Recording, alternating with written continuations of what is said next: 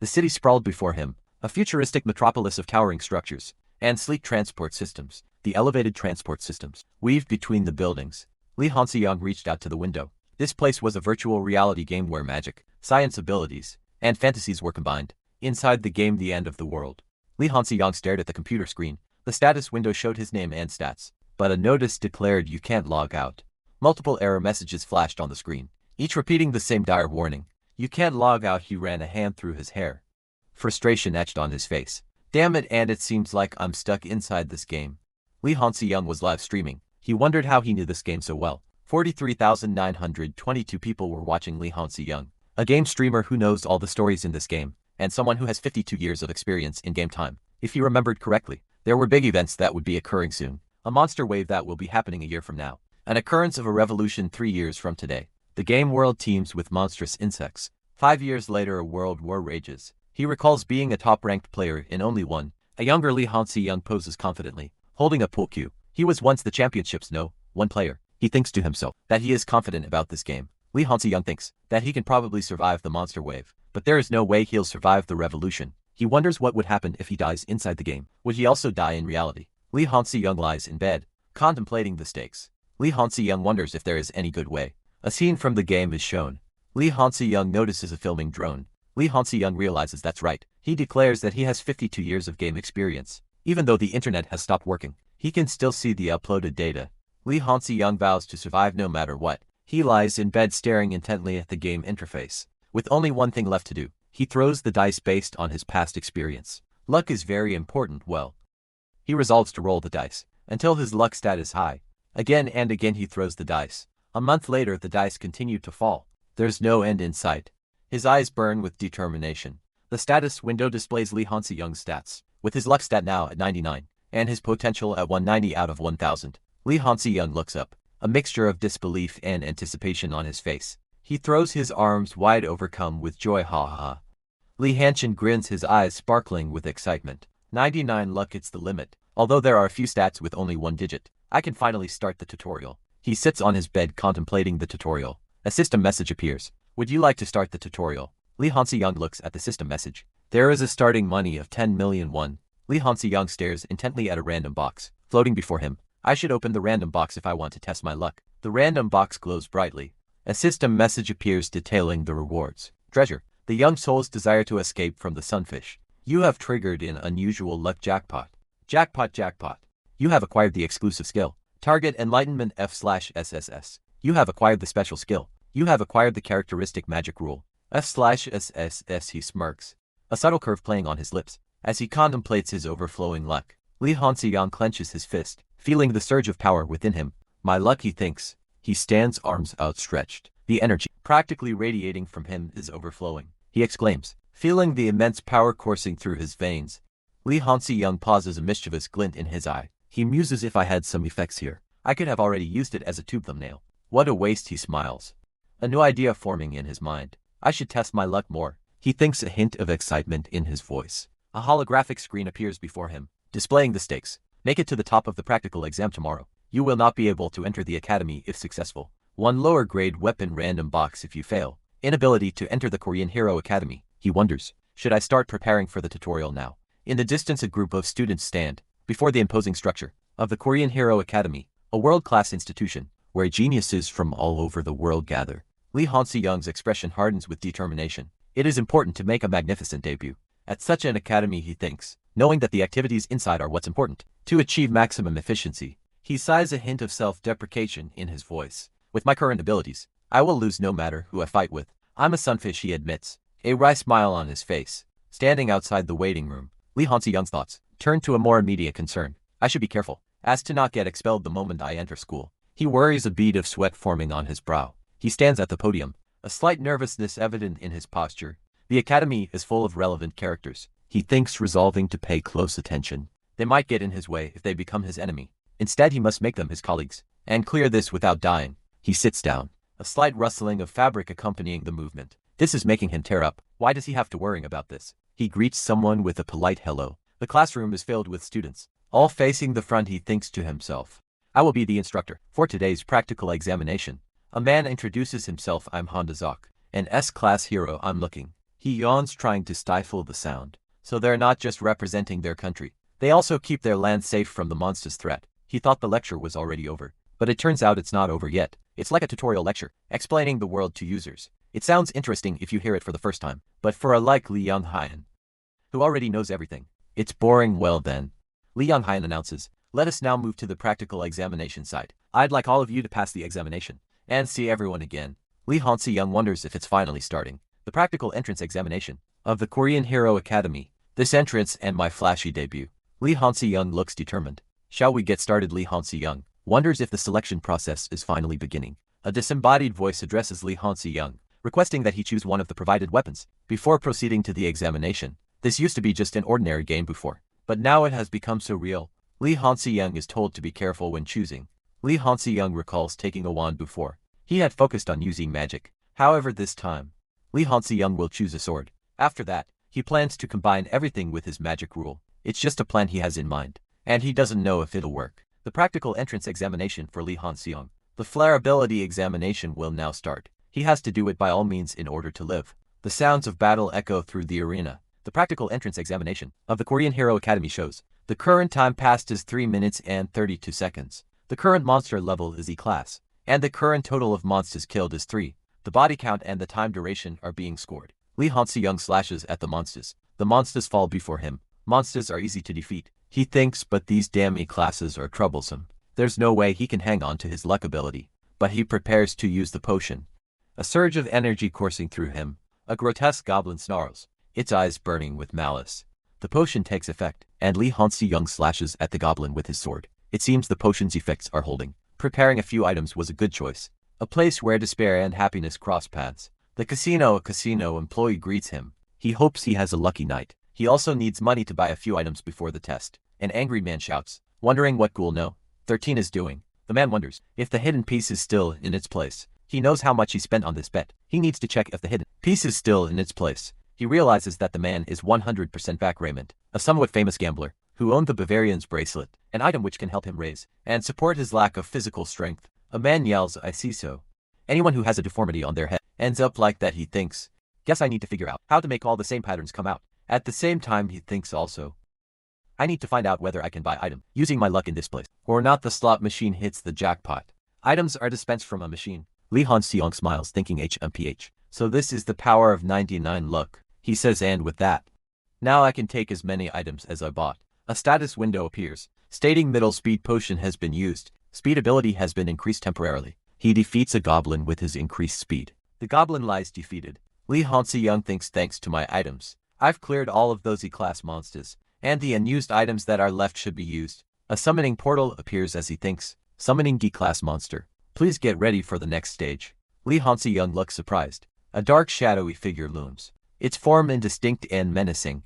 The monster is identified as a D-class specter. Lee Han-se-young curses under his breath, readying himself for the fight. The text explains that specters have no correlation to physical strength and only use magic powers, and that there's no way it would show up in this test. He studies his stance, facing a monster that tempts his main specialty. Lee Han-se-young considers the specter an unexpected stroke of luck. The young man faces the D-class specter, his sword at the ready. The text explains that the monster is affected by and retaliates through magic skills.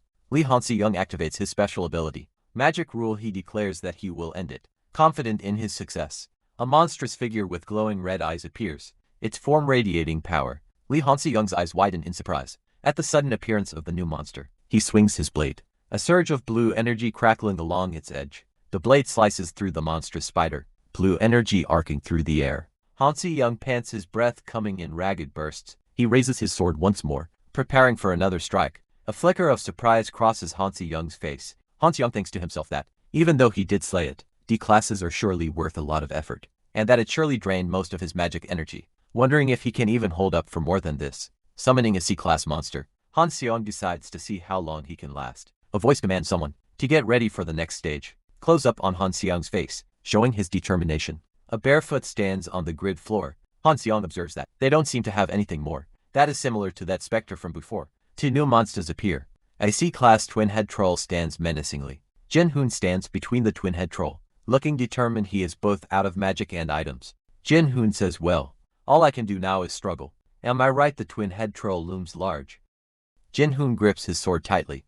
Jin-hoon steels himself for the fight. The Korean Hero Academy practical examination site bustles with activity. One of the students wonders if there is anyone else who hasn't come out yet. A student with blue hair is still enduring the test, but D classes should be out by now. Song Xian expresses her frustration. Song Xian is a candidate with 855 points, regretting something. The narration box describes Song Xian as the second daughter of Hyuk-young, one of the three greatest forces of the Republic of Korea. Two students discuss Song Xian's rank and points. The list shows that there are 4 people remaining in the test: Jong-hoon, Gil-soon-yeon, Han Bail, and Sergei Novikov. A student looks at the list of remaining people. The list shows that Hiram and Lee Kyu-song have finished, while Lee Han-si-young is still on the test. One of the students says that the remaining people are all popular, but she doesn't know Lee Han-si-young at all. The crowd murmurs, wondering who will emerge next. Like the others don't know him either. One person whispers, "Oh." Another person's coming out. Jong-hoon emerges from the exam room, wiping sweat from his brow. Aha. It was harder than I thought. Jong-hoon clenches his fist, a determined look on his face. I knew it, I'm still lacking in training. I heard he improved. The door to the exam room stands open, awaiting the next candidate. Gil-soon-yeon exits the exam room, a look of disappointment etched on his face. Someone watches with a grimace. Gil-soon-yeon kicks at the ground in frustration. Damn it, another person looks on, clearly annoyed he was inside. The crowd discusses the results longer, but his points are lesser. That's probably because he's a magic user. It's amazing how he was able to hang in there until the end. Who's Lee Han-si-young? Why is someone who I haven't even heard of before still there? The leaderboard shows that only 2 candidates remain. There are 2 candidates left. The crowd reacts with anticipation. There's going to be a C class. There it is. Han Biol emerges from the exam room, looking confused. Why is it so noisy? He thought he did well himself, but Jin-hoon realizes there's one more person still inside. He wonders if that's why it's so noisy. The crowd murmurs, the tension palpable as they watch the screens. Since Han Biol is out now, the screen displays that only one person remains. One of the students exclaims that it's the first time, while the other notes that there's still someone left. Jin-hoon states that there is one more person inside. Another student expresses surprise and agrees with Jin-hoon. One of the students suggests that there might be a mistake. Another student asks if they shouldn't call instructor Han Dazia. Then a screen displays a silhouette, drawing the attention of the onlookers. A foot steps forward, the sound echoing in the tense atmosphere. The figure walks forward, a determined look on their face. The screen reveals the top candidate, Lee Han-si-young, with 1201 points and ranked first. The news hits like a shockwave. The students can't believe what they're hearing. The whispers spread like wildfire. As the students try to process the information, the murmurs grow louder, a mix of disbelief and curiosity filling the air. The entire school seems to be buzzing with the news, the students gathering in groups to discuss the implications. The students continue to chatter, their voices a low hum of speculation and surprise. The atmosphere is thick with anticipation. The students, eager to see what this new development means. The students continue to move through the hallways, their conversations dominated by the recent revelation. The students express their shock, wondering where the heck he came from. One asks if he just looked down on Gil-soon-yeon. One student admits that he has a point, saying that he's ugly but he's cool. The school building stands tall against the sunset, a silent witness to the unfolding drama. Whispers followed Han-si-young down the hall. Was he really that strong? It was said he laughed at Gil-soon-yeon, Jin-hoon and Han Biol. He frowned, remembering. When did he even laugh at them? Walking was enough to exhaust his man at that time. He recalled having more survival time, because the twin head troll was fighting with each other. His skills turned into bubbles because of his luck. It was his strategy to use his luck to increase his stats, but he couldn't even look at him for 3 seconds. He was so ugly, just this much. His stats read: speed 10, mind power 14, agility 10, intelligence 5, stamina 8, charm 3, sense 11, luck 99, 19, 0 4/1000. It made sense since he only had 3 for charm. Still, that's to me, no matter how low his charm is. He thought he looked disgusting and needed to raise his charm. For a moment there, he thought of how focusing on his charm would be better than focusing on his luck. Achievements were on display. Storm's freshman performance grade rare. The sunfish, under the name of Lee Han-si-young, has no presence. The presence of Han-si-young will increase from now on. His popularity will grow. He gained attention from 3 of the main characters. Recognition 58 points. His school ranking has risen to 563rd place. He has exceeded the goal. He has acquired a low-level weapon, Random Box X3. His unbelievable luck is in effect. His low-level weapon, Random Box X3, has turned into a mid-level weapon. Random Box, this isn't a bad start. He thought his current achievements were crucial for the second half. Achievements on display. Storm's freshman performance grade rare. Since power does go beyond status in this, he thought he should use his recognition points efficiently. Once he'd gathered more of it, he used a mid-level weapon, Random Box. A burst of light emanates from the device. The item description appears: barbarian sword. Rare. The sword was used by an ancient barbarian, and it increases strength and stamina. There will be an increase of 30% strength, and a reduction of 10% stamina when using all attacks. It has a cooldown of 48 hours after 1 minute of usage. The tutorial just ended, and he already has a rare grade item. He wonders if it's related to the Barbarian's Bracelet. He decides he should check if the set has effects. He knew it there are effects. If he also gets the bracelet, he'll be able to raise his stats. He stands before the student dormitory. He enters the dormitory, he sighs. A sense of relief washing over him. He thinks to himself that he's using it by himself, a big dormitory in an empty space. The space was somewhat cold, and he felt a strong feeling. He looks out the window. The weight clatters against the floor. The heavy metal disc rests on the ground. Lee Han-se-young exhales heavily. Lee Han-se-young strains, "You've made me restless." The middle-class training room is empty, save for a few people in the distance. The sound of heavy breathing echoes through the gym. A close-up of a barbell loaded with heavy weights. The man strains under the weight. He exhales heavily as he lifts the barbell. Another man approaches the weightlifter. A water bottle in hand, the man offers the water bottle. The man asks, "Why are you working so hard?" The weightlifter replies, "Well, isn't this a great thing to do?" The man says, "I know." Did you see his eyes? He couldn't focus because he was exhausted. Lee Han-se-young takes a moment to catch his breath. Hondo Zeong calls him brother. Hondo Zeong thinks that he actually looks like his dad. Lee Han-se-young continues to drink water. Hondo Zeong asks if that is all he can do. Hondo Zeong says to do more if he can. That's what he felt. Lee Han-se-young doesn't think that's the case. Hondo Zeong says that he is sure of it. It's calm. Hondo Zeong says that he didn't look at their friend Gil Sung-yeon as his competitor. Just like them, Hondo Zeong wonders how many people he even considers bad. He says that he'll do another gravity training session. Lee Han-se-young is surprised that it's been for hours. He clenches his fist. A surge of determination coursing through him. Lee Han-se-young declares that he should do it. In order to win, Leader Lee agrees, stating that they can't lose. Leader Lee says that he'll come train his skills too, as another man cheers him on. Lee Han-se-young walks down a hallway. He pauses, considering something. Leader Lee tells Lee Han-se-young that there is someone that he would like him to investigate. Curiosity can also become a liability.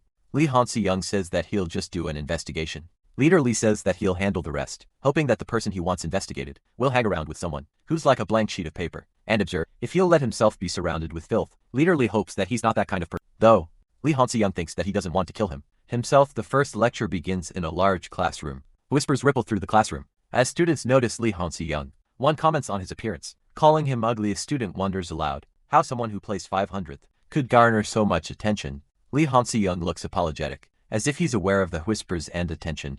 A drone visible only to those he permits hovers nearby. Even the quietest whispers don't escape Lee Han-se-young's ears. He can hear everything thanks to the attention. He earned recognition points. As he looks at a screen, Lee Han-se-young shakes his head, deciding against something for now. He needs to increase his physical stats first. Other students notice him, shaking his head. They whisper about his arrogance, wondering if he's ignoring everyone. One concludes that there are some weird misunderstandings. He contemplates the existence of a hero, destined to dominate the continent, acknowledging the expectation to befriend this individual, yet struggling to ignore him. The sound of footsteps echoes. Lee Han-se-young observes the new teacher, thinking it's his first time seeing her in person. Another wonders if it's alright to take pictures. Lee Young-hyun greets the class. She introduces herself as Wizard Lee Young-hyun. Lee Young-hyun smiles, looking forward to their cooperation. The narration describes Lee Young-hyun as a wizard who focuses on fire magic, skilled and possessing an outstanding appearance that contributes to her popularity. Lee Young-hyun thinks to herself that the hidden pieces are not with the students, but with the faculty members, so she needs to approach them.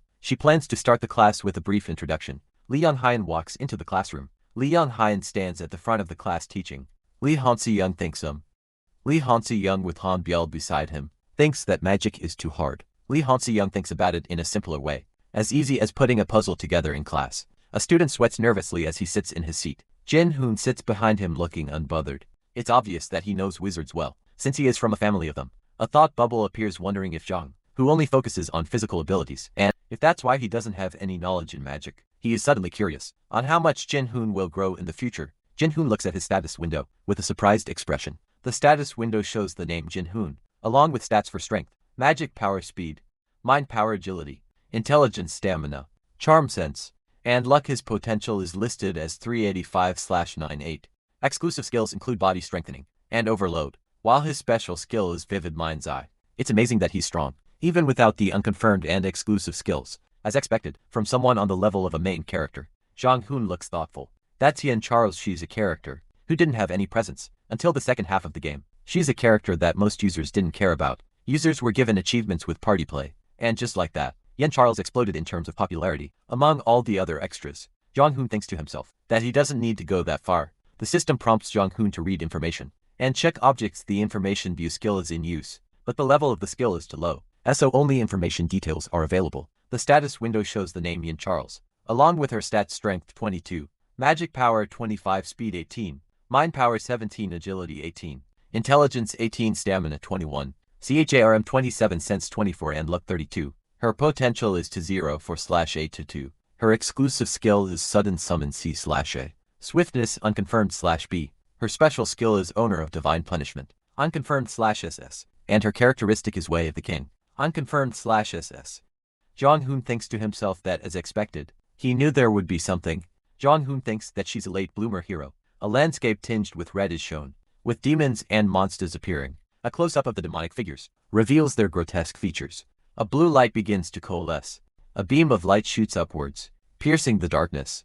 The beam culminates in a sphere of radiant light. Just as the name suggests, owner of divine punishment, she is able to turn thousands of demons and monsters into ashes through her hand gestures. However, Yin Charles right now lacks the foundation to make her own achievements and standards. Her eyes wide with surprise. Yin Charles thinks to herself she should help her grow. Jong-hoon clenches his fist, think that he needs to get closer to clearing the game, and for his survival rate to be higher. He continues to contemplate, thinking that if he has to approach her in order to grow, Jin-hoon considers that he should go through the process of becoming friends, right? Jong-hoon pauses, his expression blank. A realization dawns on Jong-hoon, but he doesn't have the time for that. A mysterious crisis has occurred before Lee Han-si-young. Lee Eun-hyeon stands at the podium, equation scrolled on the whiteboard behind her. The teacher announces that it's time for a break. Students begin to move about the classroom. Jong-hoon looks off to the side, lost in thought.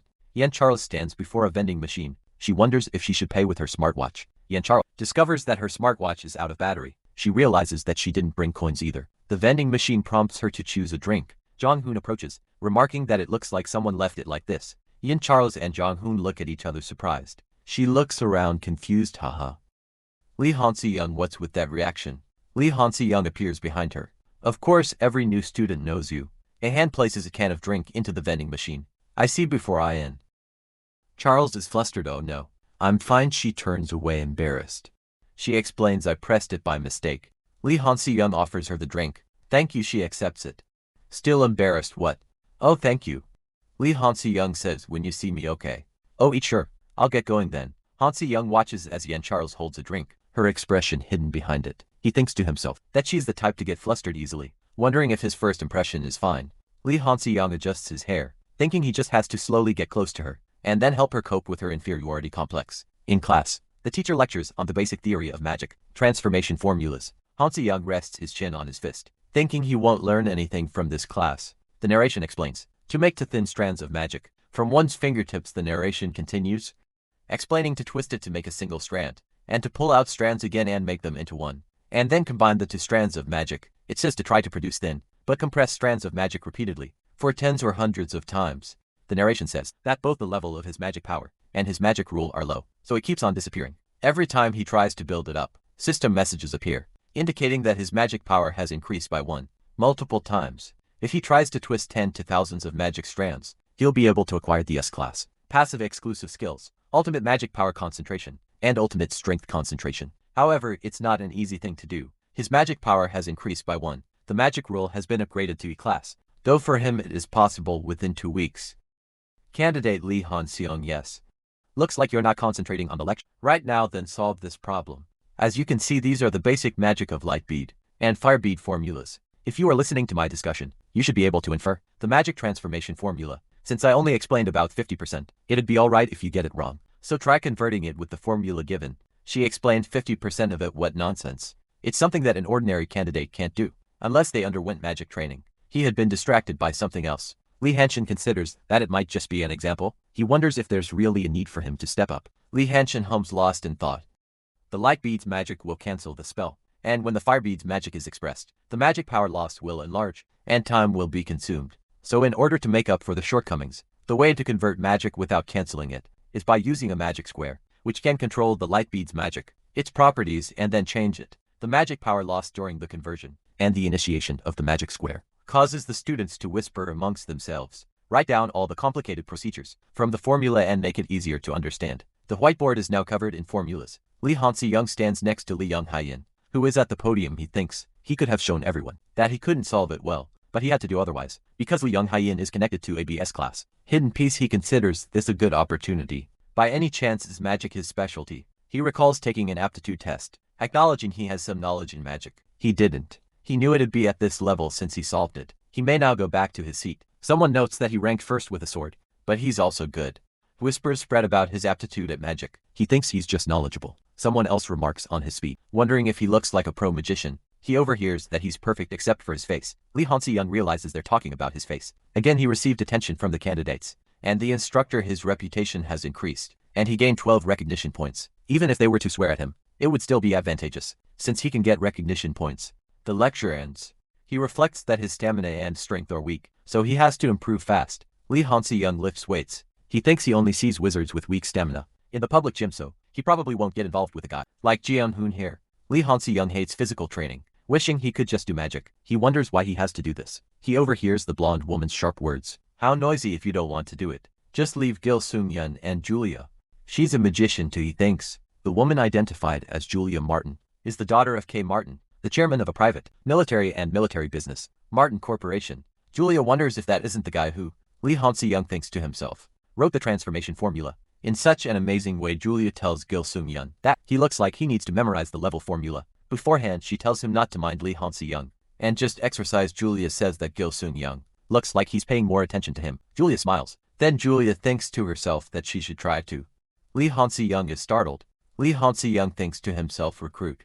Then, Li Yonghaiyin asks if they should try to recruit him. A man stands with his back to the viewer. The man wonders if they should recruit him. Han Doziak says that makes no sense. Li Yonghaiyin says she's kidding, adding that it's still too much to be in rank 500. Though Han Doziak thinks to himself, if she just said that, without thinking about it in advance. The man thinks if it's this group, of course he'd refuse at first, but Han Doziak states that it is a group of candidates for the magical hero, led by Gil Sung-yeon. The man thinks that's quite a childish name. Referring to Black Rose, the man thinks he has to take into account that they are still 17-year-olds. A system notification chimes, indicating Jong-hoon's strength has increased by 1 point. He notes how fast his abilities are growing, considering his abilities with low levels. Jong-hoon attributes the growth to the low growth acceleration potion. He wonders, who would have thought he would be engaging in doping? He considers that when the academy holds the main quest, the sub-quest will also begin. Jong-hoon wonders if it is going to be about surviving. With his current stats in an extremely difficult game, he realizes that neglecting physical training would be impossible. Jong-hoon declares that he can't neglect his physical training.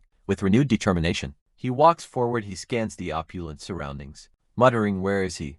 A ripple of excited chatter washes over the crowd. He glances towards the source of the commotion. Noticing the staggering sum of 500 million displayed, Jong-hoon reminds himself, my goal for today is to obtain the Barbarian's bracelet. He spots his target found him.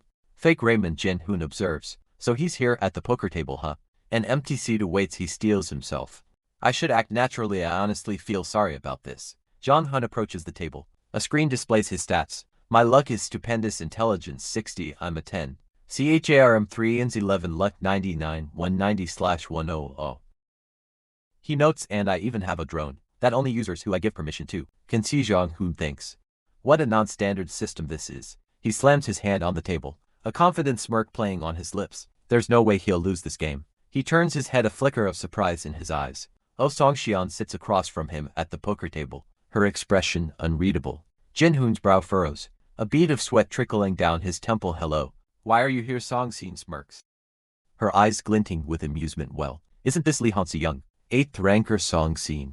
Jin-hoon's eyes widen slightly, a hint of unease creeping into his expression. He thinks, I can't believe I'm seeing a Storm's freshman here. She's the second daughter of the Hyuk-yeon family, whose main occupation is assassination. A bead of sweat rolls down Jin-hoon's neck as he considers the implications. A family which chooses to kill people, like they're eating candy. Jin-hoon's gaze hardens, a dangerous glint in his eyes. He thinks, if I mess with her, she definitely go all out at once. You must be good at games, right? A voice whispers in his ear, a warning laced with concern. Don't be swayed, be careful.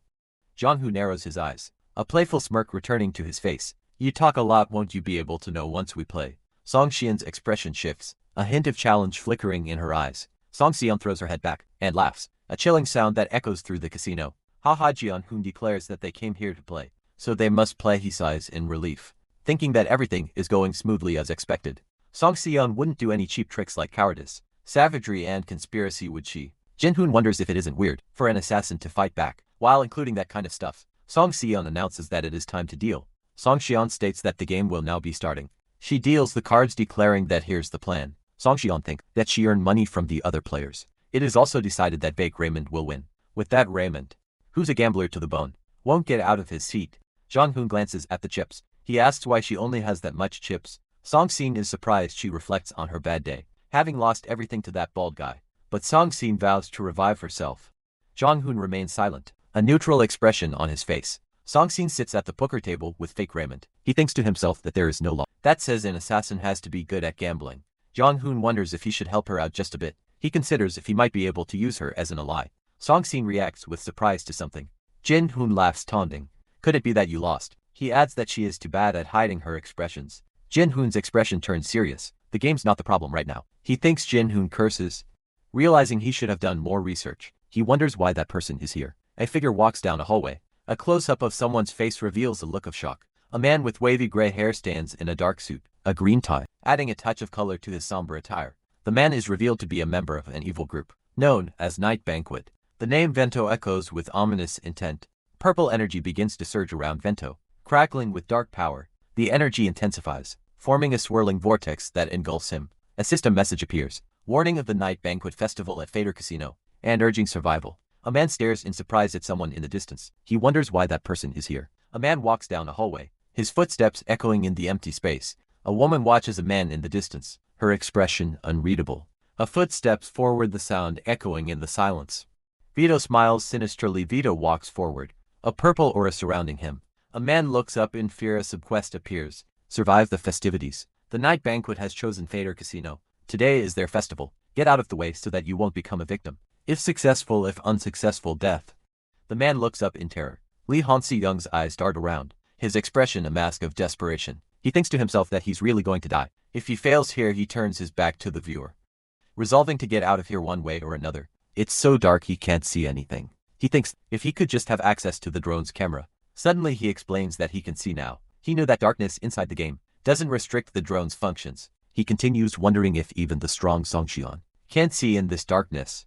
Meanwhile, Song Xian peers into the darkness, her expression strained. As she tries to make out her surroundings, a figure in a suit grabs another figure, who is fighting someone else in the dark. Li Han Seong exclaims that those Night Banquet guys are indiscriminately killing people. A hand clamps down on her wrist. Song Xian, her eyes wide with alarm, hears a voice say, "That's right." Song Xian is dragged away, struggling against her captor. A woman looks distressed, her expression a mix of fear and anger. A man apologizes, stating he can't spare any time to wait, his face etched with determination. Executive Vento is alerted that the enemies are closing in. 2 men are on standby ready to act. The man thinks to himself that there are up to 12 new recruits being tested, and he needs to find the item he left behind to get through them. Vento grabs a man by the neck, his expression menacing. A man and woman are together. The atmosphere tense. A close-up of Vento's face reveals a sinister expression. Vito's face is shown in detail, revealing a sinister smile.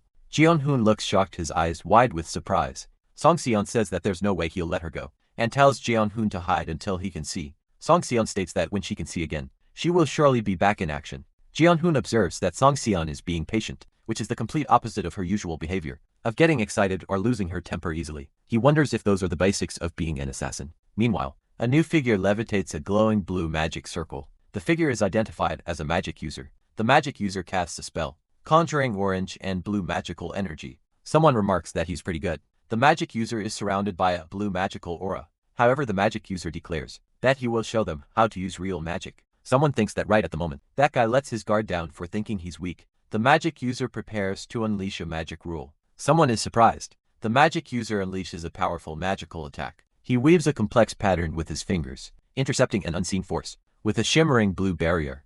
Vento senses the magical interference, his eyes narrowing as he prepares his own counter spell. The magic user realizes something about body enhancement magic. He abruptly switches tactics, abandoning magic in favor of hand-to-hand combat. A blue aura flaring around his fist. Vento, caught off guard by the sudden shift, prepares to unleash his own magical attack. The magic user's fist crackles with blue energy, a surge of power coursing through his veins.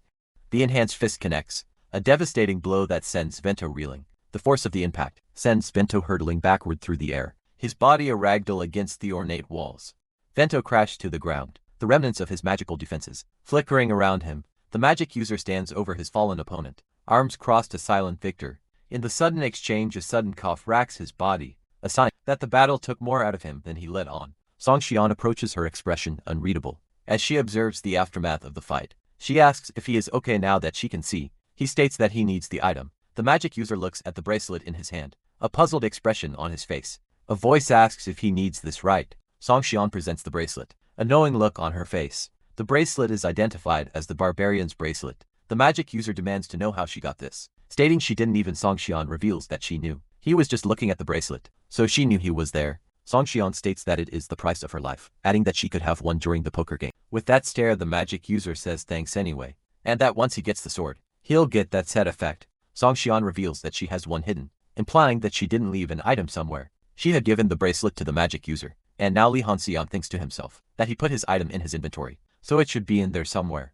A hand grips a weapon. He found it. Someone lies on the ground, seemingly defeated. Li Hanxiang and another figure stand in the distance. Someone shouts that they are bastards, and that they got caught. Li Hanxiang leaps forward, brandishing his weapon. Song Xian declares that now that he has his item, everything will be alright. Song Xian holds a knife, stating that she will handle one of those guys. Li Hanxiang asks if they should do it, adding that he doesn't think that's something she should say. Song Xian, the 8th ranker, and Li Hanxiang, the 500th ranker, stand side by side. Song Xian and Li Hanxiang prepare for battle, declaring, "Here we go." To figures, stand ready. To figures, stand ready. In the hallway, they're coming. One of them shouts. A dark energy beam shoots towards a figure, impacting the wall behind him. The beam strikes its target, sending dust and debris flying. The figure is knocked down. Reacting in surprise, the figure is struck again. Coughing up blood, the figure is knocked to the ground. Amidst scattered debris, Vento reacts in shock. Li Hanxiang states that this place is advantageous to Song Xian, who is already used to dark places. He thinks that he has to prepare to advance the barbarian's equipment. He notes that his stamina is less than 10%, which means that he has already met one of its activation requirements. A red aura emanates from Li Hanxiang's arm. The barbarian's sword activates. The sword glows with a red aura. Someone is on the ground. Li Hanxiang attacks with the sword. An energy blade strikes Li Hanxiang, drawing a pained grunt from him. He grinds his teeth, feeling the sting of the attack. Another strike lands, forcing him back. Hanxiang retaliates, swinging the barbarian's sword in a wide arc. The blade clashes against Vento's defenses. Sparks flying, he continues his assault. The barbarian's sword a blur of motion. The power of the sword is almost too much to handle. Hanxiang presses the attack, forcing Vento to retreat. The text reads, "We're barely fighting evenly, but after the 3 minutes of buff time is over, the difference in our ability will be so large that I could be defeated in one clash." He grits his teeth, struggling against the sword's immense power. A red aura flares around Hanxiang as he pushes himself to the limit, thinking, "Want to use this much?" The system store interface appears before him. System store. The system store displays its wares. The purchase of light beads is complete, costing Li Hanxiang 50 points. Li Hanxiang faces Vento, who asks what he is muttering about. He attacks Vento with his sword. Li Hanxiang shouts for Vento to close his eyes. The protagonist continues his assault. The system describes the light bead as a rare consumable that contains the power of light, temporarily eliminating darkness and blinding those who look directly at it. Vento covers his eyes. Li Hanxiang is sure he can see his surroundings. With the light bead, the problem is. The system indicates that the main villain, Vento, is looking at Li Hanxiang and is curious about him. It also indicates that Li Hanxiang can use information view to look into Vento's thoughts, and that Vento is interested in his magic rule, light ability, and sword art. Vento thinks that he has completely caught Li Hanxiang's attention. A system message appears, stating that Li Hanxiang has been deemed a target by the main villain character, and received 60 recognition points. He is struck by an unseen force, the impact sending him reeling. Li Hanxiang declares that he defeated his enemy, but it turned Pinto's consciousness fades. Pinto questions what is happening as he is sent flying. Li Hanxiang lies on the ground panting. Vento stands, a bead of sweat rolling down his face. Li Hanxiang prepares to attack. The barbarian bracelet's buff activating. The attack is over. A figure sits in the shadows, a strange energy emanating from them. Li Hanxiang curses the idiot. A voice cries out in protest. The moment he decides to shout and stop her, Song Xian's opponent thinks to herself, but that doesn't mean that her surprise attack will even work. He wonders what he should do. The thought echoes, Song Xian will get caught and die. The woman with dark hair questions, "Oh." He wonders when a sword appeared. Vento stands tall, his presence imposing. As he looms over Li Hanxiang, the cold steel of a blade presses against his neck, a silent threat. Li Hanxiang's eyes widen in surprise, a bead of sweat trickling down his temple. "Oh." The glint of the sword catches the light, a deadly promise held close. Vento's voice cuts through the tension. "No." The hand holding the sword remains steady, a dark intent lurking beneath the surface. I didn't even see when he pointed the sword at my neck, let alone the moment he pulled it out. Lee Hansi-young steels himself, trying to maintain composure. Keep calm, I have to think of my next. Vento's lips curl into a sinister smile. Move PFT. Lee Hansi-young's expression is a mask of uncertainty, his mind racing to find a solution. Vento's eyes gleam with amusement. His intentions unclear. The threat escalates as Vento raises a hammer, the glint of metal reflecting in the dim light. Vento observes that Lee Hansi-young isn't even blinking in this situation. Vento states that unfortunately, he will have to end it here. Vento hopes that Lee Hansi-young will be stronger the next time they meet. Vento stands with a slight smile. Lee Hansi-young stands in the aftermath. Lee Hansi-young looks at a screen, displaying system information. Security forces arrive, prioritizing people's safety and clearing out the criminals. They came fast. Lee Hansi-young sighs in relief. He thinks to himself that he thought he was going to die. The system displays a subquest completion. Survive the festival. He cleared Vento's test and received rewards, including recognition point and a spot on the list of promising players. Some of the main characters remember candidate Lee Hansi-young, and his strange luck has increased. Those people who received help from candidate Lee Hansi-young remember him. The system displays further notifications. His mind power has reached its limit due to excessive use, and some stats may be permanently lost. Strange luck has been used. Magic rule E/SSS has increased to magic rule D/SSS, and magic power has increased by 30. His body is currently overloaded, and some stats may be permanently lost. Ridiculous luck has been used. Strength has increased by 1, and stamina has increased by 2. He received 53 recognition points, totaling 261. The girl sits on her bed, lost in thought as moonlight streams through the window. She wonders why she can't. Replaying the events of the previous night, a flashback shows a chaotic fight scene, a common occurrence, but something feels different this time. Lee Hansi-young's name surfaces in her mind.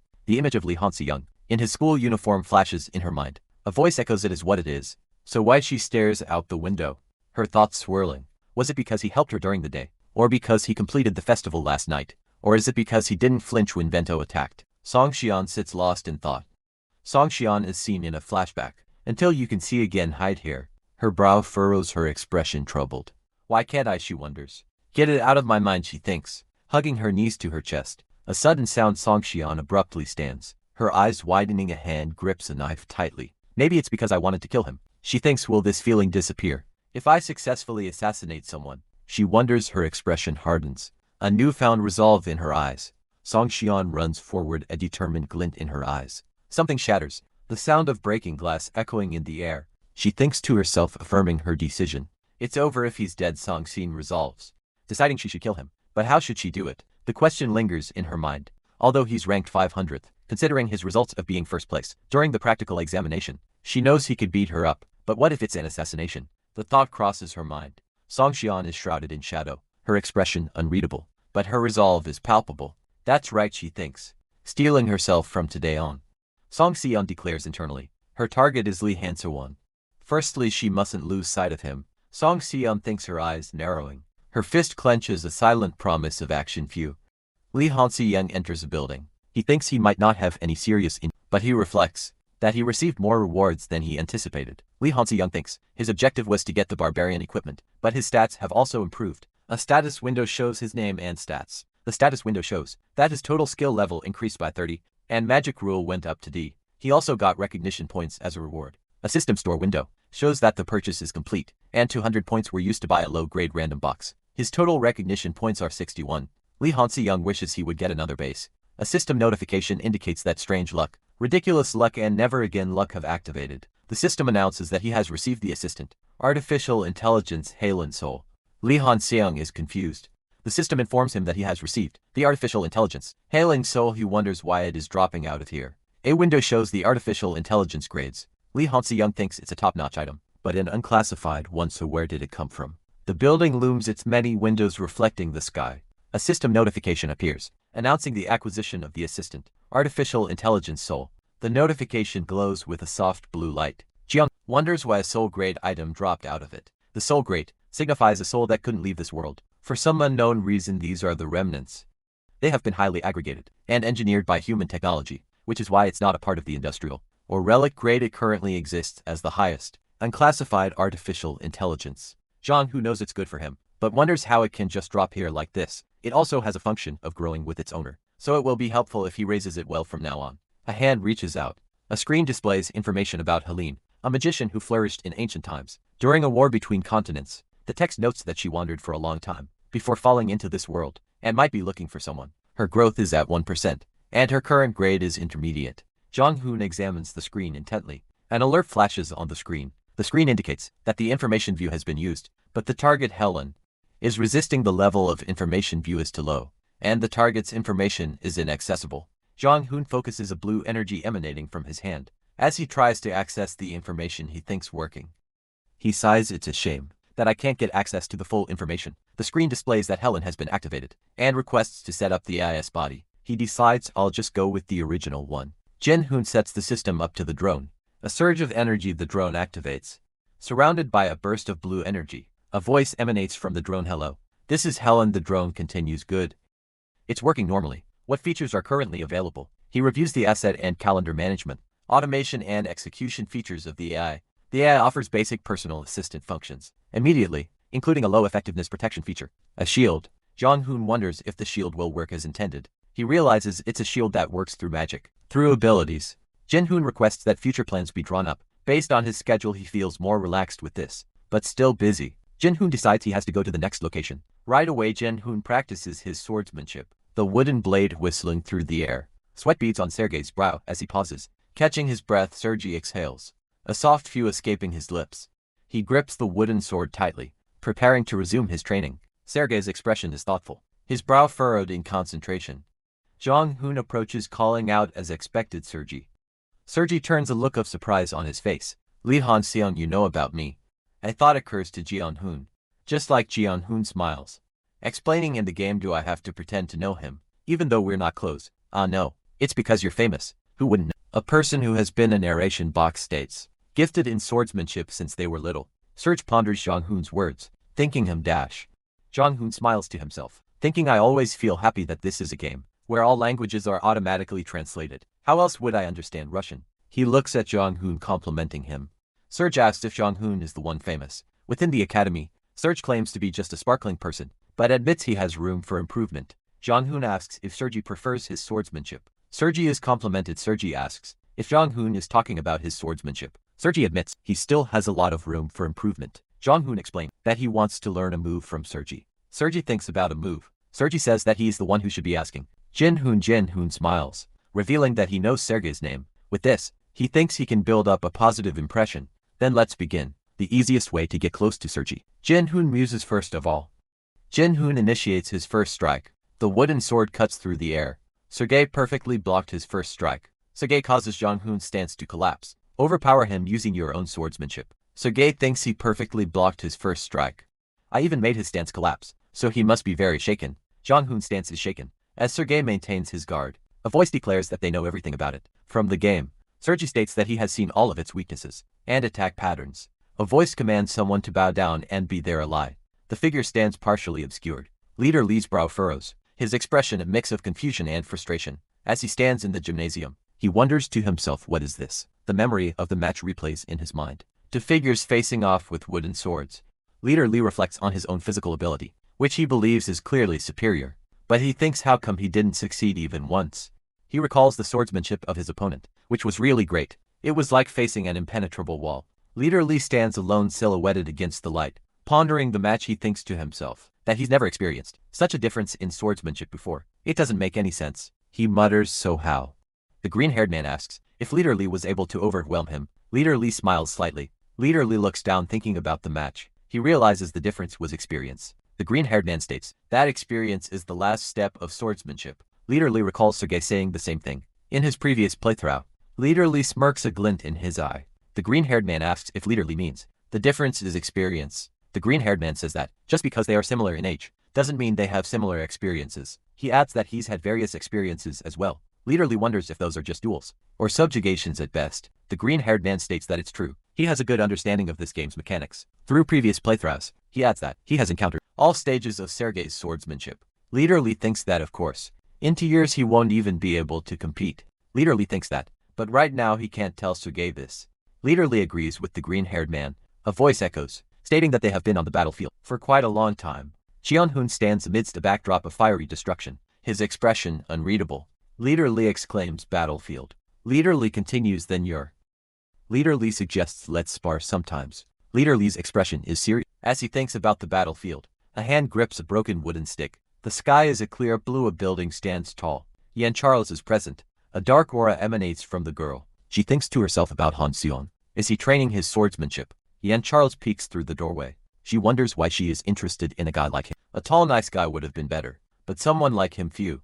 It would be great if it was someone who enjoys assassinations. We could even make baits on assassinations together. Yan Charles's eyes dart to the side. I'll just give up on his looks. What am I thinking? I'm here to keep an eye on Lee Han Seon, not to find what my ideal type is. Leader Lee tells her to keep it down. Yan Charles's face is flushed as she looks at someone. Lee Han Seon is standing with a neutral expression. A voice instructs, if you're here to investigate, watch quietly. Song Xian. Song Xian asks, are you here for Lee Han Seon too? Leader Lee tells her, can't you be quiet? Song Xian stands with a displeased expression. Two figures are training with wooden swords, the sounds of clashing wood echoing through the training hall. Song Xian is looking at something. With a blank expression, a voice narrates even from afar.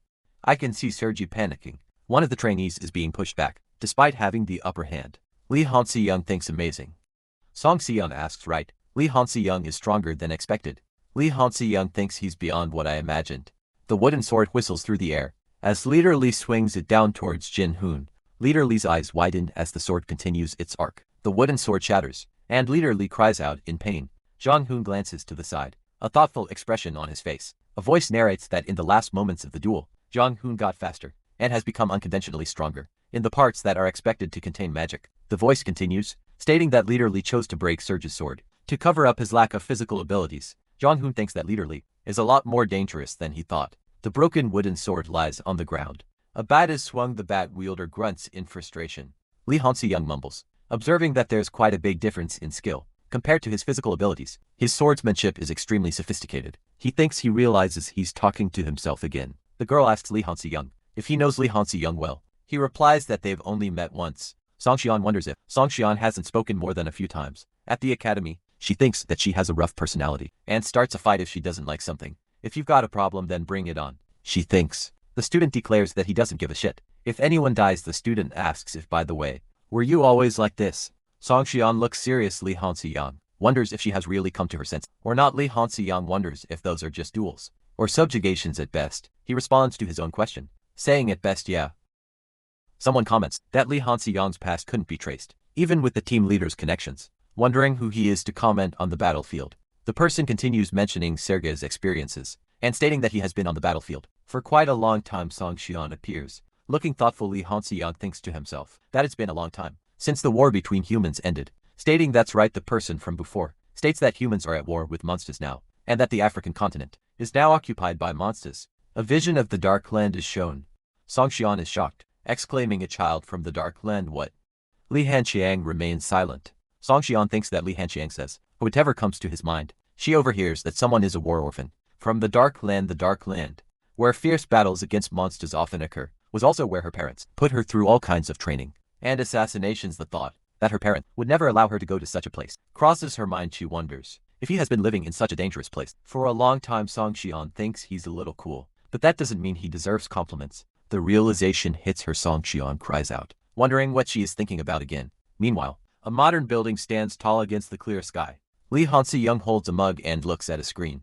Lee Han Seon thinks that it's a lot more than expected. He examines the screen, a satisfied smirk playing on his lips. The screen displays a message. I got this much recognition from. Lee Han Seon reads a message. Lee Han Seon nom. The video editing is complete. The delivery of the new drone has been settled as well. He responds, okay.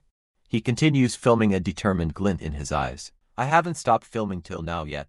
Lee Han Seon sighs, frustration evident in his expression. I still cannot connect to the real world's internet. As expected, he glances at a screen, displaying a video with 0 likes. I thought someone might be able to see it, but Lee Han Seon's frustration mounts. There are still no new uploads in real life, and I can't upload a new video either. Halen instructs, synchronize the system camera with the new drone. Lee Han Seon nods, acknowledging the instruction. Understood. He prepares to upload the video. The drone wearing to life. Since there is a video platform, I will be able to gather recognition points easily if I upload the videos there. Lee Han Seon holds a mug, a confident smile gracing his face. I'm quite confident in the video, even if it's inside a game. A portal shimmers its surface like flowing water, held in place by 2 curved branches. The portal stands in a forest clearing, with several figures walking towards it. A text box appears stating, a monster habitat near the outskirts of Gangwon-do. Jinhoon wonders if it's practical class today. Jinhoon looks at a screen, thinking that unlike the one-on-one competitions, his skills can be revealed. The student rubs his temples, muttering about what a headache this is. The sound of something breaking echoes through the forest. The forest stands silent, the trees swaying gently in the breeze. A fist clenches tightly, knuckles white with strain. A student faces off against a hulking troll, preparing to strike. Another student casts a spell, blue energy crackling around his hands. He stands in the forest, a staff in his hand, surrounded by swirling blue energy. The air crackles with anticipation. As he prepares for what's to come, Jinhoon's gaze sharpens, his eyes narrowed as he scans the surrounding woods. The forest seems to hold its breath, waiting. He grips the staff tighter, the wood warm beneath his fingers. The silence is broken only by the rustling of leaves, each sound amplified in the tense atmosphere. The student with dark brown hair stands with his arms crossed, a concerned expression etched on his face. Beside him, the other student watches with wide eyes, a silent question hanging in the air. Jinhoon's brow furrows. What is it? Why are they looking at me? He wonders, a growing unease settling in his stomach. It seems that they are on guard. The student with dark brown hair and the student with blonde hair stand side by side, their expressions a mixture of concern and determination. I couldn't be more recognized here. The student with blonde hair thinks. A heavy silence descends, broken only by the distant call of crows. The air grows thick with anticipation, a sense of impending doom settling over the forest. Jinhoon's eyes widen, a flicker of fear crossing his face. The crows take flight, their dark silhouettes against the pale sky, a harbinger of what's to come. The student with dark brown hair and the student with blonde hair exchange a worried glance, their faces pale with apprehension. The forest holds its breath, waiting for the inevitable. A low growl echoes through the trees, growing louder with each passing moment. The ground trembles beneath their feet, a sign of the approaching danger. Jinhoon steels his resolve, his grip tightening on the staff. There's no way this would go smoothly. Come on, he thinks, preparing to face the approaching threat. A monstrous figure emerges from the trees, its eyes glowing with malevolent intent. The battle is about to begin. However, a horde of grotesque monsters lurked just beyond the tree line, their horns and tusks glinting in the dim light. He stared at the assembled creatures, a knot of apprehension tightening in his stomach. Why are there so many of you ogres? The question hangs in the air, thick with disbelief. The two students exchange a look of growing concern, the reality of their situation sinking in. The ground trembles as a hulking ogre lumbers into view, its crude features and massive frame inspiring immediate panic. Run! One of the students screams. A desperate plea echoes. Quick! Move towards the gate. Another voice, laced with fear, cries out. Why are you standing still? Reaching the gate, the students' hopes are dashed. The gate stopped working, one of them exclaims, their voice filled with dread. Leader Lee examines a nearby screen, his expression grim as he takes in the information. The situation is rapidly deteriorating. A subquest appears, tasking the students with defending against 3 ogres until the rescue team arrives. The conditions for success are to defend against the ogres until the rescue team arrives. The time limit is 10 minutes. If successful, the reward is 1 intermediate grade random potion box. If unsuccessful, one of the main characters will die. Someone amongst the candidates is hiding and plotting something. The instructors are fighting to get the candidates out of here. The mountain looms in the distance. Even though they are B-rank hunters, facing 10 ogres at once can cause serious injuries or even death. Jinhoon throws off his blazer, declaring he's going to help the instructors. The righteous Jinhoon is not the type to wait and see. One of the students states that if this gets dangerous, he's going to retreat right away. Another student replies that they are really out of their damn minds. Likewise, Han Bile naturally joins in, and Gil Sung-yeon, who's competitive, follows suit. The instructors are fighting to get the candidates out of here. These 3 will definitely join in this way. Jinhoon says he'll help. Another student replies that he's strong enough. One of the students replies that they are really out of their damn minds. Yell Sunjin states that assassination is not good with big monsters, so don't expect too much. Song-sin wonders why Song-sin is joining too. Another student wonders if it even matters, if the others can be reinforcements. A student looks at a screen. A student is thrown back, exclaiming, W what? She started a channel to do some filming. Han Bae-yeol asks if they are really going to film. In a situation like this, Leader Lee declares that he will go first. Song Si-yeon is thrown backwards.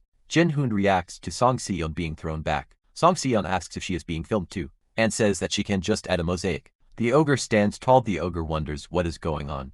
Leader Lee punches the ogre. The ogre is hit by the punch. Han Byul puts his hand out. The ogre's face contorts in rage. The ogre crouches low, preparing to strike. The ground cracks beneath the ogre's massive feet. He slashes at the ogre with a blade, crackling with purple energy. The ogre stumbles back, momentarily stunned. Han Bio prepares another attack, conjuring magical circles. Glowing blue crystals materialize in the air. The ogre regains its footing, its eyes narrowed in fury. He unleashes a barrage of ice shards. The ogre roars in pain, blood dripping from its mouth. Oral, the ogre stands panting, with the ice shards embedded in its chest. Cough, the air crackles with magical energy. The ogre roars in pain, blood dripping from its mouth. The magic user stands ready, preparing another attack. A swirl of orange energy begins to form. Crackling with power, the energy strikes the ogre. Searing its flesh, the ogre staggers back, crystals embedded in its chest glowing brightly. The ogre collapses to the ground defeated. Meanwhile, Zhang Hun stands silently, observing the aftermath of the battle. Li Hansi-young is lost in thought. The magic circle glows faintly. Its power only at most was this. I understand why you both, who know magic very well, are surprised. Stop staring at me, the remaining ogres are coming. He tells someone to go on ahead. Two figures run away in the distance. So far there hasn't been anyone who could deliver the finishing blow. Li Hansi-young realizes his magic has its limits too. The system store appears, displaying supplies in random boxes. His total recognition points are 201. Li Hansi-young thinks he needs to find something that can help him with his lacking stamina and magic. A purchase confirmation appears. 200 points were used to purchase a skill cube. His total recognition points are now 1. The system instructs him to use it immediately. Something comes out. Li Hansi-young holds the skill cube. The skill cube glows. The skill cube is awakening. Li Hansi-young hopes that it's an ability he can use. A man holds a glowing diamond-shaped object aloft, calling out alien. The diamond-shaped object glows intensely in his hand. Film this well, my first skill. He murmurs. The man's face is illuminated by the light emanating from the object. He is now awakened as team leader Han Sun-yeon. Meanwhile, inside the Sword of Dawn situation room, a man sits before a bank of monitors, displaying various locations. Leader Han Sang-yeon stands with another man in the situation room. We received an emergency call from the academy. The man states. Han Doziak adjusts his glasses, a concerned expression on his face. Strange, it's about ogres in the area of trolls. Doziak urgently states, I need 2 ranks and a rescue team. Another man points at a screen displaying a map. We don't have any ranks in Kangwon province and Seoul to send in right away. Use the warp and call some in from Bizen. A voice orders. The request has been sent out. He states that it will take at least 7 minutes. The man with glasses continues, thinking that if the candidates don't help, this incident might have mass casualties. Elsewhere, students are seen in what appears to be a training exercise. A voice narrates that they will be able to hold their ground, despite their lack of experience. Li Hansi-young expresses his confusion, wondering if 4 of them are moving. The question hangs in the air. Are they moving? Li Hansi-young looks down, a concerned expression on his face. Song Ah-hyun asks why he is off duty and why he is here. Li Hansi-young replies that it's not. Song Ah-hyun explains that she was looking at the list of districts, requesting rescue, and well, she is identified as Song Ah-hyun, captain of the special force. Song Ah-hyun continues, stating that her younger sister is there too, and that she is the eldest daughter of Hyuk-hyun. Li Han-seong is shocked, exclaiming sister. Song Si-yeon is seen training. A woman wonders why Song Si-yeon isn't rushing at the ogre. A man remarks that Song Si-yeon likes showing off. He mentions that she is so deadly during training that they have to stop her. He is asked if he is worried, and he replies that it's just during training. The man continues, stating that a kid like Song Xion will never get involved in an unwinnable battle, and that she's not the type of person who'd step forward because of bravery. Someone wonders what's wrong with her. The woman thinks she's too brazen. The man replies with a simple so. The man tells her not to mind it, and asks how it's mentioned that another candidate is having a fist fight with the ogre, and that he focuses on physical abilities, which is interesting. It's noted that candidate Han Byul is decent at controlling telekinesis. It's revealed that Gil Sung-yeon knows how to double cast. As well, the observer notes that he can clearly see the candidate's magic abilities, but his mana is also surprising. But the observer points out something else. Another observer asks who that is. The observer explains that the candidate pierced right through the ogre.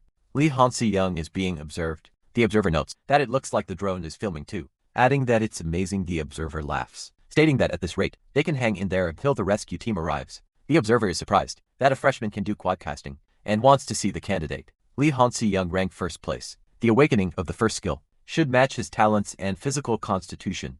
The observer is surprised. The observer wonders if he is using a skill cube. He wonders if it wasn't specialized magic, but a sword instead, and questions what he is watching. Li Young-hyun expresses disbelief. A developed sword technique is displayed. Li Young-hyun tells Li Han-seong to tell the team to recruit this guy. Li Han-seong says he will try to tell them about him. Li Han-seong wonders if he will even join them, if he has those skills. Li Young-hyun expresses frustration, noting they are in the top 10 of guilds, but only place at the top 7. She suggests scouting him in advance.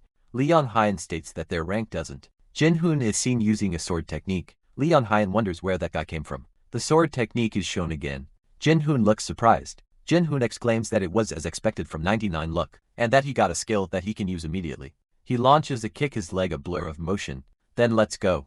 Jeonhoon's kick connects with a hulking monster. The monster reels from the impact. The monster is sent flying back. Jinhoon unleashes a skill. A blue aura surrounding him. The monster roars in pain. Nice. It's not enough, but I'm reacting quickly. And I have the power and speed to hit as hard as I want to. System notifications flood the screen. Lee Han-seon has completed both the emergency quest and the tutorial quest. Rewards include intermediate-grade random potion boxes, recognition points, and the activation of Strange Luck Candidate. Lee Han-seon's recognition points have dramatically increased, granting him 340 points more. Notifications appear. Lee Han-seon has accomplished a great achievement. His magic power and stats have increased due to excessive use, and his proficiency in mana, rule and body strengthening has also increased. Lee Han-seon reflects. I finished it perfectly without losing anyone. He acknowledges that it was dangerous, but the rewards are good. He wonders, should I open the intermediate random potion box? He hopes to get a stat increase potion. A new notification pops up. Low-grade charm search. His charm will increase by 0.3 every day, until it reaches 10, but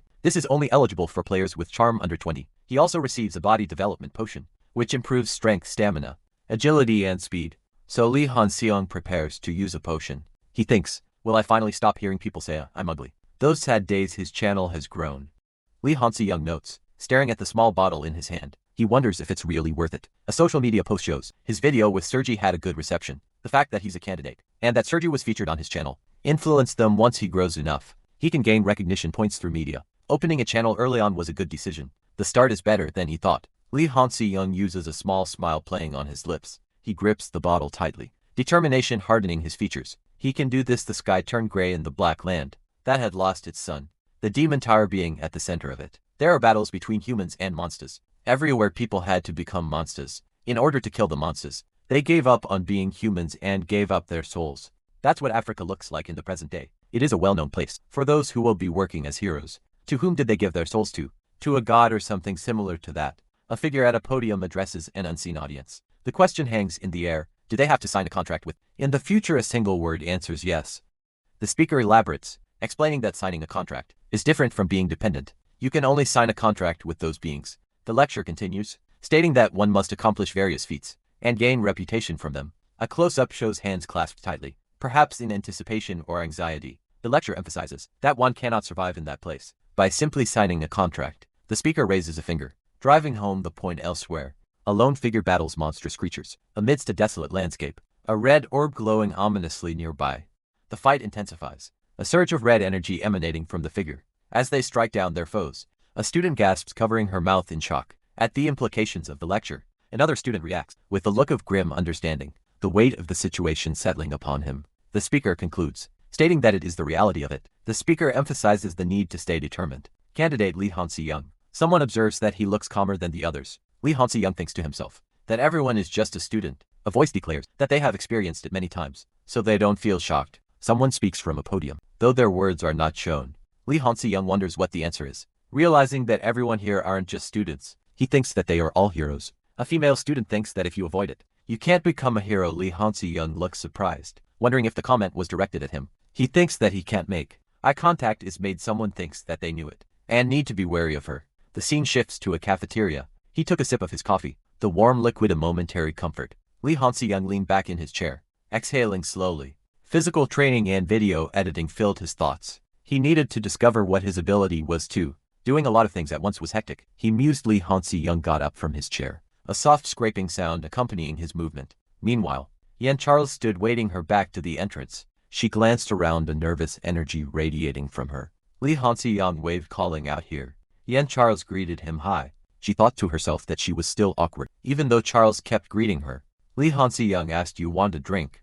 Yan Charles replied, "Oh, it's fine." She wonders aloud if he likes chocolate, thinking to herself that it's pretty obvious. She likes sweet things, but Lee Han-seon wonders what kind of dungeon they are going to. The narration notes that, although Yan Charles has low self-esteem, she's more talented than other people, and has been working hard not to fail. She realizes what her limits are, and became obsessed with cube items. But she's been cautious because of her character. With that, Lee Han-seon thinks they're going to build their friendship and achieve what they want. A close-up of a drink. Lee Han-seon says he's looking for something. A hidden dungeon, where the last remaining cube is hidden. Lee Han-seon is surprised, and Yan Charles is really surprised to hear about a hidden dungeon. Yan Charles is shocked. Lee Han-seon sits in a chair holding a coffee cup. He states that he is looking for something. Lee Han-seon mentions a hidden dungeon, where the last remaining cube is hidden. Yan Charles reacts with surprise, exclaiming, "A hidden dungeon." The camera focuses on Yan Charles's surprised expression. A speech bubble reads a hidden dungeon. Yan Charles asks if he means a regular dungeon. Lee Han-seong replies that if it was a regular dungeon, he'd go alone. Yan Charles asks why he needs her. A speech bubble says that if they do it together, there are conditions that can benefit both of them. Lee Han-seong states that first of all, like he said, the ability cube must be in the dungeon. He suggests clearing the dungeon and distributing it. He states that he has no plans of randomly taking it, suggesting that they share the useless cube. Yan Charles remains silent, seemingly contemplating the offer, but Yan Charles wonders if there are any chances of them clearing the dungeon. Suddenly Song Xian appears, declaring that she will also join, startling Yan Charles. Song Xian greets them with a simple hi. The dark-haired woman asks how she got here, and why she is here. Song Xian questions if she is the one being asked. Song Xian states that she is here to relax, wondering why else she would come to a cafe. Lee Han-seong thinks to himself, questioning Song Xian being at a cafe to relax. Song Xian thinks that it's really illogical and absurd, and if she prided she'd die. She then says that she gets it, and asks if they can go away since they're talking. Song Xian confirms that she is kicking them out, and mumbles if they want to die. Asking what they said, she states her intention to stay.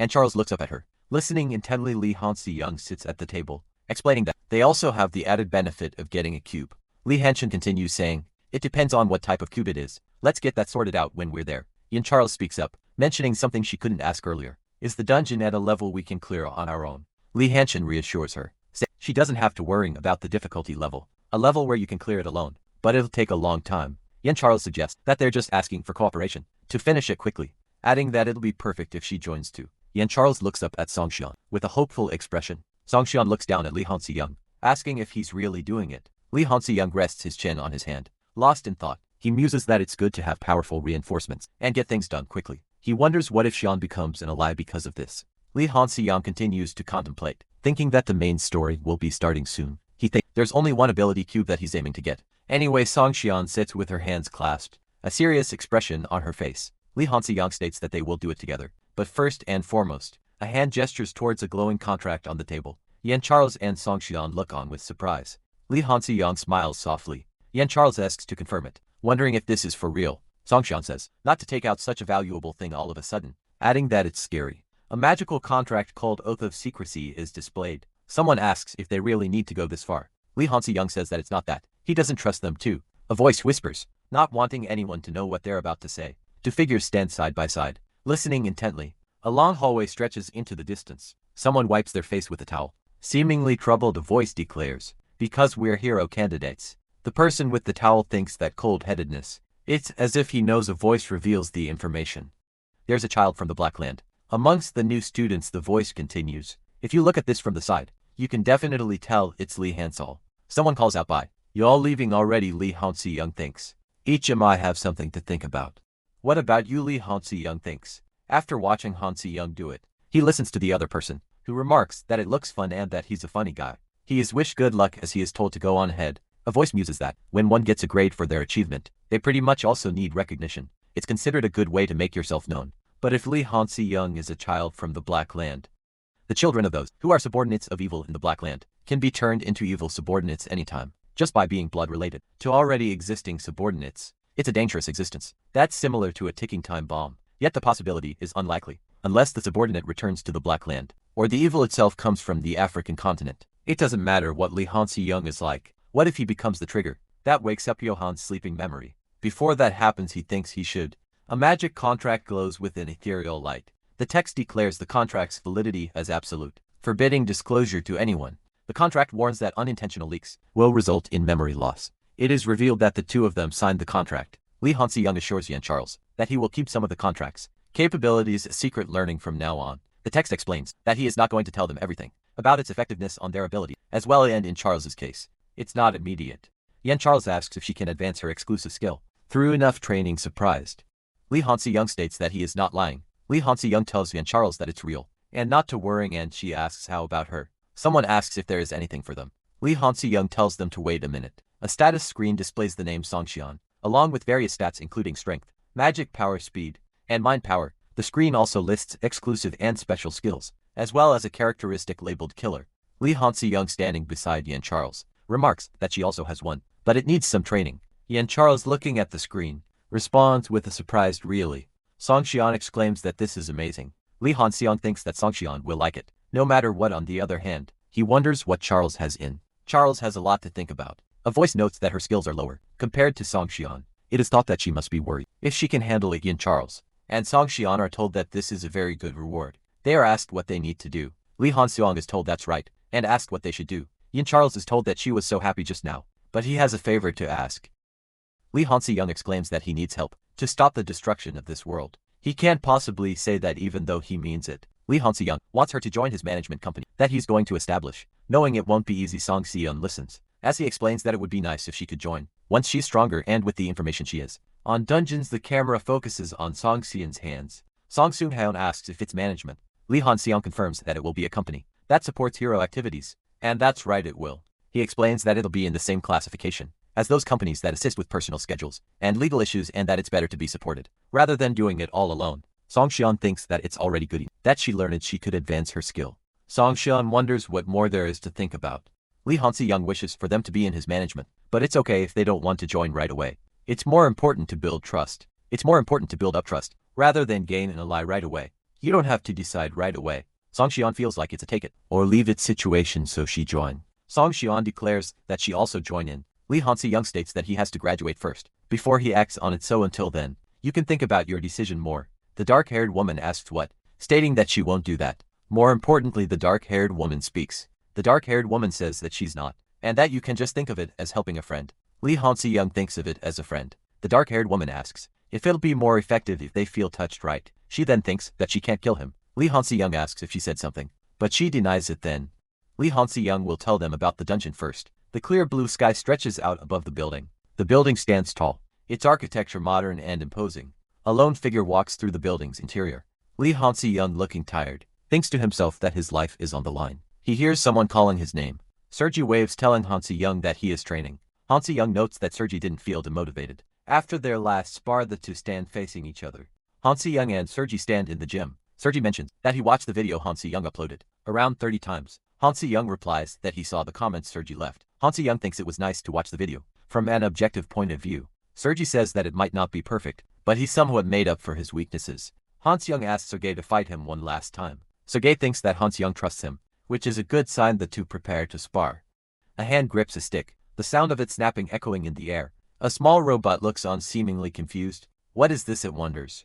The robot sits on the floor, a shoe nearby. This so annoying.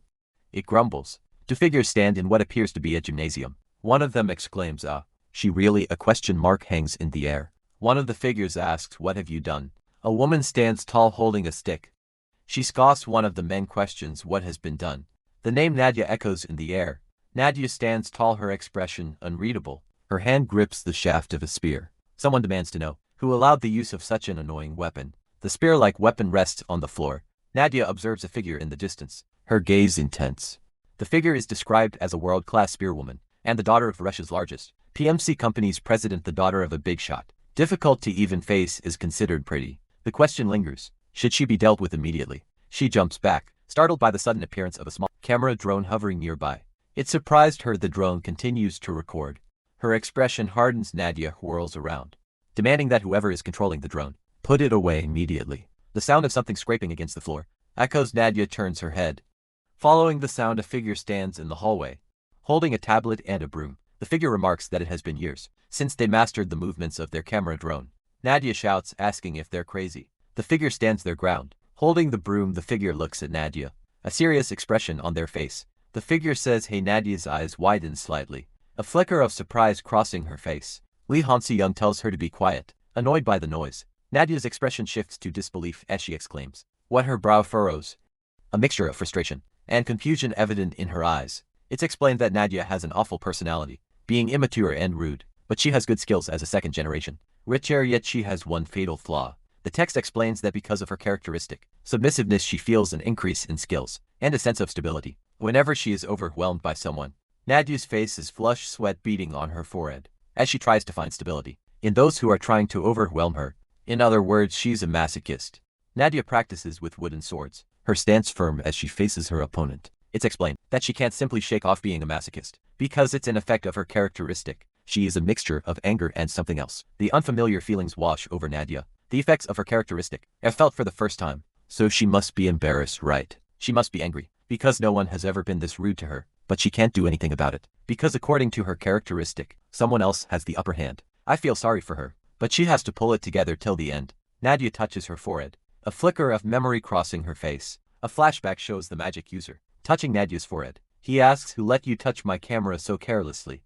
This hand.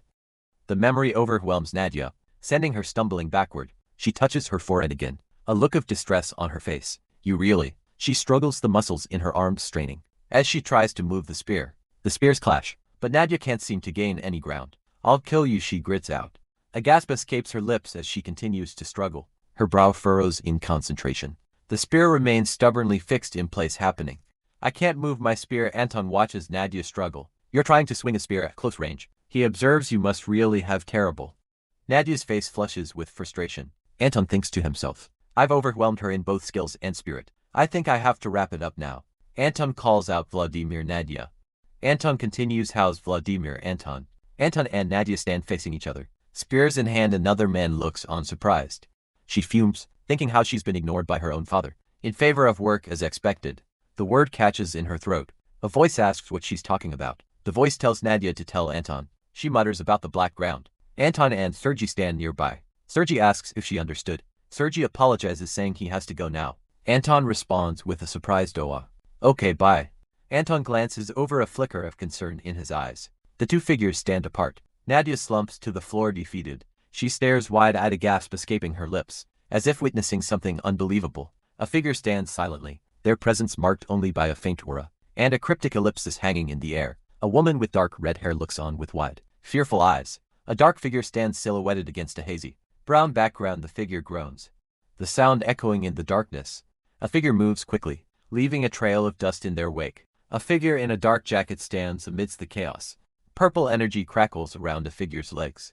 A figure stands in front of a dark, ominous portal. A woman with long, dark hair looks down, her expression grim. "You're at it again." The woman stands tall, her gaze fixed on something below. A voice calls out, "What are you doing here?" Han Bale stares intently, his expression unreadable. He states his expression unreadable, that he is just there to figure something out. The woman asks, her gaze intense, "What if he is a child of the Black Land?" The woman stands firm, awaiting his response. His killing intent begins to leak out, a dark aura surrounding him. Her hand moves towards the knife at her hip. He concludes, his eyes glowing with an ominous light. That then, he is. The woman's expression hardens, her resolve solidifying. He turns and walks away, leaving a trail of dark energy in his wake. He stands alone, the air crackling with unseen energy. He thinks, they must have known each other's reasons to live. By now his hand clenches. A silent promise, this won't. The moon hangs high in the night sky. A silent witness, he sighs few. He thinks, I think it's okay for Nadia to tell Anton that. He continues to ponder, but if Anton himself acts, then my bluff will easily get caught. A fist clenches in determination. I have to prepare a plan that makes my bluff true. He sits before a laptop saying, Helen, please open the video that I posted in the real world a year ago. Understood. A video plays on the screen. He says, I'm gonna give you a tour of the new house that I just moved into. This is my Nana, although she's a bit violent. She's also smart. On the screen, a younger version of himself declares that he is now witnessing the domestic violence he has to endure every day, followed by the statement that he is going on a trip with his friends. The younger Han Bae-yeol exclaims with a wow and a ha ha ha, as he states that they're going to make a bet, and the loser will get a penalty. The penalty, he explains, is drinking an Americano with 5 shots of espresso, followed by a hearty gosh. The younger Han Bae-yeol wonders what he was even talking about at that age. He continues reflecting on how empty and sad he was when he realized he was the only one to remember about his world. The video shows him stating that he's been doing well on his own, and that he started a channel because he was lonely. The younger Han Bae-yeol muses that maybe it's natural for a person to crave attention. He reflects on how empty and sad he was when he realized he was the only one to remember about his world, but concludes that he thinks he's alright now. The sound of a bell rings as a door opens, with a welcome message displayed. A woman asks if she may take his order. He requests an Americano with 5 shots of espresso, holding out his hand to pay. The barista confirms the order 5. Yes, 1 Americano with 5 shots. Coming right up, the drink is prepared. The dark liquid filling the paper cup, the memory of drinking an Americano as a penalty, surfaces in his mind. He thinks to himself, I even added the same number of shots. The student walks outside, the scent of coffee filling the air. Han Bae-yeol sits down on a bench, the cool evening air brushing against his skin. He takes a long sip of the coffee. The strong taste makes him grimace. He thinks, as expected, getting 5 shots is indeed strong. Looking up at the crescent moon, Han Bae-yeol reflects, but for some reason, I don't want to record anything right now. The student stands alone under the night sky. the city lights twinkling in the distance. He glances to the side, a flicker of surprise crossing his face. His eyes widen slightly, a silent question forming in their depths. Hanbiel lowers his gaze, clutching the cup in his hand. You scared me. Songxian looks up, her expression unreadable in the dim light. Songxian's eyes widen in surprise. Is that you? Why are you acting so surprised? The man looks startled. He holds a cup. Songxian's name is spoken. Songxian asked if it's him. Songxian wonders why he's acting so surprised. Li Hansi-young is sitting down. Songxian asked him not to use his shadow. Li Hansi-young thinks that. She doesn't even pretend to listen to him. Songxian says you. She wonders if he doesn't want, because he drank some already. Li Hansi-young says never mind, and tells her to give it here. The street is quiet. The only sound the distant hum of the city. Songxian's face contorts in disgust as she gags, a visible shudder running through her, sticking her tongue out. Songxian grimaces at the taste of the coffee. Songxian covers her mouth, questioning what could even be in the drink. What even is that, she asks, noting it has 5 shots. Li Hansi-young looks at her, holding the cup of Americano. Why are you looking at me like that? He asks. Li Hansi-young smiles, amused. It's funny how you couldn't drink even one simple coffee. Songxian's eyes widen in disbelief. What? She exclaimed. She reaches for the cup. Give me that. It's not that I can't drink it. Songxian insists. It's because it's yours. I drank only a little. You can drink more. Songxian looks away, a slight pout forming on her lips. She takes another sip of the coffee, her expression unreadable. Clearing her throat, Songxian reluctantly admits a hem. It's delicious. The hand reaches out, acknowledging that he drank it well. Li Hansi-young wonders if she is usually like this. He thinks that she was really harsh to others. Li Hansi-young thinks that she is just like a killing machine, and that there must be some error or a bug. A voice asked why he came here. Li Hansi-young continues to hold his coffee. Lost in thought, Songxian makes a noise. Songxian says that, and then well, Songxian says that. You know. Songxian scratches her head, remembering that she said she'd give him that when they entered the dungeon. She says aha.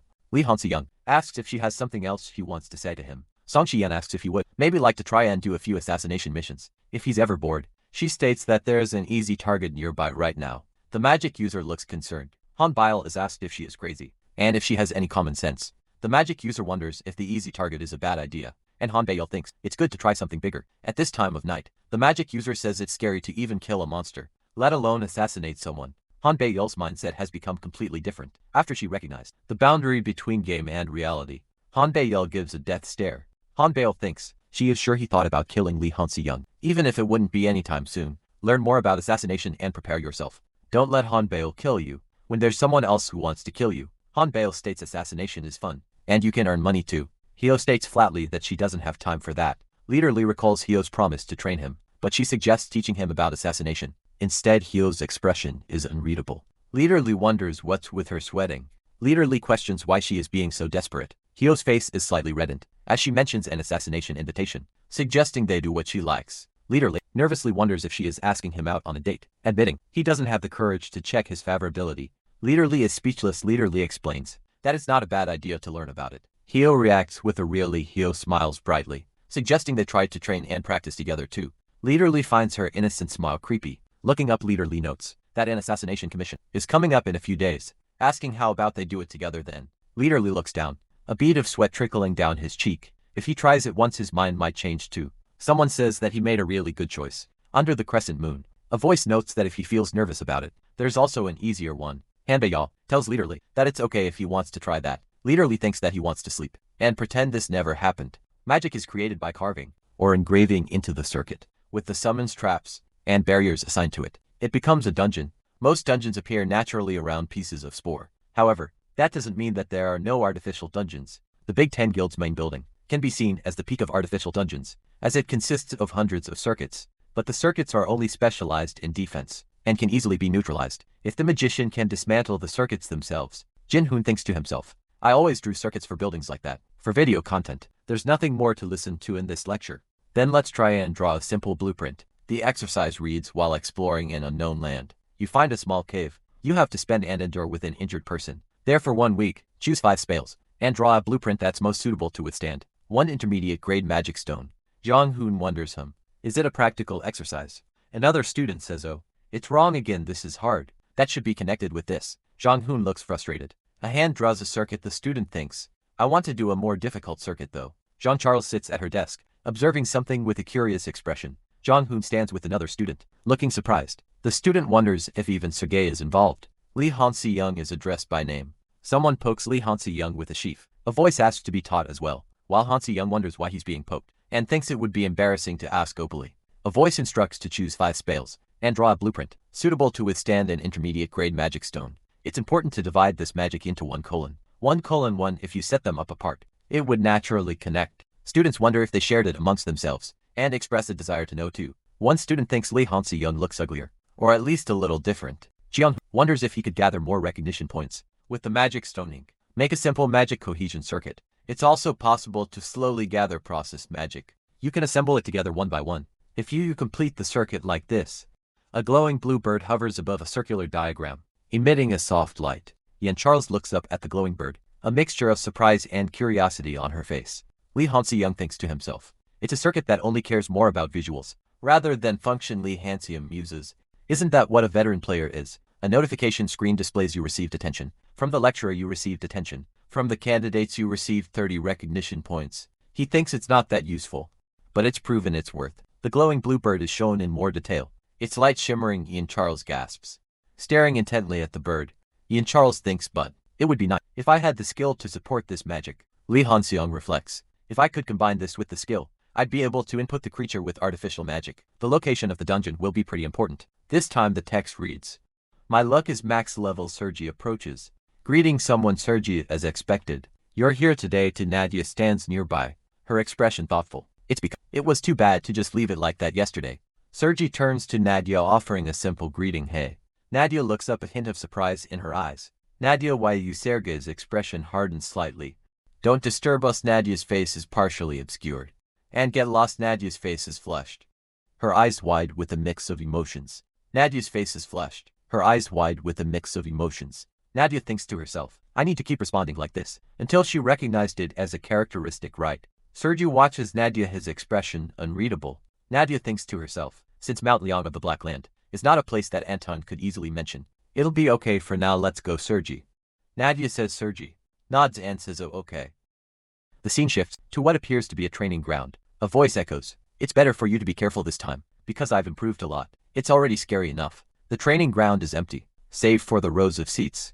Sergi stands in the center of the training ground. Facing Nadia, he asks, then are you ready? Sergi focuses his energy, a visible aura beginning to form around him. His stance is firm, his eyes narrowed in concentration. A shock wave erupts from Sergi, the air shimmering with displaced energy. Nadia's eyes widen in surprise, her hair whipping in the sudden gust of wind. From a low angle, Sergi stands amidst the swirling dust, the source of the immense power. She exclaims, I just felt an enormous shock wave. The ground trembles underfoot, a continuous sense of pressure emanating from Sergi. The door creaks open. The man's expression is serious. The man states that he sees Lee Han-si-young, launches a kick. The man thinks that even in the world, Sergei would be accepted as that. Lee Han-si-young looks off to the side. The man remembers. The man asks Lee Han-si-young why he isn't getting pushed back. It's fast, refined, and lethal. Lee Han-si-young wonders if he could defeat such swordsmanship. Lee Han-si-young's physical growth is comparatively slower than that of his techniques. It's been a while since he's held a sword. He doesn't know where this genius suddenly came from, but he wants to fight him. Even if he loses, he wants to challenge him again. Two figures plummet through the air. A sword falls. The sound of splintering wood echoes through the gymnasium. A sharp clang rings out as a piece of wood strikes the floor. The man with dark green hair watches the splintered wood. The man with dark green hair gives a thumbs up. It was a good match. The man with dark green hair continues, you've improved quite a lot. Lee Han-si-young thinks to himself, asterisk, I'm bluffing, I feel like I'm going to faint anytime. Asterisk, the man with dark green hair thinks, he has identified and fixed his mistakes, so there are a lot less chances to pierce through. Someone shouts Han-si-young. The sound of a footstep echoes. Lee Han-si-young looks surprised. Huh? Why are you here? A sound effect. Lee Han-si-young is crouched down. He stumbles back, a look of shock on his face, as something explodes behind him. An unknown man yells, spar with me. The man yells again, surrounded by a yellow aura. A single character is written. A voice thinks that if I get hit by him even once. Lee Han-si-young thinks, I might die. The unknown man yells, I'm really tired, so I gotta go. The man calls out, boy. Han-si-young, a voice thinks, I should be safe here for a while. The library stretches into the distance, its shelves filled with countless volumes. A lone figure stands silhouetted against the light. The tiled floor stretches out, leading to the shadowed figure. A dark carpet leads into an unknown space. The magic user looks around, a question forming on his lips. What is this place? Li Young-hein stands with her hand on her hip, a skeptical look on her face. You still don't believe me in? Charles looks around, her expression thoughtful. It's strange to even be here, no matter how you look at it. This is a school. The magic user Charles nods in agreement. I also think that libraries and dungeons go well together, but this place is definitely a bit. Footsteps forward, the sound echoing in the strange space. Charles raises his hand, a determined look on his face. I can show it to you right away. I'll open. A hand reaches for a book on a shelf. Charles touches a large old book, its spine covered in strange markings. A foot descends, stepping onto a glowing symbol etched into the floor. Blue energy crackles around the point of contact. The symbol flares to life, bathing the room in an ethereal blue light. As a swirling portal opens, the magic user Yan Charles and Li Yunhyan stand before it, ready to step through. The portal shimmers, its surface a chaotic blend of swirling blues and whites. The magic user and Yan Charles gaze into the swirling vortex, anticipation etched on their faces. Li Yunhyan pauses, a flicker of concern in her eyes. She asks, will you breach the contract? Her expression hardens as she answers her own question. No. The magic user reaches out, placing a hand on Li Yunhyan's arm. He says, wait. There's still something left. A hand hovers over a holographic screen. The words before we go in displayed prominently. Li Yunhyan is enveloped in a brilliant blue aura, energy crackling around her. A surge of power courses through her veins. Li Yunhyan stares intently at a screen, her expression unreadable. Her hand clenches into a fist, a quiet determination hardening her features. She thinks it really works. The magic user and Yan Charles stand before the portal, awaiting Li Junjin's signal. She extends her hand, a surge of blue energy emanating from her fingertips. The air crackles with insane power. Yan Charles observes the scene with a this feels strange. I can't believe I had this much potential. Jin Hoon watches, a subtle smile playing on his lips. It's a relief. They seem satisfied. A figure steps forward, their intent clear to enter the unknown. Li Hansi-young's gaze hardens with determination. Let's enter. A flicker of surprise crosses Li Hansi-young's face, a hint of the unknown that awaits them. Li Hansi-young stands before the entrance, the gateway to the dungeon looming before him. The portal shimmers, a swirling vortex of azure light. A foot steps forward, surrounded by a faint blue glow. 3 figures stand before a shimmering blue barrier. The trio approaches the barrier. A blinding light flares. A hand holds a glowing orb, its light illuminating the surrounding area. A figure raises their hand towards a distant light. Water trickles down the damp walls of the dungeon. The woman in the black jacket asks. Asura narration box explains that the location was temporarily used as a monster hideout, but after it was shut down, it turned into a dungeon. Song Xiang can search inside the darkness and attack. Yan Charles is asked to help and support it with swiftness. As for the man in the gray jacket, the view from the floor looks up at the group, a question hanging in the air. Li Hyan and Yan Charles stand near a computer, observing the surroundings. Jin Hoon holds his hands up as if feeling the walls. He walks down a long hallway, his arms outstretched. The view from the floor looks up at him, an exclamation mark punctuating the silence. Li Hyan and Yan Charles look surprised, their eyes wide. Jong Hoon stands with his arms up, a thought bubble nearby. It's a beautiful composition. The title will be The Academy's Chamber of Secrets. How about blowing up the hidden dungeon? That one's good too. Li Hyun and Yan Charles exchange a look. What? She wonders. She giggles. The hallway stretches onward, the silence broken only by the echo of their footsteps. But will it be alright? Song Xian speaks, stating that it doesn't matter. An unnamed character declares that they're going to take all the rewards anyway. An unnamed character gives a thumbs up with a smirk. An unnamed character speaks to another unnamed character, who responds with if you say so. An unnamed character speaks, commenting on how the world is always changing and never easy to figure out. Song Xian stands next to an unnamed character, who thinks he should be a little nervous. An unnamed character states that the difficulty of the dungeon has increased. The group enters a tunnel. An unnamed character holds a sword. Jin Hoon, spotting the approaching threat, shouts a warning. The D-rank specters emit a chilling screech. As they advance, a system message identifies the enemies as D-rank specters. Drawing his sword, Jong Hoon charges forward, a fiery aura enveloping the blade.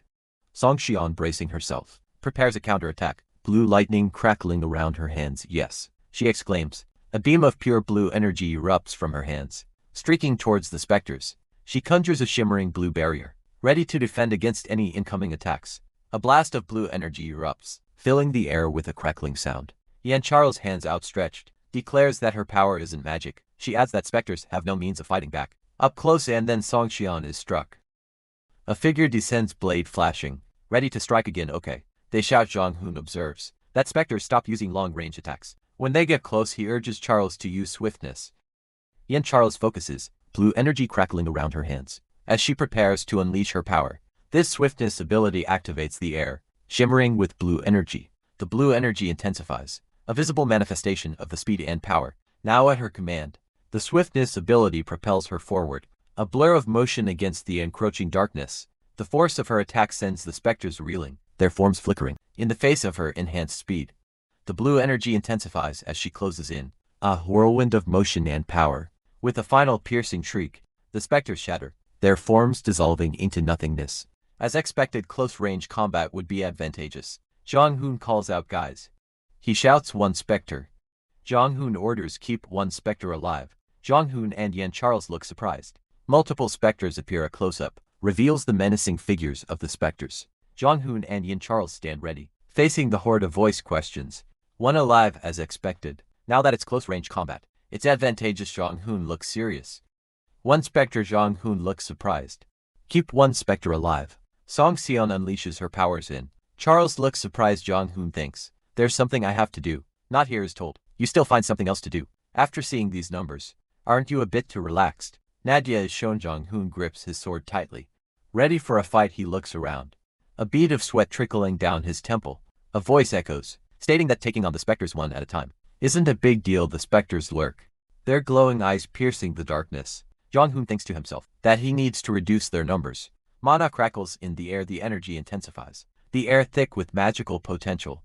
A surge of mana flows through the dungeon.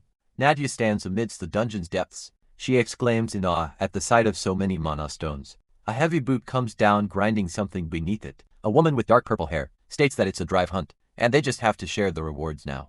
The boot grinds down, crushing whatever was beneath it. Jong Hoon is going to do with the last one, but Nadia tells him to hold on to it. A hand places two blue mana stones onto a glowing magic circle. A magic circle glows with power, containing a dark mass and a white cube.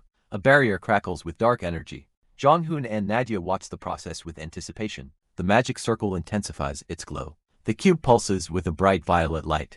A specter has been sealed in an attribute sealing stone, creating a low-grade darkness attribute stone.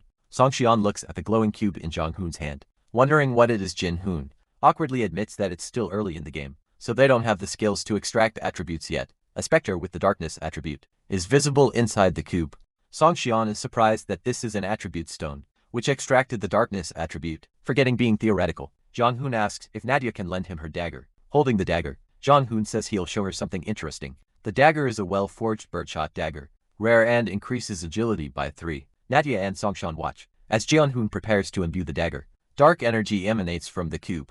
The dagger is imbued with dark energy. Jin Hoon shows the imbued dagger, remarking that it came out well. Nadia holds the dagger, looking at it with a serious expression. She thinks to herself seriously, I don't understand. She grips the dagger tightly. A single thing you're say.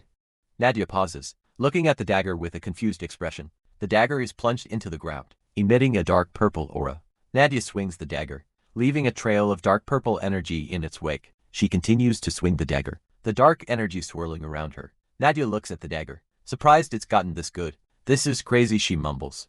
Meanwhile, Jin Hoon stares at a screen. The screen reads, main character Song Scene's favorability has increased. He thinks, did the favorability increase that much with only this? There's even a notification. He looks at the screen with a worried expression. The screen reads, impression of Song Seon towards Lee Han-seyoung.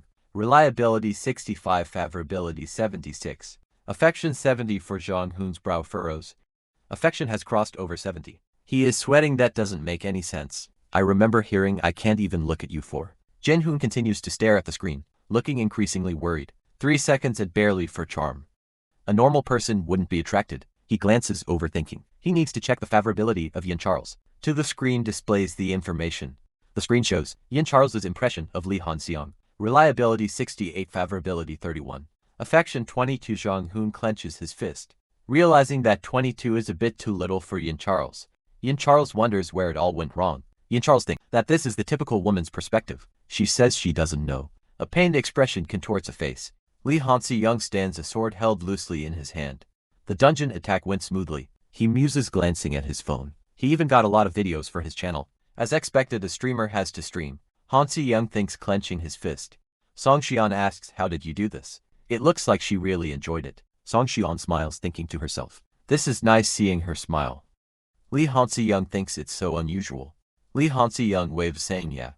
Before, they usually ran into each other on the battlefield. A figure lies prone, a sword resting nearby. Lee Han-seyoung thinks to himself, that he's only ever seen the scenes where she killed somebody. The woman's face is shown in close-up, blood stains marring her cheek. It was in the most horrible ways at that. Lee Han-seong stands with another figure, discussing the situation. He doesn't know if it was on purpose, due to the game's content, but there were quite a few users who've died whilst trying to approach her. There were no streamers who were. Lee Han-seong's expression is one of concern. That's why her favorability rating is even more airy. Lee Han-seong crosses his arms, looking thoughtful. It's so weird. Where did she even get that favorable impression from? Lee Han-seong, accompanied by 2 others, prepares to move forward. He asks if they shall go, now that they've taken everything. One of the others replies with a simple yeah.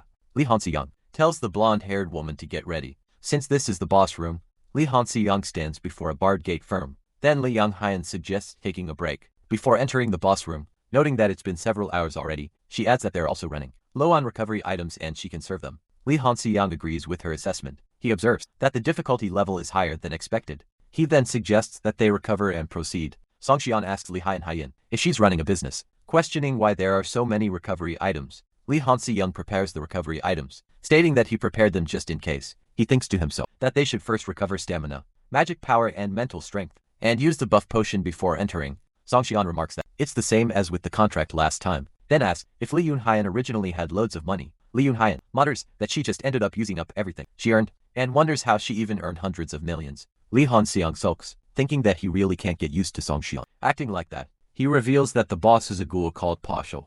The group continues their discussion. A ghoul is the most likely enemy that escaped the arena. Jin-hoon explains that it's basically B rank, but it can be a rank if it grows.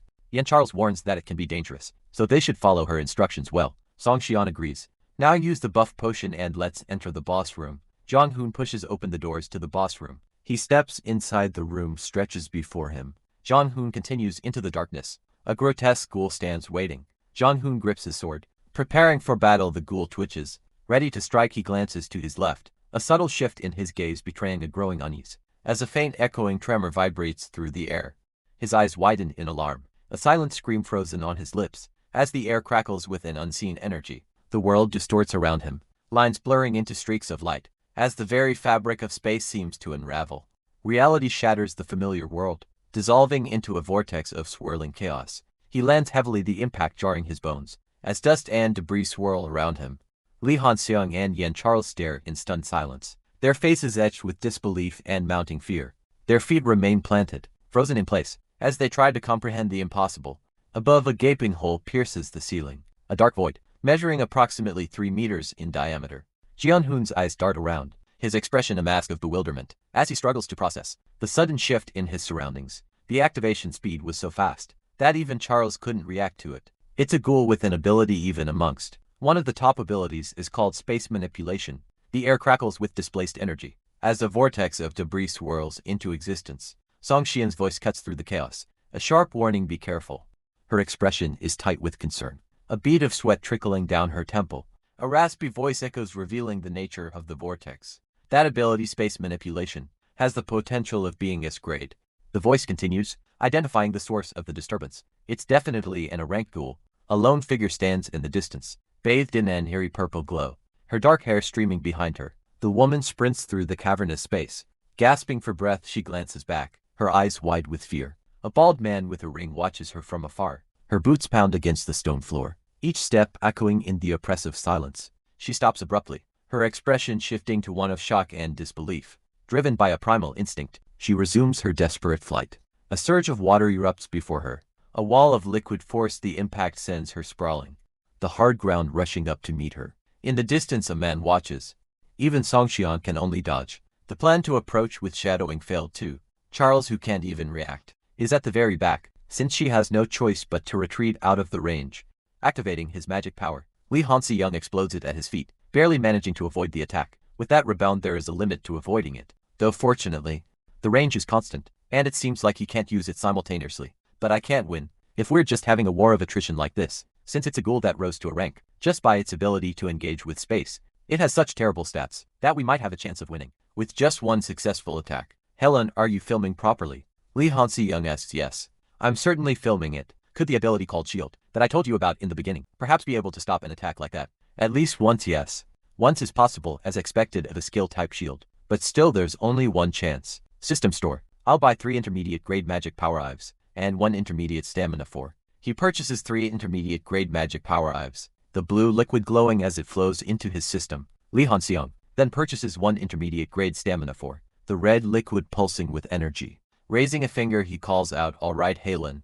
He declares that they should take a thumbnail picture, stating that he's got it. Lee Han-seong recalls a time long ago when he filmed videos. He wonders if this will be an explosion of magic power. He reflects that he used to show a lot of concentration. The thought of getting attention is starting to thrill his body. Lee Han-seong remembers that in real life, the nickname he got while making videos was the pervert attention seeker. He thinks to himself that this is the most thrilling moment, since they are going with the explode dash. Energy begins to coalesce around him, an orange hexagonal pattern shimmering into existence. He is lifted into the air, suspended by the growing power, blue lines of energy crackling around him. System messages flash before his eyes. Intermediate-grade magic power 4 and intermediate-grade stamina 4 are now in use. A pang gasp escapes his lips as the power intensifies. He is now completely engulfed in a torrent of blue energy. The raw magical force surges, a river of blue power. The power threatens to overwhelm him. His expression strained, the energy explodes outwards. A wave of orange and blue. The force of the explosion shatters the air. He stands at the epicenter, surrounded by the unleashed power. The energy continues to surge, tearing through the environment. The force of the explosion throws Lee Han-seong backwards. The force of the blast sends Lee Han-seong hurtling backwards through the air. The magical energy explodes outwards. In a blinding flash, Pascal watches as the protagonist is thrown back by the force of his attack. The antagonist extends his hand, the source of the devastating power. Pascal's expression remains cold and calculating. Lee Han-seong continues to fly through the air, completely helpless against the magical assault. The energy blast continues to radiate outwards, a testament to its immense power. He crashes heavily into the ground, a cloud of dust rising around him. Summoning his remaining strength, Lee Han-seong calls forth a sword, a surge of blue energy crackling around it. The blade gleams, a symbol of defiance against the overwhelming odds. Grasping the sword, Lee Han-seong realizes, with growing horror, that the magic power he filled up, to the point of overflowing, is now flowing back. His magic power will run out like this. He lies on the ground exhausted and defeated, the sword lying beside him. Lee Han-seong struggles to maintain his stance, the sword planted before him. As he feels his magic power draining away, it's flowing right back out, threatening to leave him powerless. He collapses to the ground. Gasping for air, someone calls out to Lee Han-seong, asking if he's okay lying prone. He thinks to himself that he's going to die. Lee Han-seong, holding a potion, says he'll rest for a bit and release the traps and seals later. One girl tells him to take care of himself, and another responds not to worrying about it. A system message appears, stating that he defeated the awakened Postel, while someone else says they didn't even do anything. System messages detail the rewards for defeating Pastel, including hidden rewards, cube weaponization, and stamina potion effects. It also notes that Songsin is affectionate towards Lee Han-seong, and Yin Charles is looking at him in a new light. There seemed to be no end to the rewards. He decided to check the cube first. Sitting cross-legged on the dungeon floor, reaching out, Lee Han-seong's hand hovered over the glowing blue cube. He picked up the cube. "I'll keep this one," Lee Han-seong stated. A voice from below responded, "That's fine, right?" Another voice agreed, "Yeah." Lee Han-seong couldn't control his facial expression, a wide smile spreading across his face. Normally, he would get confirmation at the appraisal agency, but this time was different. Lee Han-seong thought to himself, one can easily distinguish the S+ grade space manipulation with information view. The cube glowed with an inner light, its shape mesmerizing. "Look at this beautiful shape." Lee Han-seong thought. Yen Charles spoke up right away. "Or we can divide them with the other items." After distinguishing them, the rewards lay scattered on the ground: scrolls, potions, and various other items. Lee Han-seong mused, gone. But the dungeon is still here. He continued to ponder, which means that there are spore fragments and objects that make up this dungeon. Lee Han-seong looked up, lost in thought. A sinister smile crept across Lee Han-seong's face. His hands clasped together. The city building stands tall against the night sky. He lets out a sigh, relaxing on the couch. A system message appears: 80% muscle recovery, 60% nerves and skeleton have been recovered. It advises him to rest for at least 12 more hours. Lee Han-seong wonders if he overdid it, realizing he still needs another 12 hours to fully recover. He thinks to himself that it'll be Monday in 12 hours, so he'll have to go to class right away. A notification pops up. Lee Han-seong nom account linkage has been completed. He has also finished the initial editing. He wonders if he can see the videos. Lee Han-seong considers the appearance of Songxian and Charles, deciding they have to draw attention, so he shouldn't let the first video spread too much. He also thinks about compressing the second video a little more and focusing on the monsters and boss. The third should be cut and pasted, so that it focuses on attributes and reinforcements, and make the thumbnail more stimulating. He understands. Lee Han-seong has been making videos for a long time, and even used to have staff to edit for him. But in the end, he only felt relieved when he finally checked and edited it himself. The response for the ogre attack video during the last practical class was good. He asked really. A system message appears. The channel video catching ogres easily feat. Quadcasting is drawing attention. The channel video. Awakening of the first skill is drawing attention. He received 1,200 recognition points. He earned more points after spending all of them in the dungeon. Lee Hansi-young thinks he can buy an intermediate random box with this amount of points. Song Xian tells him to do as he pleases. Moreover, the results of the cube evaluation just came out, so shouldn't they get together at once? Charles asks about tomorrow evening. Song Xian says he's fine with today or whatever, and tells Charles he'll see him tomorrow. He wonders, having said nothing, how it's already been decided. It ended well, but it was quite dangerous this time too. He thinks, relaxing on the couch. The difficulty is supposed to keep changing. He muses. Lee Hansi-young thinks it's thanks to his luck stat that there have been no major disasters so far. He has to think that the death flag will come, no matter what. The sudden increase in recognition will act as a huge variable in this playthrough. Dangerous character right now is, it's probably not Song Xing because they got acquainted. He thinks that guy is probably the most dangerous, right? Well, just in case, he's going to need a black card to respond to this flag. It won't be easy, but ID cards, recognized by the world government, are the most effective. A can of Coke sits on the ground. A pair of feet approach their owner unseen. A trash can stands silently in the hallway. Lee Hansi-young walks down the hallway, hands in his pockets. For a long time, Hanbiel and Jian-hoon have been annoying in my eyes, but it's even more frustrating because of that guy, that I can't stand it anymore. Lee Hansi-young smiles, his presence stirring up trouble. That guy is a lot more annoying. Suddenly this Lee Hansi-young guy showed up. His main weapon is a sword, yet he can even use magic like that. What's wrong? Gil Sung-yeon, the ground's going to sink. What, Julia? What wicked thoughts are you thinking about again? She speaks, her expression thoughtful. Julia Martin believes she knows what is troubling the other person. Julia Martin offers her assistance, a slight smile playing on her lips. Lee Hansi-young peers from behind a wall. He thinks he knows what's been troubling someone. Song Xian stands with her hands behind her back, listening intently. Song Xian smiles, asking if she can help. Li Hanxiang and Song Xian stand side by side. Li Hanxiang suggests that the magic circuit is quite useless. The voice continues, stating that it's not practical but functional, and that the magic definitely has its limits. Lee Hansi-young listens, considering the information. Song Xian states that in the end, he has nothing except his magic and swordsmanship, right? Lee Hansi-young asks what she wants to say with that. Song Xian thinks that it doesn't seem like he has any concrete background, and that he also doesn't appear to have any work experience of this sort either. Song Xian concludes that there's a perfect seat for him. The voice declares in Black Rose. Lee Hansi-young listens, his expression thoughtful. The unseen speaker details a plan to humiliate him at the hazing, or to put him at the lowest seat and then harass him. Lee Hansi-young seems to question the ethics of the plan. Don't you realize that we're still students? The voice continues, admitting it's a little tempting, though if it comes to it, it's better to suppress him with skills and power. The speaker adds that it won't be difficult if the ability that's being prepared grows stronger. Lee Hansi-young considers the names. Lee Hansi-young, Jian-hoon, Han Bile, all of them. Song Xian listens, her expression unreadable. Song Xian hums in thought. Song Xian agrees. Alright then. Song Xian states, if you don't want to. Lee Hansi-young remains silent. His gaze fixed Song Xian. Looks like she's ready to put her sly plans into action. Even so, someone thinks to themselves that they have no intention of stopping her. Jong-hoon stands in a room bathed in purple light. A message appears. His identity has been verified, and he has entered the space expansion training center of Intangible. The training center is lit with purple light and has a grid floor. He looks around the training center. Jin-hoon makes a hand gesture and thinks to himself, HM.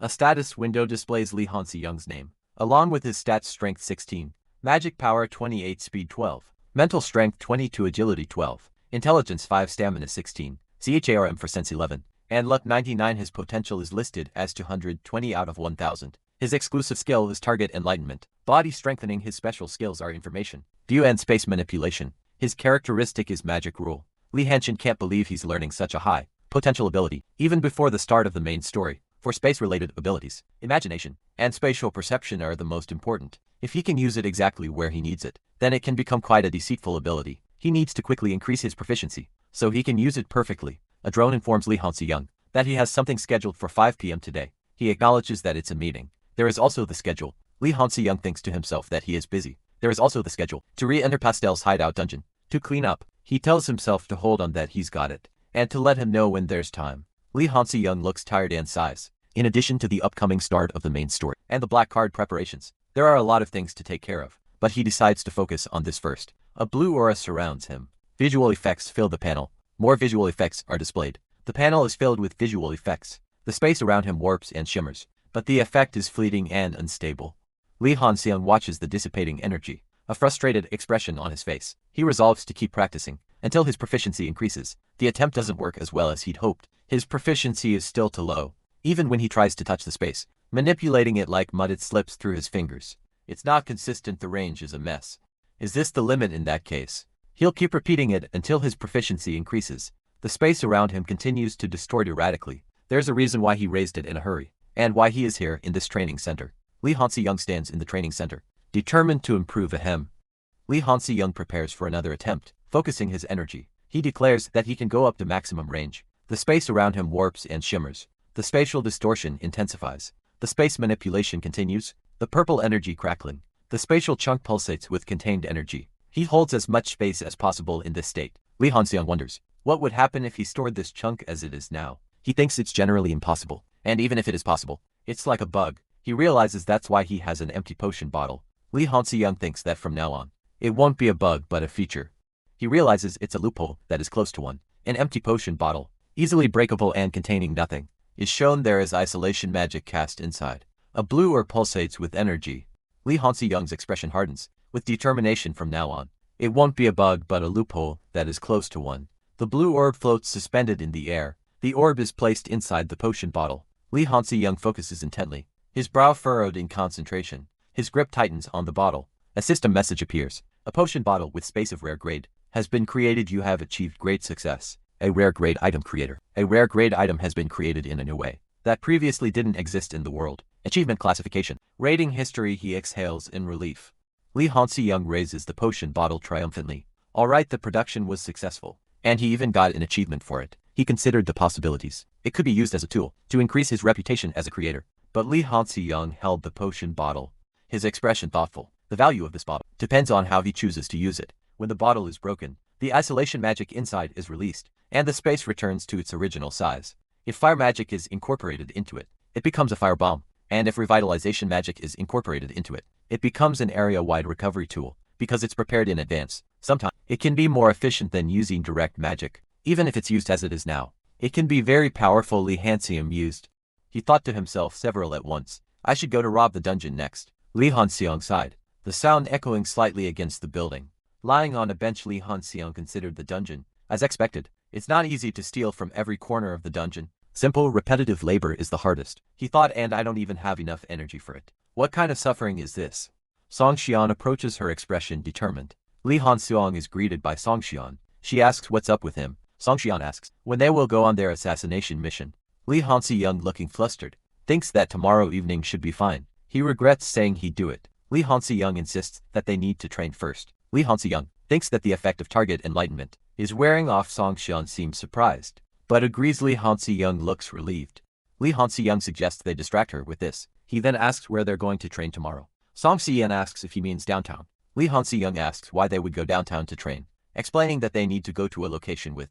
Li Hanxiang suggests training in a crowded place. The idea of training in a crowded place is visualized. It's explained that for Song Xian, training is what she's been doing, for a specific purpose, that is, actually fighting. Downtown has a lot of assassination requests, and it's also a good place to hide in the crowd.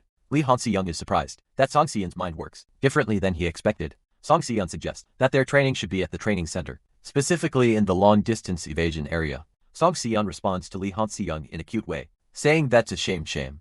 Li Hanxiang notices that Song Xian is even adding the prefix y to her words. Li Hanxiang asks why they both came early. Song Xian replies that it's nothing. Song Xian announces that they should start distributing. A system message appears stating that they decided to sell the items they don't need and divide the rest. The message then describes the weaponization F/A cube and the texture of wind F/B cube.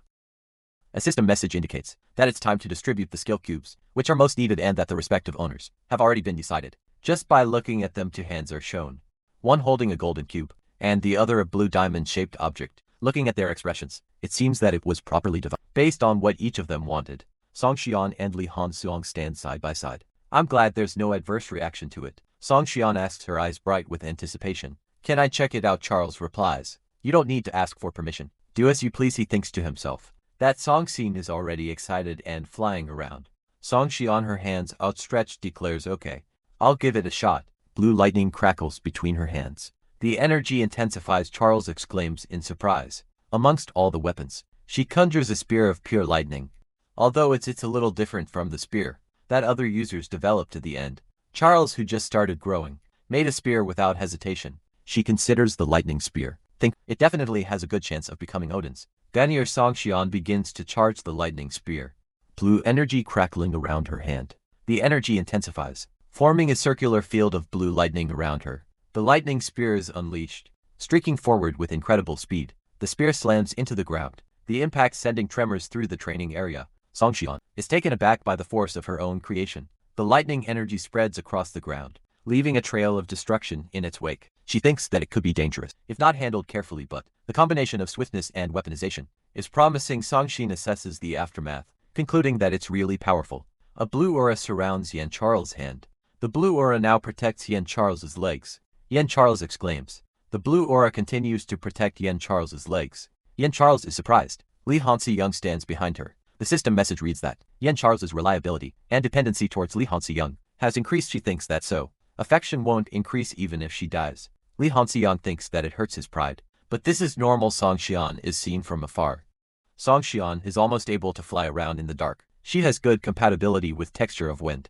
Songxian's hand is shown. Songxian's affection towards Li Hansi-young has increased, reaching over 80. Her reliability and favorability will not decrease, as long as Li Hansi-young does not betray her. Li Hansi-young stares intently at a screen, his expression unreadable. A voice sighs, huh? Another voice responds, right, have it your way then. A figure in a suit stands before a set of stairs. The Dawn auction house looms tall against the night sky, the world's largest auction house, with a worldwide distribution network. A voice narrates, I am not only selling the attribute kit, patent pending in this place, I am also thinking of bidding at the auction, if there are any good items. A voice thinks, I'm exhausted because of my tight schedule, but a voice narrates right now. This is a lot better than going to the training center. Li Hanxiang sits thinking, I might run into Jianhun there. I have to be very careful. A man's face is shown with red lines crossing it out. He shivers thinking about the encounter. It's a relief that he didn't embarrass himself, but Li Hanxiang resolves to avoid Jianhun as much as possible. A man in a suit wonders if Li Hanxiang is the one who made a reservation.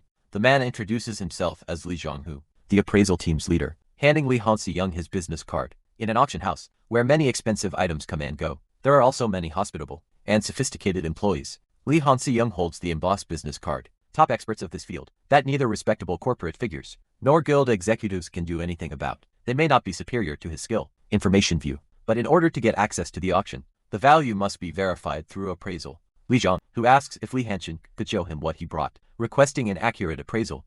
A case is shown containing attribute kit darkness x7, attribute kit lightning by 3, faint spore fragment small dungeon x1, dungeon configuration object x5.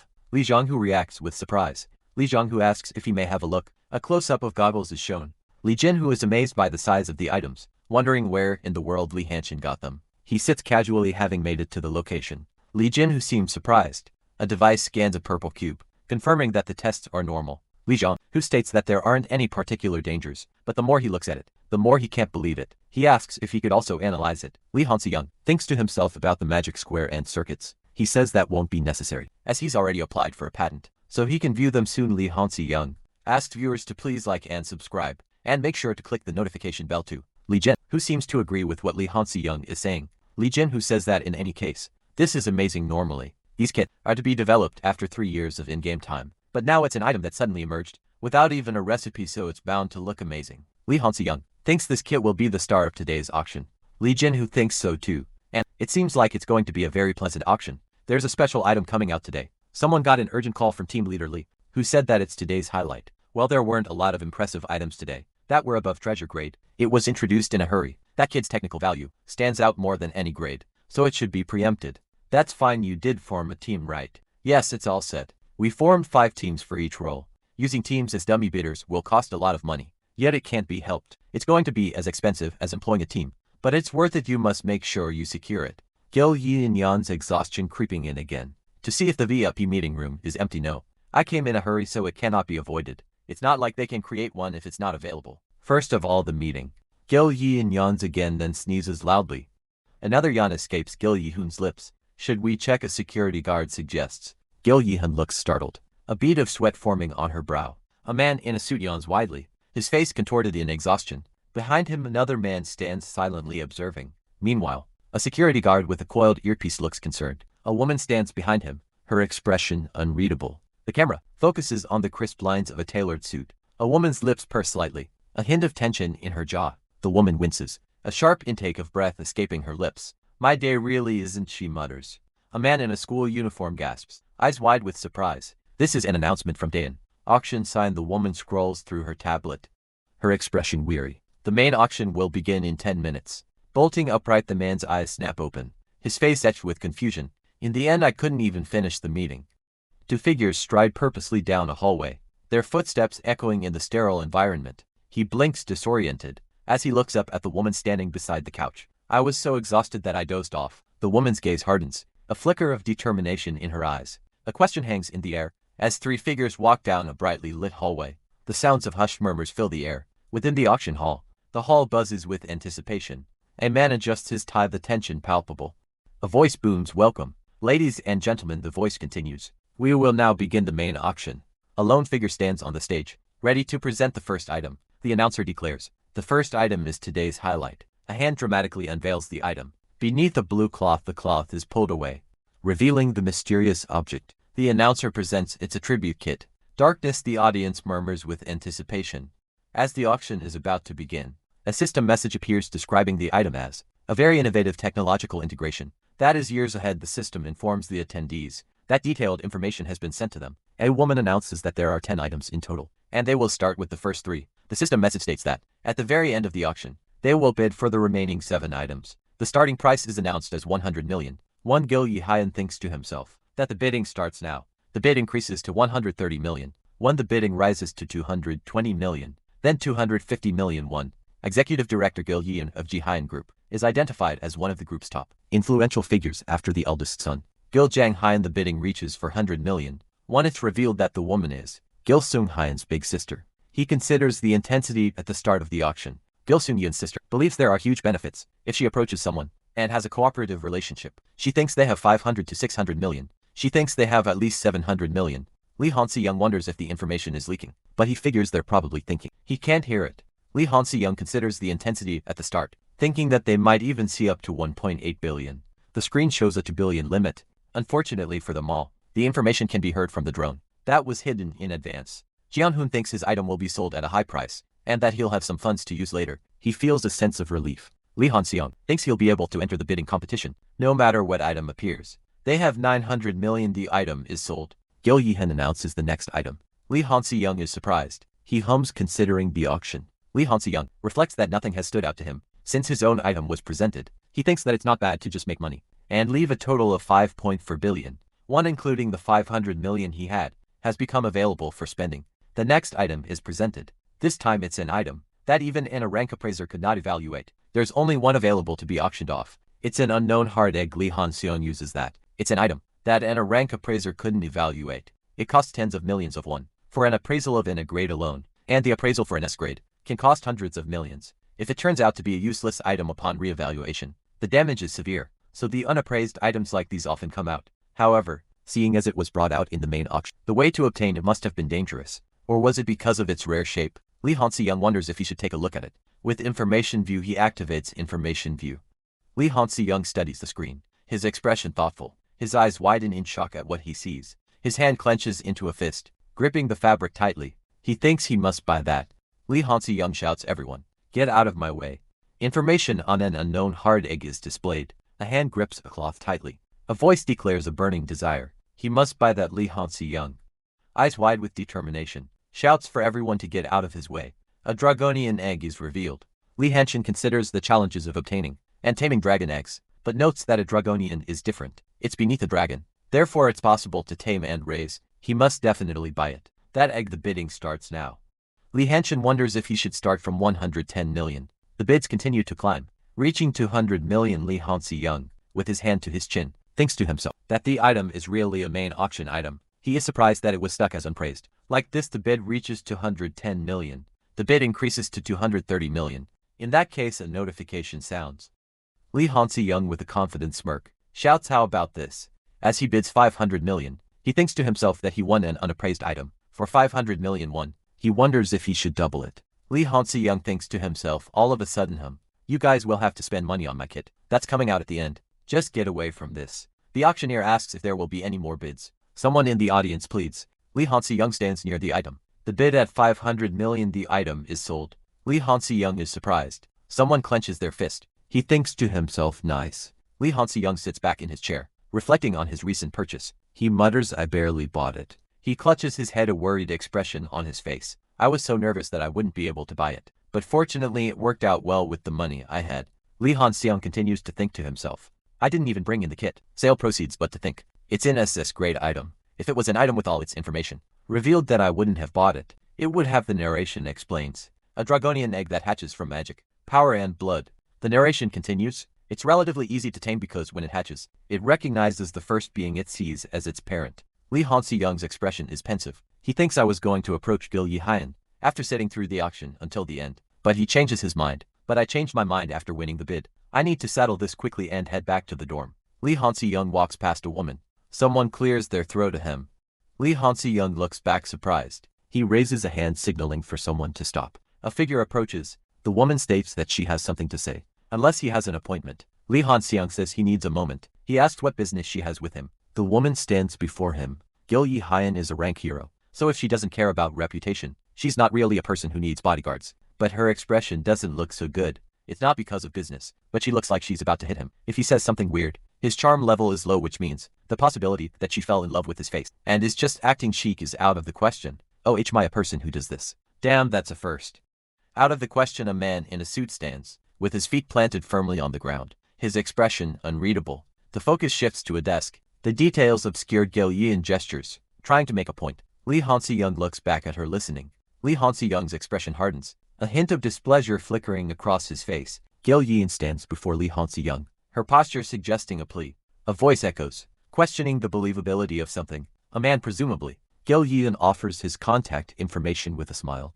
The man's hand extends forward. As he says that, Lee Han-si-young is free to believe whatever he wants. Lee Han-si-young considers the situation, thinking that it's easy to find out if it's a lie, but wonders what if it really is a lie. Lee Han-si-young thinks that it is 100 times better to be deceived once than to lose an opportunity like this, and that this is not the time to think about his pride. Gil Yian and Lee Han-si-young stand face to face. The tension palpable. A hand rests on a man's chest. A gesture of reassurance, or perhaps something more. Gil Yian looks down, a slight frown creasing her brow. The sound of approaching footsteps echoes. Lee Han-si-young smiles faintly. He offers her a business card. The deal will have to be done in person. Lee Han-si-young leans in, his expression softening. Let's not be. He turns and walks away.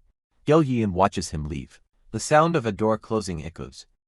Gil Yian crosses her arms, lost in thought. He's really ugly. Her eyes widen in realization. I almost threw up. A hand gently caresses the surface of a large, speckled egg, a low chuckle rumbling in the air.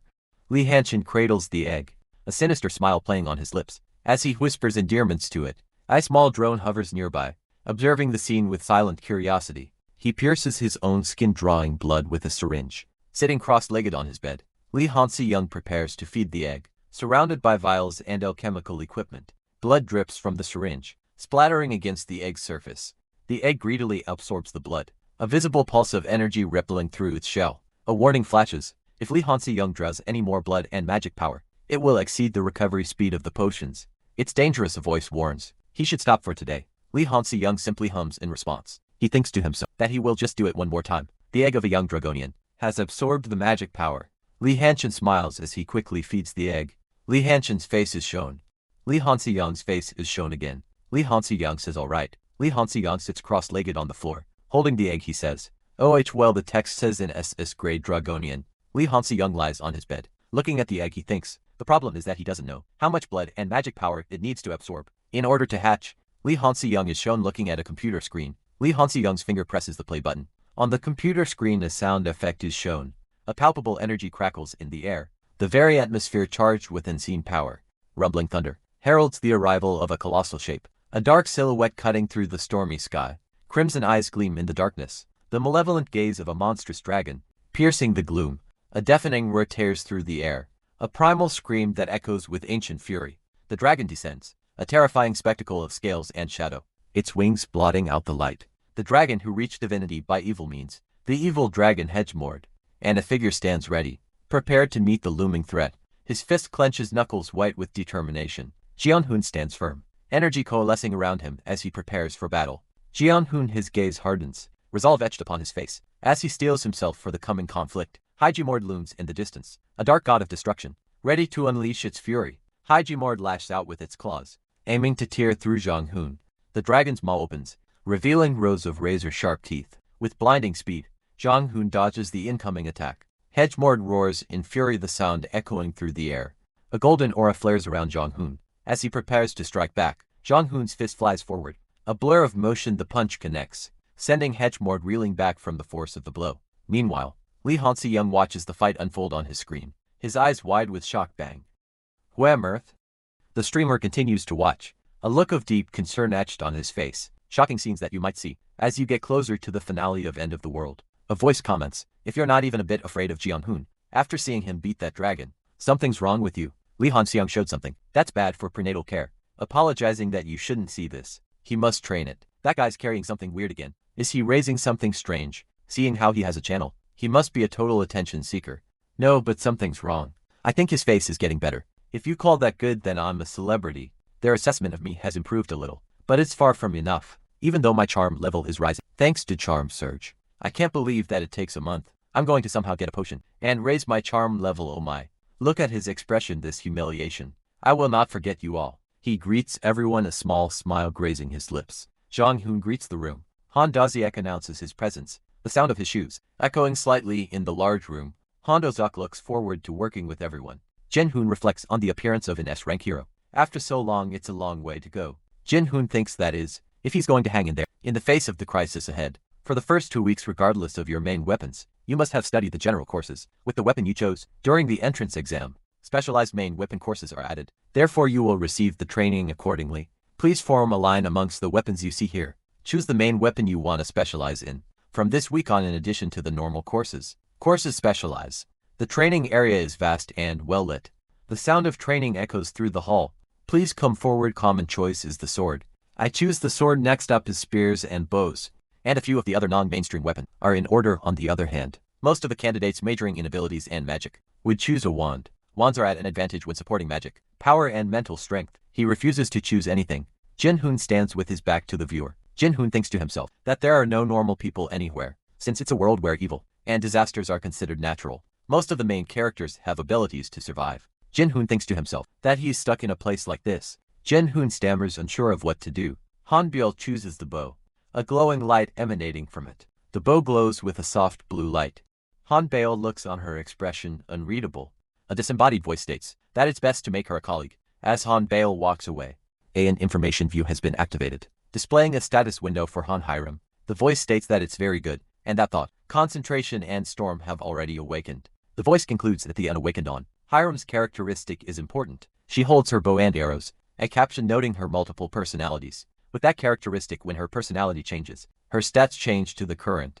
Introverted on Hiram is better optimized for bows, but the other personality might be better optimized for close range attacks. In addition, it's not two, but multiple personalities, so various personalities may develop as she grows. In fact, it's a characteristic with which the shortcoming of being in a long-range position disappears. It's one of the abilities that doesn't make sense, so I have to make on higher and ally too.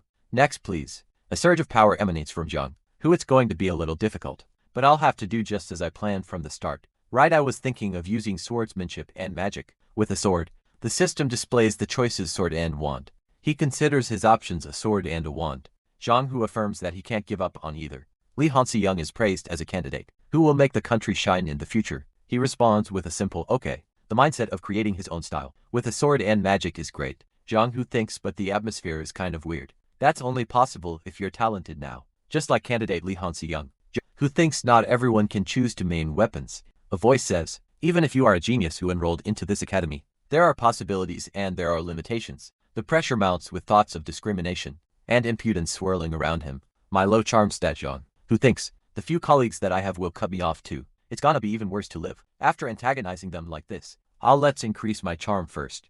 Alright, let's end this by today. Lee Hansi-young, you shouldn't overdo it. A voice warns, it's fine.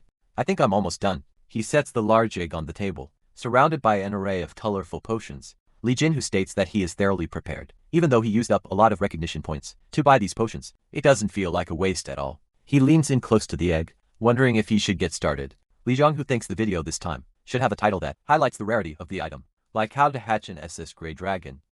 Li Jin, who states that the thumbnail has been captured. He tells the camera operator that they can start filming and editing the video then. Li Jin, who exclaims that the view count is going to explode. Lee Han-se-young steels himself for the task ahead. He wonders if he should get started. The thumbnail has been captured. The editing drone confirms that it is ready to start filming and editing the video. Lee Han-se-young cries out.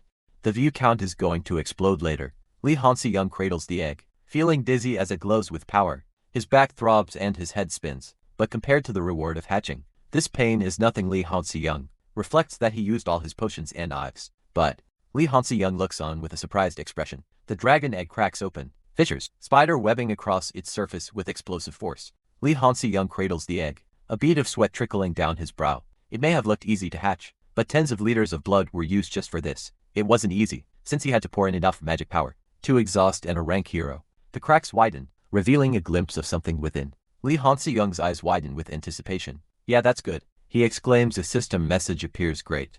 Hatching is something you have to do on your own. Even though it hasn't completely hatched yet, faint magic power is starting to build up. As expected of a dragon's blood, Lee Han-se-young gasps as the egg glows with increasing intensity. A clawed hand bursts through the remaining shell.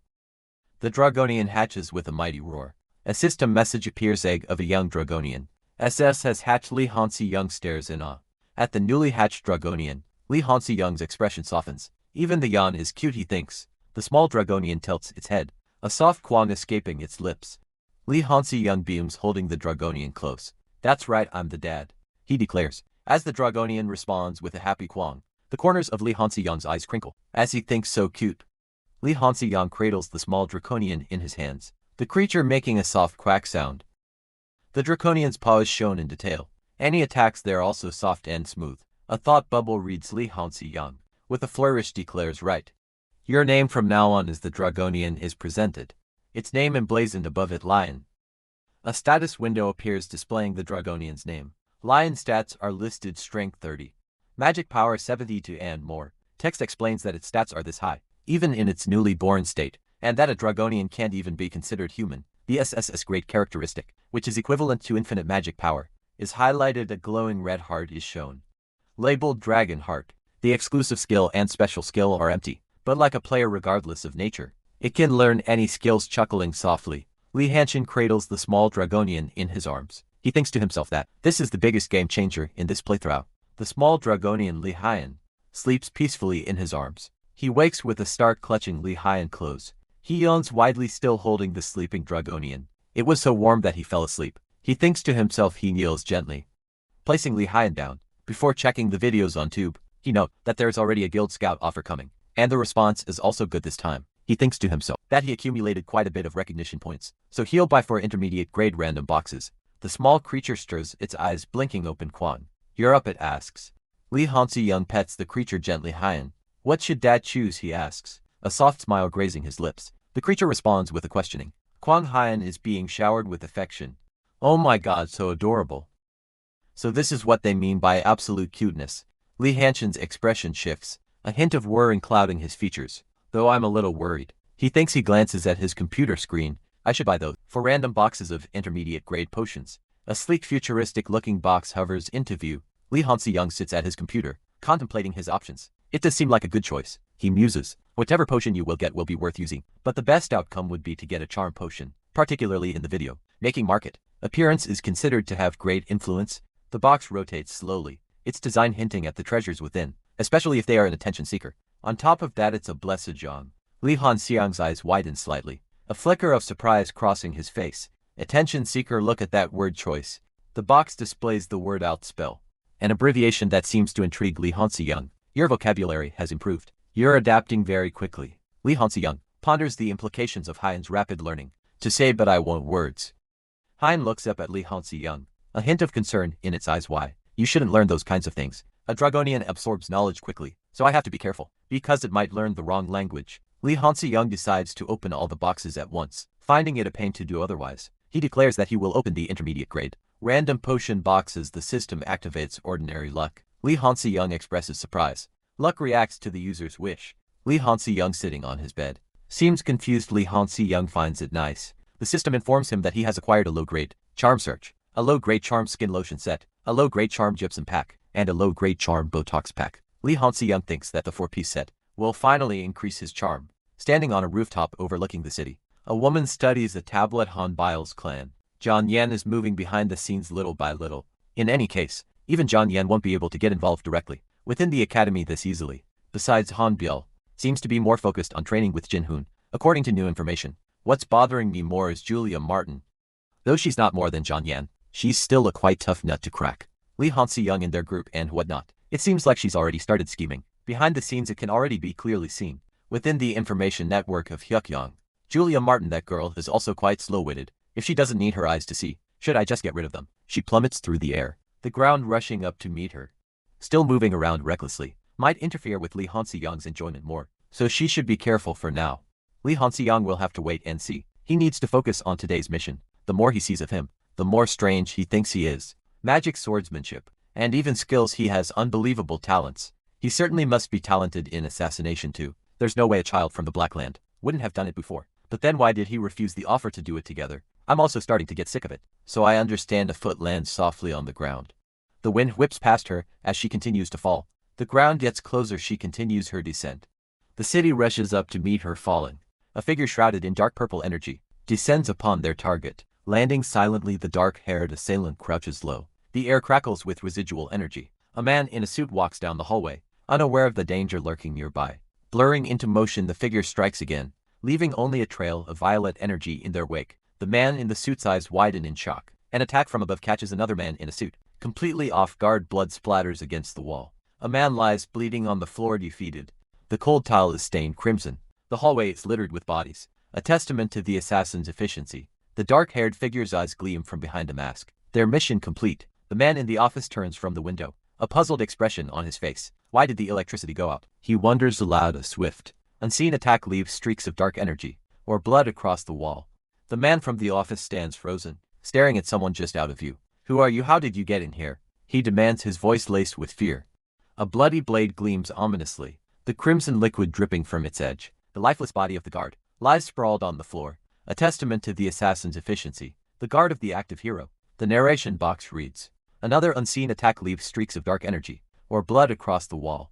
Another unseen attack leaves streaks of dark energy, or blood, across the wall. The dark-haired figure stands over another fallen body, their expression hidden behind a mask. The air crackles with an unseen energy. A close-up reveals the assassin's face, a hint of a smile playing on their lips. The assassin's dark, purple hair flows around their face as they turn away. Moving on, the narration box declares, meanwhile. A modern office building stands tall against a clear, blue sky inside a room. A man stretches and yawns, seemingly oblivious to the events unfolding elsewhere. Lee Han-si Young gazes down at the small Dragonian, sleeping soundly beside him. He reads a message on his screen. Helen asks about the stock status, and the message indicates that GHM plc has risen slightly, showing a return of 5%. He is also reminded about his upcoming classes. Lee Han-si Young wonders if this is finally the beginning of the main story. He thinks to himself that he's done with the preparations, but he can't relax just yet. Lee Han-si Young tells Hyan not to worry. While he's not in the dorm, he reflects that she's an artificial intelligence, so it allows her to be in multiple places at the same time. But there are a number of restrictions by being a drone. Lee Han-si Young acknowledges that it's difficult right now, but he'll get her a decent avatar soon. He thanks someone he thinks it would be perfect if she had a body with the skill to control the huge energy that a dragon exudes. Meanwhile, Lee Yun-heon thinks to himself that he'll have to look for it in the underworld. He eats a sandwich while looking at a screen. Lee Young-hein continues eating his sandwich, his gaze fixed on the screen before him. His eyes widen as he reads a message. I want to meet you right away. A message appears on a screen, stating that Gil Yin has made a decision and would like to meet immediately. If the condition from the other day is still valid, the time has finally come. He thinks as he walks away. He adjusts his tie, thinking that this completes half of his first plan. Looking up, Gil Yin thinks he'll be able to stop the first main story without any difficulties. The Jihen Group's lab and weapon testing ground stood tall. One of the figures gestured, indicating the direction to go. Another figure confirmed with an okay. Footsteps echoed on the floor. Gil Yihain considered the price of the 2 attribute kits she acquired at the auction, which were higher than she thought. Hearing the lab's happy cheers once they received the items, she couldn't think of it as a waste. Although the Jihain Group could take pride in the fact that they had many outstanding researchers, the item was beyond what they imagined. One of the researchers exclaimed, "Whoa." To think that this was an item that left even those researchers astonished. This was years ahead of their technology, which they had been researching for a long time. Gil Yihoon's expression was thoughtful. The researchers expected it to be an item created by a magician worthy of an S rank or higher, and one who had made a mark in the field of magic. But Lee Han-si Young isn't a veteran sage, nor an S rank magician, but he is a hero candidate. who entered the academy just recently. For a mere candidate to make this kind of item, he'll be an important figure, who will shake the world in the future. I must hold on to him at all costs. Meanwhile, the weapons lab stands tall against the sky. This place is still the same. Have you ever been to this weapons lab? Ah yes, though it was after becoming an S rank in the previous playthrough. Then could you please issue the warning? For a first grade experiment, 1 SD grade, there's a magic defense barrier spread all over this testing ground. The device is designed to evaporate hundreds of magic stones and manifest dozens of defensive barriers. When upgraded to the first grade, Gil Yin explains that it's to prevent backlash, blasts and subsequent damage. During 1 kiloton nuclear bomb experiments, she assures that it's not a nuclear, so there's no need to worry. Gil Yin warns that even if there's no fallout, there will be a similar shock, so they have to be ready. She notes that a first grade warning has been issued. Li Hansi-young apologizes, acknowledging the first grade experimental alert that has been issued. He adds that it's still best to be careful. Li Hansi-young finds the potion bottle beautiful. A close-up reveals the intricate design of the blue potion bottle, adorned with glowing orange runes. The narration explains that the empty potion bottle is fully filled with magic, using high-grade magic stones. In addition to space liberation, magic breakdown was also added, and a magic circuit was engraved. Li Hansi-young holds the bottle, and the narration says it could be considered beautiful if used in the Black Land. When you see tens of hundreds of demons and evils being swept away, it does make you think that way. Li Hansi-young asks if they're ready, and if he should start. Gil Yaoyan calls out to Li Hansi-young. The air crackles with energy. The defensive barrier is in motion. He acknowledges the situation. I know. Gil Yihun assures him it's fine. A hand reaches out. Li Hansi-young holds the magic potion bottle ready to activate its power.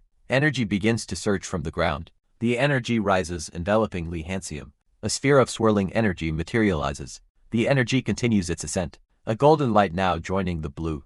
The energies converge, a powerful force gathering. A blinding burst of energy erupts. When compressed space and magic inside the bottle explode, they start pulling and pushing away. Li Hansi-young is now surrounded by the activated barrier. They explode quickly enough to dry out the magic inside the testing ground. That magic is constantly being supplied to maintain the defensive barrier. When magic and space gather back to the point of the explosion, like an atom bomb, a series of explosive magic breakdowns occur. The magic continues to surge and crackle. The explosion expands, consuming the testing ground. The explosion of pure magic fills the air. This is the reason why I had to demonstrate it outside the safety zone. Done. This large-scale testing ground, the magic barrier supplied and the ability applied. This can only be done if all the conditions are right. All in all, this was a very satisfactory execution. This is the flawless, quick, and masterful work of an experienced veteran player. Footsteps echo, a colossal mushroom looms. Li Hansi-young groans, the strain evident. This is killing him. He grits his teeth, knowing he can't repeat this feat for even a second time. Li Hansi-young exhales, steadying the screen before him. Still, the screen displays that the magic rule has been upgraded to be great. Space manipulation has been upgraded to C great. Li Hansi-young smiles, thinking that the fruits of his labor are sweet. The skills which would have taken more than a few months to upgrade were raised all at once. Li Hansi-young is shocked. He declares that he didn't fail. A group of people stand before a large building. The woman's eyes widened, her mouth agape as she stared ahead, lost for words. A vortex of blue energy begins to coalesce. The swirling energy intensifies, crackling with power. A concentrated beam of golden light erupts from the center of the vortex. The beam expands, bathing the area in an ethereal blue glow. The energy slams into the ground, sending tremors through the earth. The woman staggers back, shielding her eyes from the blinding light. You just how alone? Figure stands silhouetted against the radiant energy. Is he able to stand there? She thinks. I thought he was a talent who I shouldn't skip out on. But the landscape is scarred by a massive crater. The woman observes the devastation. It's almost as if it's all right, as long as he's not an enemy. A figure stands on a beach, the wind whipping around them, as they reflect on a lethal force that most heroes won't be able to survive against if they're careless. Song Xian thought she understood all of Li Hansi-young's abilities, which were revealed by him on his channel. But now she noticed he even has the ability to control magic. It's clear that Li Hansi-young is just a candidate right now. Song Xian thinks to herself, let's calm down first. He should never become our enemy. Rather than tying him down by force, they must somehow become allies. Afternoon collaborative class raid basics. And that's all for the basic concept of a raid. In today's class we'll be forming groups and practicing collaborative class to learn about raids. Individual strength is important, but Li Hansi-young stands with his arms crossed, a thoughtful expression on his face. The text bubble explains that it's all basic grounding for heroes to work together against a strong opponent. Whispers spread through the classroom. Someone wonders if Li Hansi-young had plastic surgery. Noting that he looks better all of a sudden, Li Hansi-young's expression softens. Someone thinks to themselves that he's not unlikable now. Lee Hansi-young smiles slightly, sweat dripping down his face. He thinks his charm level is at 15, exactly the average number, so he shouldn't be unlikable now. Song Si-yeon listens to the explanation that you start looking attractive from charm 20, and it's considered actor level from charm 40 onwards. Someone wonders if Song Si-yeon's charm is over 40, but then thinks it's because her personality was created like this. Lee Han-si-young rubs his head, think he doesn't know if it was the development team's hobby to screw players over or to balance it all out. A man on a stage announces that he'll start forming the groups, and that there will be 10 groups of 5 people. Lee Han-si-young thinks about what position he will be in, as the text explains that the groups will consist of 1 long-distance damage dealer, 1 short-distance damage dealer, 2 supports, and 1 tanker each. The text indicates that he will be in Group 5 formation. Lee Han-si-young thinks he doesn't know if it was the development team's hobby to screw players over or to balance it all out. The text reveals that he is Group 5 tanker. Lee Han-si-young thinks that being a tanker isn't so bad, as the text shows he is Group 5 tanker. Lee Han-si-young, top 500 on Hiram, a long-distance damage dealer, stands next to Lee Ki-song, a long-distance support member of Group 5. Song Xian, a short-distance damage dealer, looks on Julia Martin, a short-distance support member, stands with a confident expression. An unseen figure declares that they will proceed with the plan. Lee Han-si-young sighs, looking concerned. Lee Han-si-young admits that Hiram has some contact, but it's not his favorite composition. Julia Martin states her name, adding that this is already somewhat uncomfortable. Lee Han-si-young asks if the initial order was for him to be the tanker. Right, the text explains that tankers are suitable for enduring attacks, reading the enemy's flow, and finding gaps in their defense. Lee Han-si-young is shown with a shield. The text explains that it's the basic of all basics for the tanker to command the timing of attacks. Julia Martin says well, that's correct. The text wonders if a mere top 500 has that kind of experience. Song Xian remarks that the one with double digits in the 30th rank is talking trash. Julia Martin questions who is ignorant, retorting that it's more unsophisticated to talk trash without knowing anything. Song Xian tells Jian-hoon that he's good at talking, for being short. For people who become violent when using weapons, they're very childish at times like these. Jian-hoon thinks that it's normal, considering they're 17 years old. Song Xian states that it's a completely different story if the leader is in the top 500. Song Xian guesses the 8th rank isn't even scary, because the 3rd rank is backing him. Julia Martin agrees, saying that the 500th rank next to him isn't scary at all. She adds that if he's in the 500s, without any background, he must have done his best. Song Xian pauses, considering something. Julia Martin scoffs. Song Si-yeon asks Jong-hoon if he has nothing to say now. Song Si-yeon states that no matter how great his clan is, she doesn't think he can handle both Martin Corporation and Ji-hyun Group. He wonders what's wrong with her. Song Si-yeon demands to know why someone is being so quiet. The unseen person thinks about why they even drag Song Hyun into this. Julia Martin's expression hardens, her eyes narrowed with displeasure. Jong-hoon is surprised by the turn of events, his eyes widening. A dark aura begins to emanate from Song Xian, a palpable shift in her presence. The dark energy intensifies around Song Xian, swirling ominously. The dark-haired figure faces Gil Song-yeon's sister, her expression unreadable. She asks why she is being so quiet. A hand clenches, knuckles white as the tension rises. Gil Song-yeon's sister looks away, her expression troubled. The foot shifts, a silent signal of unease. A purple aura flares around the assassin, a visible manifestation of her power. The assassin raises a hand, her voice firm. All right, let's stop right here. Gil Song-yeon's sister turns to Jian-hoon, questioning, shouldn't we get ready for the practical first? The assassin's expression hardens, her eyes narrowed with displeasure. The assassin's voice is low, dangerous. I don't know why such a day has come, but I can't let you draw your weapon. Standing in the gymnasium, the assassin addresses Jong-hoon. For now, let's just start the class. The assassin's face softens slightly, but her eyes still hold a hint of warning. Okay. She adjusts her collar, a subtle gesture of resolve. Song Si-yeon murmurs her agreement, a quiet affirmation of the task ahead. Gil Song-yeon's sister crosses her arms, a slight frown creasing her brow. For now, she concedes, the words hanging in the air with a hint of uncertainty. Jian-hoon's eyes widen in alarm, a gasp escaping his lips. Wow! He exclaims, his face a mask of shock. Jian-hoon stands with his hands on his hips, a troubled expression etched on his face. We almost got in trouble before the practical. He mutters the words laced with frustration. A voice echoes, filled with a determined optimism. But it's going to work out somehow. Meanwhile, the camera pans up to reveal the vast interior of a gymnasium. Its high ceiling, crisscrossed with metal beams and bright lights. 3 figures stand on the polished floor, their forms dwarfed by the sheer scale of the training facility. The group is observed from above, the sounds of their preparations echoing in the cavernous space. Han Bale stands ready, identified as a Group 1 tanker, his expression focused and determined. Elsewhere, a monstrous figure looms, a C-rank ogre, its red eyes glowing minaciously in the darkness. Jong-hoon recalls a past encounter, his brow furrowed in concentration. It was hard to deal with a small number of 10 ogres during the last raid, but he states that fighting one ogre with 5 people is a good level to practice at. The ogre raises its fist preparing to strike. The ogre's fist looms closer. The fist continues its descent. The ogre's fist crashes down Zhang, who braces himself. The ogre continues its relentless assault. He manages to dodge the ogre's attacks, narrowly avoiding its massive fists. Someone comments on how good he is at drawing aggro, stating that it's annoying. The ogre lies defeated on the ground. Jinhoon stands victorious. A character observes that he used telekinesis with one hand and magic with the other, wondering how that is possible. A record of less than 10 minutes for rookie candidates is amazing. The text states as to figures stand in the background. Jinhoon is identified as a tanker in Group 2, with a record of 10 minutes and 4 seconds. It took them quite a while, because the group members' firepower is weak. The text says referring to Gil Sang-hyun. Jinhoon looks surprised. Gil Sang-hyun is identified as a long-distance damage dealer. In Group 4, Jinhoon shows a fighting spirit.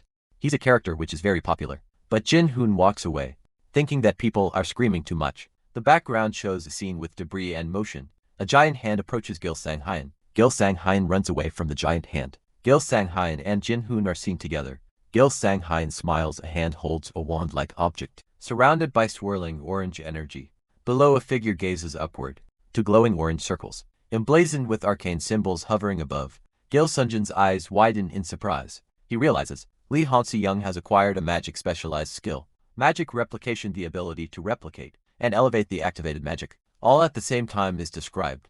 It's explained that if the proficiency level increases to fold, for fold 16-fold, it becomes a very efficient ability. Gil Sang-hyun considers that Lee Han-se-young later on become a very strong enemy. The time to decide has finally come. He thinks to himself that he's been working on making him an ally, but he hasn't seen it succeed, so he doesn't know if it's going to be possible. Gil Sang-hyun thinks if that skill is not of an enemy, but that of a friend, then it's going to have tremendous results. He wonders if he should kill him before he becomes an obstacle. Lee Han-se-young looks surprised, exclaiming his own name. Another character responds with a casual agreement, wondering if it's their turn. A female student asks if they should begin. Gil Sang-hyun stands beside her. Julia Martin crosses her arms, a dismissive thought bubble appearing above her head. She thinks she doesn't seem to be willing to actively contribute anyway, so he should pretend she's not there. He thinks that it's not like he needs her right now. As a result of the training he underwent at the testing ground, this time magic rule became B grade, and space manipulation became C grade. He thinks that ogres have become an opponent that he can defeat on his own. Gil Sang-hyun thinks since it's a collaborative class, he should at least have the minimum courtesy. He thinks how tedious this is. Then he wonders what to do.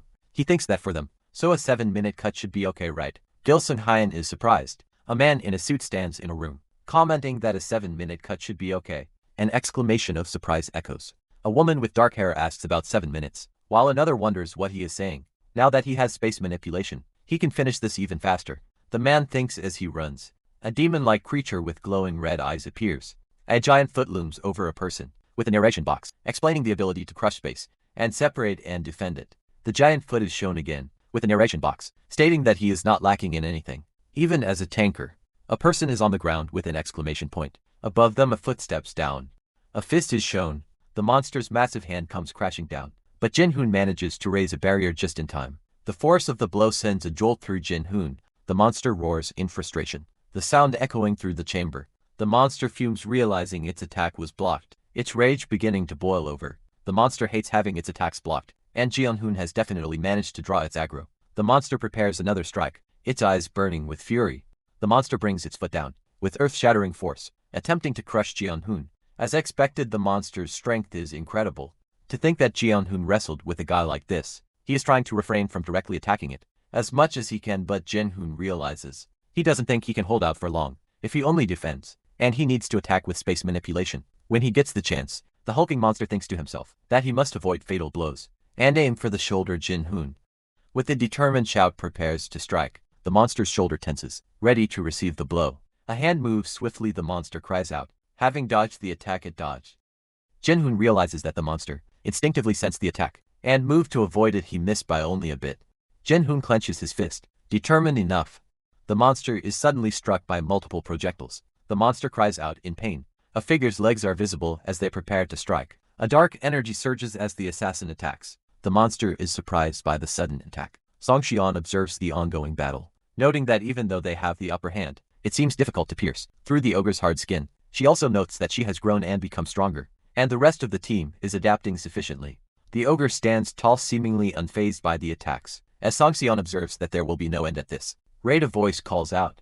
suggesting they hit it once more. Jeonhoon prepares to strike the ogre. The ogre seems surprised by the sudden attack. The attack connects and the ogre grunts in pain. The force of the blow impacts the ogre's neck. Jeonhoon is surprised, exclaiming that the attack avoided the tough skin and hit the neck instead. Julia Martin prepares her own attack, declaring that it's going to end up dead this way. And now is the time Julia Martin draws her bow. Readying an arrow on Hiram prepares a magical circle, ready to assist Julia Martin. The magical circle glows with power, ready to unleash a devastating attack. The dark energy surrounding Hedgemord intensifies. As the creature begins to collapse, the energy explodes outward in a burst of raw power. The massive form of Hedgemord pitches forward defeated. A grimace of pain contorts the creature's face, its red eyes burning with fading rage. Arrows protrude from Hedgemord's body, a testament to the team's relentless assault. The creature's body slams into the ground, the impact shaking the very foundations of the room. The ground cracks beneath the weight of Hedgemord's fall. The fallen creature lies motionless, arrows piercing its hide. Dust settles around the defeated Hedgemord, the silence, broken only by the faint sound of settling debris. From a distance a group of students observes the scene, their expressions a mixture of awe and apprehension. The Group 5 record is displayed below. The time record shows 3 minutes, 43 seconds. Two students react in shock. Their face is a mask of disbelief. Lee Han-seyoung pauses, a bead of sweat trickling down his temple. As he contemplates the screen, he mutters to himself that it ended too quickly, feeling as the game's difficulty level has increased. Once again resigned, Lee Han-seyoung tells himself that what's done is done, and he can't help it. Lee Han-seyoung calls out to Halen, asking her to bring the camera a little closer. He reflects that he thought he'd withstand it for 7 minutes. Lee Han-seyoung exclaims that he dealt with it in 3 minutes. By mistake he declares that it is perfect.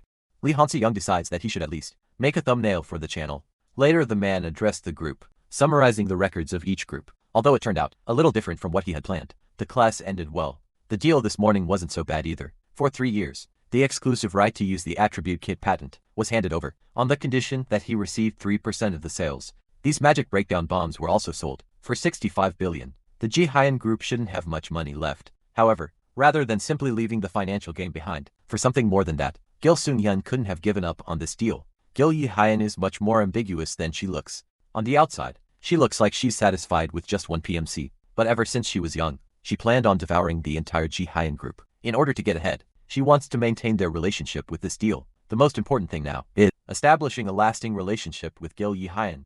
If that happens, there's not only money to be earned, but something else entirely. Gil Soon-hyun thinks to himself, and that is Gil Soon-hyun. There is no better way than this to deal with him, he muses, since he is still listening to his older sister, Gil Yi-hyun. It's the only way to save him from the depths of evil, before he completely strays off from the right path. Someone thinks on top of that, if he can coach Julia Martin as well, she has the tendency to be very devious, so the possibility is still unknown. Someone thinks anyways, I acquired the honorary chief researcher position from the Ji-Hyun group to think that she wants to make sure to put one foot on my side, even if it's in such a convoluted way. For me who's targeting Gil Soon-hyun, this is a positive sign. It's complicated, but the preparations, A smug aura emanates from someone. Songxian has her shoulders up. Ever since the practical ended, no matter how much arguing there was, why are you so proud? It's really weird that Songxian is being like that. He appears troubled, but a thought bubble forms above Gil Songyan's head. It's time to start. The sound of something approaching fills the air, as Gil Soon-hyun walks with 2 other students.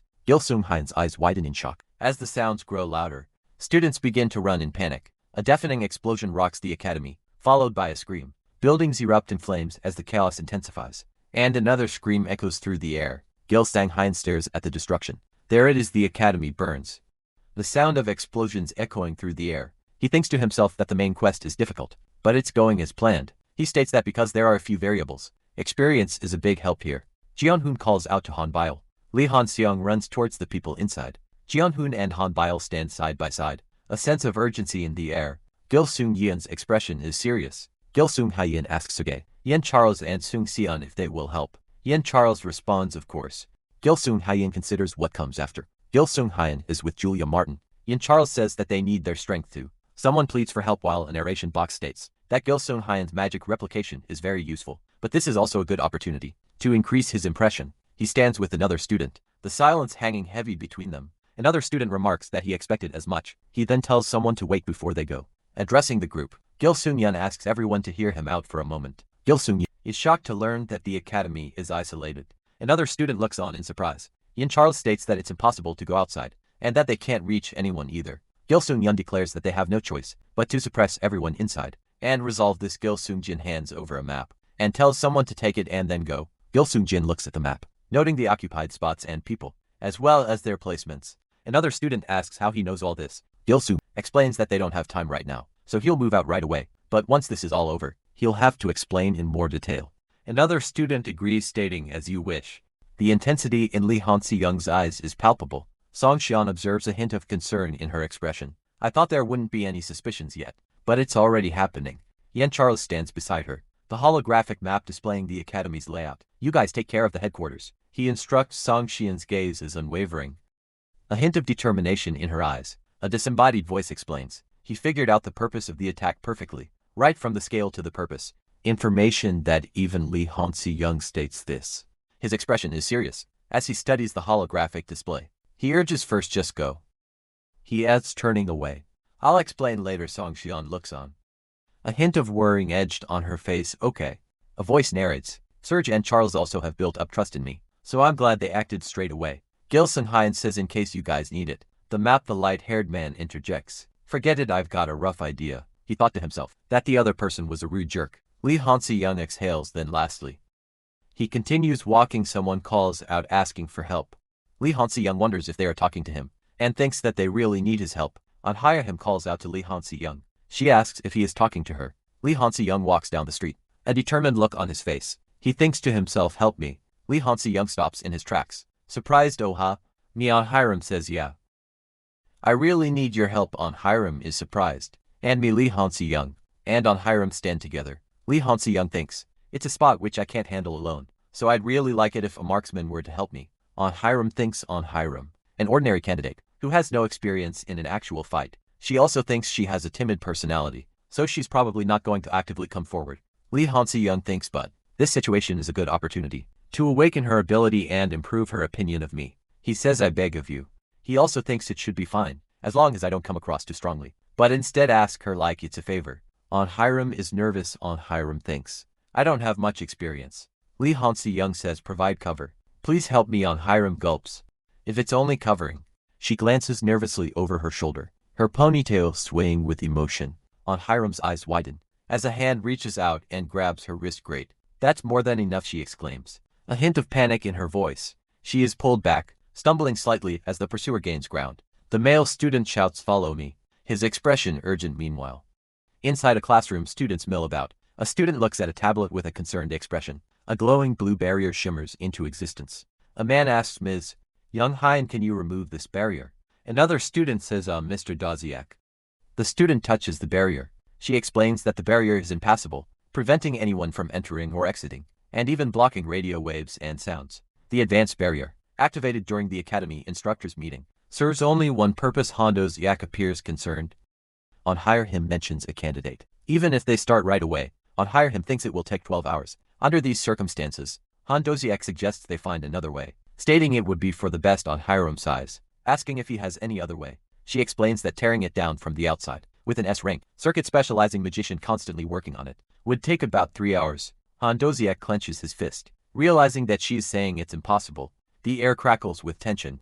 Doziak looks grim, the weight of the situation settling upon him, as Hiram stands by. Hiram suggests that it might be the fastest method. Doziak, gripping his sword, declares that if there's no other way, he has no choice but to break it down by force. Doziak states that it's already time for troubles to occur, and he can't delay it any longer. Doziak, his expression hardening, demands to know who the hell did this from behind. Doziak observes that it must have cost a fortune to set up a barrier like this, but that's not the issue. Doziak explains that the issue is that it was prepared without anyone finding out. Doziak realizes that means there are enemies inside. As well, Doziak instructs everyone to step aside. A blue sword crackles with energy. Doziak prepares his sky-breaking sword. The sword glows red as Doziak prepares to strike. The heavenly sky-splitting attack, consisting of only 3 forms, is unleashed. Splitting the mountain is the first form. Splitting the sky is the third form. The ability comes from a contract with a high-ranking deity, the sky-breaking mischievous child. This special ability was gained after climbing to S rank, and is the best sword technique of Dazaemon. He has become an S rank hero, but the power still cannot be handled properly, even with absolute focus until the very end. Doziak thinks he might even lose his arm if he pushes himself too hard. Doziak grips the sword, a bead of sweat trickling down his temple. He steels his resolve. I should try my best. Han Doziak focuses the red aura around the sword, intensifying the sword hum's power. He prepares to unleash the attack, his grip tightening on the hilt. The first form, splitting the mountain, is ready to be unleashed. He unleashes a concentrated beam of red energy, slamming it against the unseen barrier. With tremendous force, the strain of the attack takes its toll, as Han Doziak coughs up blood. The barrier glows with an intense blue light, cracks spider webbing across its surface, but it still holds. Han Doziak grinds his teeth, his determination unwavering as he channels more power. Even if he loses much more, he thinks, focusing his energy into the blade behind the barrier. Someone curses as the structure shakes violently. The sound of the barrier crack catches someone's attention. Did the barrier surface crack? Someone wonders. Han Doziak vows to swing the sword until the very end. Someone shouts about the sword. This son of a someone exclaims. What son of a someone shouts in disbelief. The sword tears through the barrier, drawing a spray of blood as it finds its mark. He glances back, a pained expression washing over his face. Ooh, I got distracted. The blade continues its relentless advance, piercing deeper through the weakened barrier. Han Doziak collapses to the ground defeated. The sky burns with an orange hue. A large building stands against the fiery sky. A monstrous creature screeches. Panic erupts as people flee from the monstrous threat. Run away, they scream. The monster looms, its massive wings casting a shadow over the ground. Two students run through the halls, their faces etched with determination. They arrive at the conference hall. One of them thinks, it's just as I thought. No one is able to come out. One of the students says, I'm going to start breaking the barrier now. Cover me for a bit. The other student nods in agreement, a determined glint in her eyes. The student prepares the magic stones, thinking monsters are roaming everywhere. I've thoroughly prepared the magic stones, but it won't be easy to tear the barrier down. An arrow pierces the monster's hide, drawing a spray of blood. Gil Yin continues her fight, blood splattering as she strikes the monster. The winged beast reels, an arrow piercing its flesh. Gil Yin stands firm, her expression determined. She thinks to herself, I was worried, but she's fighting well. Li Hansi-young observes the battle, a calculating look in his eyes. He thinks, I can comfortably proceed with the dismantling, and leave. Li Hansi-young is surrounded by a blue aura. His expression serious. He thinks, it's definitely possible to break it, but if I don't succeed fast enough. Han Doziak's face is etched with concern. A stark warning flashes. Han Doziak will lose his right arm. Li Hansi-young looks down, lost in thought. The narration states, on top of being in S rank, he's the only person who has signed a contract with Heavenly Demon. The narration continues, it's far too likely for him to fall into despair. After losing his right arm, a hand hovers over a glowing magic circle. Li Hansi-young's expression is grim. The narration states, since he's talented, if he protects that arm of his, he can even rise up to SS rank. Li Hansi-young looks up startled. He is shaking. The young man's expression is one of shock. Han Doziak is raising his sword. The blade glows with a menacing red light. The air crackles with energy. An archer takes aim. The archer releases the arrow. Li Hansi-young thinks, I have to finish this before he can swing his sword all the way. A magic circle appears. Okay. A part of it broke. Li Hansi-young shouts, first of all, I must stop Han Doziak. What? He continues to squeeze the door. It sounds like he heard his voice. Li Hansi-young thinks, wondering if he should try squeezing it a little more. Li Hansi-young shouts for the person to let go of the sword. The grip on the door tightens. Han Doziak wonders if it's candidate Li Hansi-young, cursing him as a son of a bitch. A sword drips with blood. Han Doziak falls backwards. The sword clatters to the ground. Han Doziak lies on the ground. The narration box stating his right arm is still intact. Han Doziak's hand is shown with a narration box saying, Great. Li Hansi-young thinks he needs to get rid of the rest of it without delaying any longer. A low murmur fills the room as two figures converse. A voice expresses gratitude to Li Hansi-young. A figure lies on the ground as another response. No problem. The woman wonders how someone managed to break something, questioning their expertise with circuits. A voice muses that someone seems curious, and mentions making something like great magic defense for a part-time job, offering an acquaintance discount. A figure gives a thumbs up with a cheerful expression. Someone declares they're busy and will talk later. He thinks to himself that she's going to keep pestering him endless if he stays, deciding to make a run for it and go back to Hiram. Hiram pauses, a look of surprise on her face. She thinks, it seems like the monsters aren't working. He considers that he needs to give her another stimulus. A voice wonders if it will awaken another personality. The sky hangs heavy with an orange hue, casting long shadows over the city buildings. Jong-hoon races through the corridors, Song seen close behind, both focused on the information displayed on the tablet. The tablet displays the grim reality. The academy has been attacked. The number of terrorists is 198, attacking monsters 780, and casualties have reached 69. The progress time is 1 hour and 34 seconds. Jong-hoon studies the tablet, a grim expression settling on his face. They fought considerably well. Based on the 1 hour they lasted, everyone seems to be responding flawlessly. at the places they've been assigned to. He thinks he can rest assured about the other side then. The next destination is the Academy's Engineering Research Institute. Looms in the distance a target of the ongoing assault, the research chief, and the treasure-grade item hidden there. Heart of the ancient gigant is their target. I'm sure that a small number of around 1 rank, and for B ranks will attack that place. If he stops them and acquires that item instead, he can get so much further ahead. The blockage this time around needs to be successful. Tua boot steps onto a blood-stained floor. The aftermath of a brutal fight. Bodies lie scattered amidst pools of blood. A sword resting nearby a figure lies bleeding. A weapon nearby to cloaked figures observe. One stating that all security guards have been subdued. The other responds very well. A cloaked figure stands seemingly guarding something. 3 cloaked figures stand before a floating object. One exclaims in awe. The floating object is identified as the heart of the ancient gigant. The object floats bathed in a purple glow. It's magnificent. A hand reaches out towards the great relic Jonathan, and a rank mercenary of Twilight Wolf observes. Even if it's temporary, it's an item that provides status. A rank hero uses such an item. A heart-shaped object floats in the air, radiating a soft purple glow. This is the heart of the That's a Relic rank item.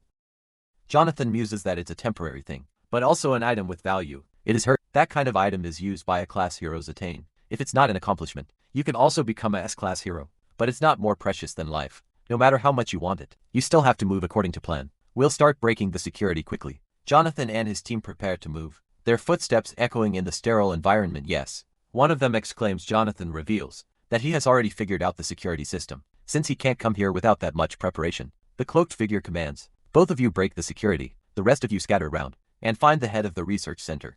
A voice responds, got it. The cloaked figure continues, that item is useless if the head of the research center isn't here, so don't care if he can't walk, but just capture him alive. The cloaked figure confirms, understood. A security guard cries out, ACKK as they are attacked. The sound of a heavy impact echoes through the facility. The cloaked figure stands over the downed security guard, their sword glinting in the dim light. The cloaked figure's eye narrows as they mutter, there's still some security guards left. A potion bottle rolls across the floor, leaving a trail of blood. Someone notices the potion bottle, questioning potion bottle. A figure is suddenly attacked by a barrage of blue energy. The figure exclaims in shock, 2 people, since when did they? The figure is struck again by the blue energy, the attack intensifying. A cloaked figure wonders what is happening. The figure stands amidst swirling blue energy. Blue energy crackles through the facility. The blue energy continues to search. A figure lies on the ground as another stands over them. One of the figures says that they are glad he let his guard down, because it's a regular potion bottle. Even though power has reduced, it can still kill in a class in a single sweep. If they get caught up, the other figure says, let's go, there's still a B-class mercenary inside. A figure glances to the side. Boots rest on the ground amidst the blue energy. A close-up of a figure's face shows a worried expression. One figure grabs another, exclaiming that there is an enemy ahead, and to get a grip. A close-up of a figure's neck shows signs of distress. She could feel that she was being provoked. By these situations, Li Han-seong urged her to let the other personality come out. On High Rim tried to stay calm. She wiped her eyes. Blood stained the floor near a discarded sword. On High Rim looked surprised. Her face was contorted in distress. A voice echoed in her mind, demanding she kill the enemy in front of her. On High Rim looked scared. Her eyes wide with fear. Li Han-seong walked away. She trembled, realizing the great influence On High Rim's multiple personality had on people around her. She wondered if she was shaking. A voice echoes, stating that it serves as a great power for a large-scale battle. It's a sign that she's almost awake. A voice declares. Li Han-seong stands in a dimly lit area, his expression serious. 2 cloaked figures stand before him. He thinks to himself to be class. Is it? Li Han-seong moves forward, a determined look on his face. The clash of steel rings out as Li Han-seong engages one of the cloaked figures. The cloaked figure stands its ground. Li Han-seong thinks, as expected of B-class mercenary, facing B-class opponent is tough, just from practice only. A grin spreads across Li Han-seong's face. But somehow I enjoy it, he thinks. Li Han-seong's expression shifts, a hint of confusion in his eyes. Did I get influenced by something? He wonders. Li Han-seong looks to the side. A sense of unease washing over him. His eyes widen slightly. A flicker of surprise in his gaze. On Hiram descends with a sword. Her expression, intense pink energy crackles around her. A visible sign of the shift taking place within. She plummets from above. A dark figure descending amidst swirling debris. A cloaked figure emerges wielding a blade that pulses with a sinister purple light. The sword gleams with a malevolent red energy. Its edge is sharp and unforgiving. Her feet land heavily on the ground, kicking up dust as the transformation takes hold. A close-up reveals a face contorted with newfound intensity, eyes burning with a crimson light. On Hiram stands fully transformed, radiating a menacing aura. As the slaughter takes control, a system message appears, declaring that she has abandoned her arrow and taken up the sword. Gil Sung Hyun, witnessing the transformation, exclaims, "It started on Hyun Rim's multiple personalities. The slaughter." The mercenaries in the background tremble, one muttering that they are completely frightened. As well, the cloaked figures begin to tremble. Sensing a shift in the atmosphere, On Hyun Rim has become the perfect predator, embodying the essence of the slaughter. They had to be hesitant at the sudden change of air. One of the cloaked figures takes a step forward, the sound echoing in the tense silence. The assassin stands before On Hiram, drawing a gleaming blade. The assassin prepares to strike the air, thick with anticipation. The assassin questions the situation. On Hiram's eyes gleam with newfound power, a sinister smile playing on her lips. A girl with long, dark hair stands amidst a field of corpses, a blooded sword in her hand. The girl's dark hair cascades down her back. As she stands silently, Gil Sung-yeon watches her, a thoughtful expression on his face. He muses, "She avoids my magic to assist her instinctively, and she took down B-class in an instant." Gil Sung-yeon's expression is unreadable. Gil Yeon says, "Wait just for a bit." Gil Sung-yeon thinks to himself, the multiple personality cannot be asleep yet. A heart floats in the air. Gil Sung-yeon holds up the heart, stating the heart of ancient gigant. "I got this pretty easily, 'cause the security was breached." He smirks, a sinister glint in his eyes. This is the perfect timing. He thinks putting something inside the inventory. Was this also influenced by Luckstat? Turning to Gil Yi-hyun, Gil Sung-yeon says, "Let's go out." Gil Yi-hyun remains silent. "I know it," a voice echoes in her mind. She can't answer, because she's mostly feeling the intuition left. Her eyes are shadowed by her bangs. It might take a long time for her to be in control again, right? Gil Sung-yeon's expression hardens. "But I know how to move by her instinct." A dark aura seems to emanate from him as he declares, "Let's go kill some people." Gil Yi-hyun's eyes widen, a flicker of fear in their depths. Gil Sung-yeon's face is drawn, with a mixture of determination and unease. He places a hand on Gil Yi-hyun's head, a sinister smile playing on his lips. "That's right, if you listen to me well, I'll introduce you to a lot of people to kill." A disturbing smile spreads across Gil Yi-hyun's face, her eyes vacant.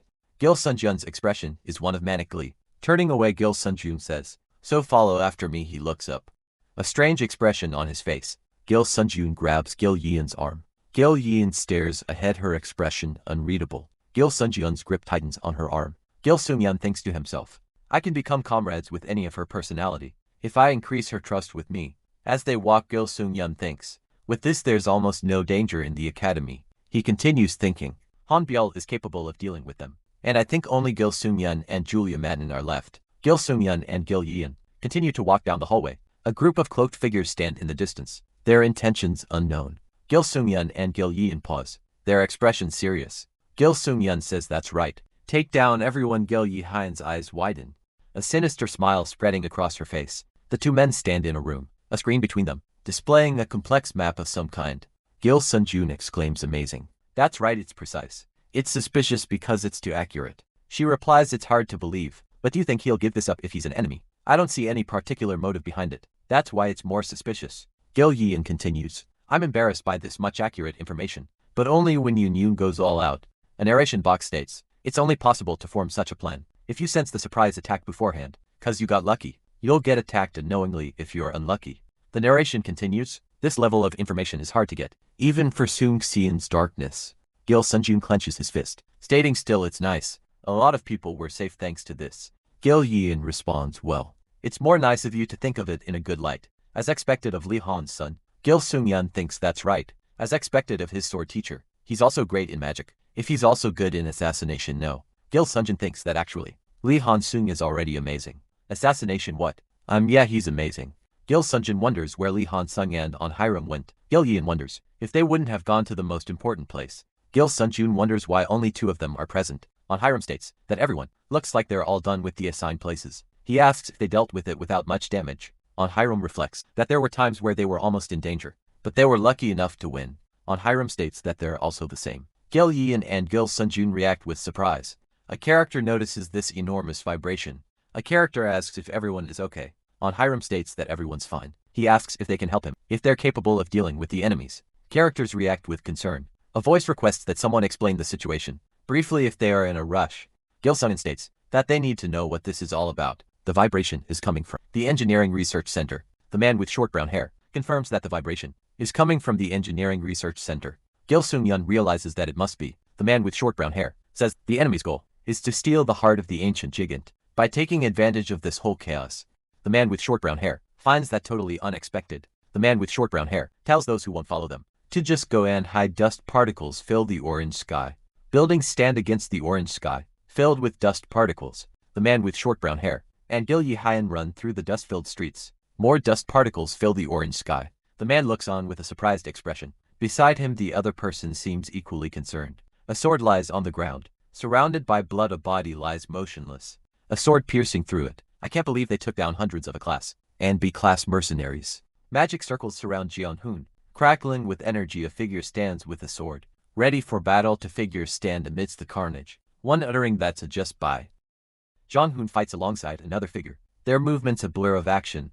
Li Hansi-young stands by, observing the unfolding events. The assassin swings her blade, a crimson arc cutting through the air. The sword finds its mark, slicing through one of the cloaked figures. With brutal efficiency spinning, the assassin lashes out with a kick, sending another cloaked figure staggering back. A flicker of determination flashes across the assassin's face. One of the cloaked figures manages to raise a shield, blocking the assassin's next attack. The cloaked figure braces behind the shield, preparing for another onslaught. The assassin's expression hardens, her eyes narrowing with focus. She presses her attack, the blade a blur of motion. With a resounding crack, the cloaked figure's shield shatters. Under the force of the blow, the impact sends tremors through the ground. She swings her blade, a crimson spray erupting as the attack lands. Suddenly an unseen force slams into the assassin, sending her hurtling backwards. Her body flies through the air, limbs flailing as she loses control. Spinning wildly, she is completely at the mercy of the unseen attack. Li Hanxiang's eyes widen as he witnesses the assassin's sudden reversal of fortune. He raises his hand, arcane symbols swirling into existence. Around his palm a complex magical circle flares to life, ready to unleash its power. The ground rushes up to meet her. As she continues her uncontrolled descent, she slams into the ground, the impact sending another spray of blood into the air. Pushing herself up, the assassin regains her footing, her gaze sweeping the area. Her eyes dart around, searching for the source of the ambush. Meanwhile, a group of cloaked figures watches from the shadows, their intentions hidden. Her boots clicked against the pavement, the rhythmic sound a constant companion on this mission. A lone schoolgirl stood nearby, seemingly oblivious to the danger that lurked in the air from a distance. Gil Sanhyun raised his hand, a silent signal in the making. A blinding force slammed into her, the impact echoing with a sharp act. The assassin cried out, the world tilting violently, as pain exploded through her senses. She crashed to the ground, the hard pavement meeting her with brutal force. A strangled yuck escaped her lips. Gil Sun-yun's expression remained unreadable, his thoughts hidden behind a wall of silence. Blood stained the floor, a grim testament to the perfect combination of skill and strategy. The operation was strictly confidential, and all related information and people were taken care of. To keep this secret, they were certain that the guardian family of Korea, Young Yan assassination and the darkness, who can access such information, didn't notice it as it was a top-secret operation. They prepared thoroughly, while the instructors in the meeting room were successfully separated from the academy. But the operation was completely destroyed. The lower half of a cloaked figure comes into view. A voice wonders, what's this? The cloaked figure laments, they knew all our plan, and stopped the operation without. Paul Holland, executive for the Wolf of Twilight, mutters, there must be something. He's using the nickname, the person who obtained Dragon Scale, as he is the strongest hero that participated in this attack. Its nature that you'll never know when the original plan will fail, but this is beyond that extent. There was always an enemy attacking at every point. Even the engineering research center was stopped by the candidates. Besides, he hadn't even noticed that such the candidates were making their move. According to the SBY's report, neither Han Doziak nor Li Young-hyun were aware of this. Did the candidates make their own judgment and move, or did someone from higher up order them secretly? That also doesn't make sense. The superficial goal was the death of the candidates and the chaos of the academy, but the actual goal was to steal the heart of the ancient. If that's the case, we're starting plan B. Change your locations. As we failed to get the heart, we must at least make sure we achieve the second goal. If we don't do that, then this operation is a total failure for real. Currently most of the candidates are taking shelter in the dormitory. I have to blow up that place completely. Just in time. Hondo, Zok, and Lee and Hyun are at the Engineering Research Center, which is the complete opposite of the dormitory. Triumph is right here except for those two. The blocking barrier is set up at every corner. For plan B, the man vows not to get attacked this time. No matter what, the voice declares that they will move there. The figure on the rooftop states that plan B cannot be stopped, adding that there are things in the world that you can't do, even if you know about them. A hand reaches out, fingers splayed on the ground. A man stands with his back to the viewer, shoulders tense. Gil Sun-yun admits that someone knew about the plan and gave him a hard time, but he didn't mean to overwork himself here. He was too swept away by On Hiram's characteristics. He knew that she had a strong influence on the battlefield. For some reason, he's never experienced that level of effect, but seeing how she agrees with him completely, It would be fine to say that On High Rim is almost his colleague. Gil Sung-yeon sighs, saying that On High Rim is almost his colleague. He sighs, shaking his head. A hulking figure with glowing red eyes stands before a man, a bat-like creature hovering behind. A voice echoes, reporting a blockage barrier and swarming monsters. A hulking figure wonders if someone is trying to stop them. A new strategy is in play. The enemy has changed to Plan B. The dormitory looms in the distance. Lee Han-se-young stares intently at a screen, his expression unreadable. The system announces the purchase and use of middle-grade random potion boxes. Luck reacts to the player's situation, granting a high-grade dragon sedative. Lee Han-se-young looks up, a confused expression on his face. The system reiterates that Luck is reacting to the player's situation, and another high-grade dragon sedative is obtained. He wonders why this is coming out. Lee Han-seung's name flashes as a drone appears beside him. The system announces that the dormitory has been attacked. An exclamation punctuates the sudden crisis. The large magic defense circle at the dormitory is mentioned as Shalin Long. An S-class magic hunter from Twilight's Vault is introduced. James Lin, an S-class magician from Twilight's Vault, is introduced. The man in the hood remarks on the large scale of something unseen. Two figures discuss breaking something down. One of the hooded figures states that, even with preparation, it would take a long time to break it down. One of the figures wonders who broke down the barrier at the meeting room. Another can't believe they broke it down in just an hour, when it took a whole month to make it. He asked what the other means by an hour. It was almost less than 30 minutes. Someone states. The man in the hood states that he also knows that, and Long remarks that it must have been leaked outside, adding that it's only normal if it takes at least 4 hours to do it. James Lin says that they'll find out soon. He adds that the report says it was a candidate, but that doesn't make sense. The narration states that the barrier at the meeting room was broken down too early, as were the security forces and the headquarters. The narration continues, stating that it all started from there. Shalin Long wonders what they're thinking about now, suggesting they set it up quickly and get out, as it won't take long, right? James Lin replies that of course, he's prepared it beforehand. A barrier is being broken. James Lin says he's somewhat anxious, and Shalin Long asks what's wrong, and what there is to be anxious about. The narration explains that the corridor is blocked with a barrier, and they've also relocated the monsters and S-class troops to match their level. It adds that Shalin Long has survived by detecting and avoiding numerous dangers due to his traits of sixth sense. Shalin Long thinks that he can't ignore those feelings, but it doesn't make sense to retreat after coming this far. A view of the sky. Shalin Long states that it's all done. A magical circle flares with an eerie blue light, crackling with unseen energy. The circle erupts in a violent explosion, sending debris flying in all directions.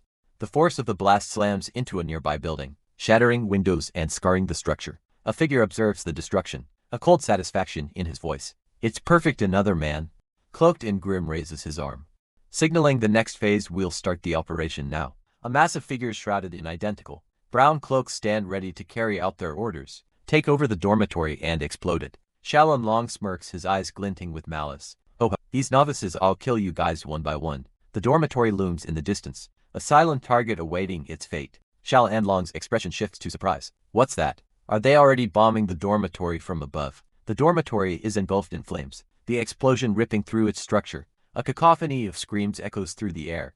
Air arc. Shalin Long and another figure stare in disbelief. Is this perhaps? The dormitory building is in ruins, as two figures gaze up at the destruction, dust and debris raining down around them. Clutching at his chest, a man cries out in pain. He collapses, his body racked with agony. The man lies prone amidst the rubble, his face contorted in pain. A voice echoes, explaining that Paul extorted the dragon scale, rose to S-class in a twisted way, and was cursed by the dragon. The voice continues, noting that Paul is usually powerful, but becomes very weak in front of something with dragon blood. One of the hooded figures exclaims in disbelief, questioning why this is happening here. The other figure wonders if a dragon is involved, dismissing the possibility that it would be. As far as a dragon, a monstrous roar echoes through the air. The ruined building stands tall against the fiery sky. The hooded figure remarks that the scream is somewhat strange. A hooded figure flinches, reacting to something unseen. Two hooded figures look on with concern. The hooded figures remain still. A young girl stands still. The young girl looks up, a slight frown on her face. The young girl stands still. One of the hooded figures asks, "What's with this kid?" The young girl roars. A man coughs, lying on the ground. A hooded figure looks down with surprise. The young girl looks up, thinking this kid is. A hooded figure looks at the girl with shock. A human figure with dragon blood is revealed. The young girl stares ahead, her expression unreadable. A voice wonders if she is a Dragonian. One of the hooded figures considered the proportion of Dragonian blood in her veins, and how it affects her magic level. Another hooded figure wonders if she knows how to use magic, and what her ability is. He also wonders if his magic would work on her. A hooded figure surrounded by others contemplates the odds of total annihilation. The hooded figure worries about losing a lot of troops, and 3 S-class people at the same time, and how it would affect their guild. Another hooded figure resolves to avoid the worst of the worst. A hooded figure decides that if that's the case, this is the only way a hand reaches out. Someone shouts that everyone is escaping. The young girl stands amidst a large explosion. She looks up, a question forming in her mind. A large blue crystal pulsates with energy. A cloaked figure explains. The last way is to confuse them with smokescreen. Hide and blink, then I'll open the gate and escape. All money will end. Lastly, the item made as insurance for Paul Holland is retrieved from a pouch. The cloaked figure is struck by a blue crystal, sending him flying. A description appears. A drug that makes dragons lose their reason and senses. Dragon stimulant. A silhouette stands before a blue crystal. A red potion nearby. A blue crystal looms large. A blue crystal shines brightly. Lee Hai looks surprised. Lee Han-soon looks up, spotting a drone hovering above. The message blares. The dormitory has been attacked. The news hits Lee Han-soon hard, his eyes widening in shock. The drone continues its silent vigil. Even if the enemy is S-class, there's no way White, the Dragonian, would be defeated easily. He thinks instead there might be another problem. When the sedative items from the potion box comes out, first of all he has to break down the barrier. If he wants to go to the dormitory, two figures stand silhouetted against a strange, glowing barrier, a bat-like creature flitting above them. The fact that Highland has come, does that mean the monsters sent are a hindrance? If the enemy changed to plan B, his body hasn't recovered yet, so it's impossible to break it down. If he attacks it alone, Lee Han-soon wonders what he can trust on. We'll break down the barrier. Please back me up. Lee Han-soon's eyes widen hearing the call for backup. The group stands together, listening intently. One of them declares that when this is over, they will train together for 5 days. Another voice chimes in, offering spare time on the weekend as well. A girl expresses her frustration at being ignored, but he can just figure it out at a glance. Lee Han-seong glances at the barrier, blue energy crackling around him. The barrier shatters, the energy dissipating with a final surge. One of the figures declares that he'll leave the rest to the others. Lee Han-seong runs forward determined. A small figure admits to being a bit worried, but there was not much to it. A crimson star-shaped object plummets from above, trailing faint streaks of red energy. A sudden exclamation breaks the silence, as someone notices the falling object. A hand clutches a small red object, wrapped in white straps. Dragon stimulant. The text bubble reads. A young girl with white hair and small horns looks up, her eyes wide with surprise. Bare feet stand on a tiled floor, the scene devoid of context. The student's eyes widen in alarm. That expensive thing, he shouts. A foot clad in a dark shoe stomps down, surrounded by a burst of blue energy. A figure is sent hurtling through the air, engulfed in the same blue energy. The leg of the figure in a dark uniform is visible. A hand holds the dragon stimulant, the object now more clearly visible. He plummets downwards, the ground rushing up to meet him. Fortunately, the situation ended without using the sedative. On top of that, he even got a dragon stimulant. What amazing luck! Jong-hoon expresses his gratitude for the gift. He turns his head, a flicker of surprise in his eyes. A small figure races towards him, her voice filled with joy. Jeon-hoon catches his daughter in a warm embrace. Dad, where did you go?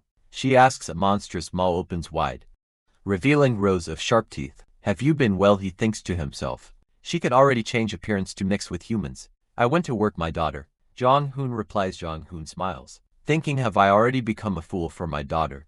He stands alone, lost in thought, as if trying to piece together a puzzle. The protagonist muses, I guess they already wrapped it up and gathered here. Gil Soon-yeon stands with another student, and a taller man in a suit, their expressions unreadable.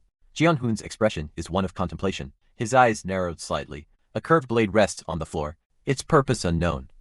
The panel shows a flashback of Song Si-yeon. A voice wonders, Song Si-yeon's weapon. Come to think of it, I didn't see Song Si-yeon. Did she go somewhere in a rush? Jong-hoon's gaze sharpens. You, the taller man looks shocked. Mary. Jong-hoon appears confused. The taller man says, look at her face. There's no way she's Lee Han-sung's daughter. Another voice interjects, well, her age also doesn't make sense. Wait, why are you talking about her face? A figure with horns and a tail is revealed. Can't you see her horn and tail? Lee Han-seong and Gil Soon-yeon react with shock to something unseen. The focus shifts to a close-up of a tail, confirming the presence of horns and a tail. Gil Soon-yeon asks if Lee Han-seong's wife is from a dragon's tribe. Lee Han-seong vehemently denies it. Lee Han-seong thinks to himself that he can't say that Lee Hyen isn't his daughter, because she's looking right at him. A close-up of Lee Hyen reveals her wide, innocent eyes. Lee Han-seong expresses his disgust. Lee Han-seong admits that she is indeed his daughter. Gil Soon-yeon tells them to calm down. Lee Han-seong wonders why they think she's really his daughter, even after looking at her horn and tail. Lee Han-seong pleads for them to have some sense. Lee Hyen calls out to her dad. Lee Hyen looks up with tears in her eyes. Lee Han-seong reels back, a look of utter disbelief washing over his face. A voice booms out declaring yes. I'm her dad. He clutches Lee high and close. Both of them wide-eyed with shock. Voices erupt in disbelief. Really? No way. A voice questions. Doesn't it even matter to you guys that she's a Dragonian? A wave of shock ripples through the crowd.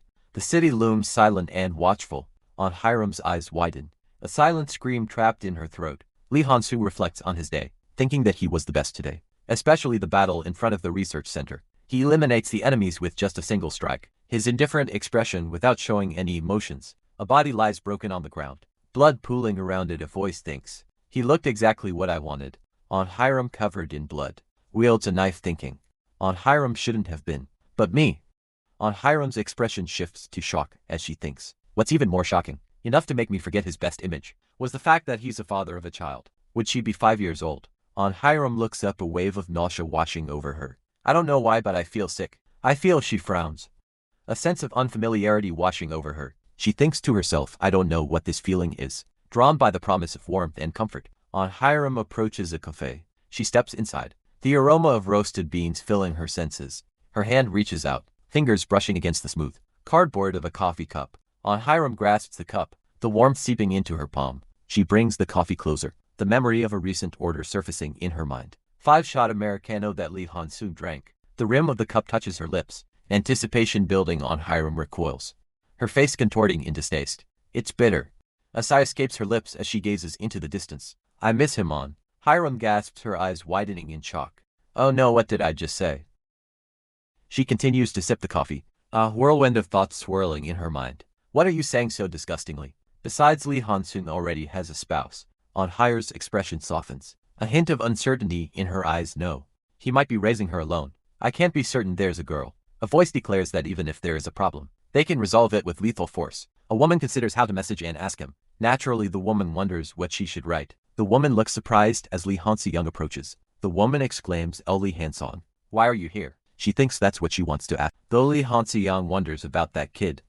Lee Han-soo asks if it's about the kid. Oh, why? He explains that she's sleeping in the dormitory because she's tired from transforming. Lee Han-soo continues saying, it hasn't been long since she hatched from Dragonian's egg, so it's quite a burden for her to be in human form.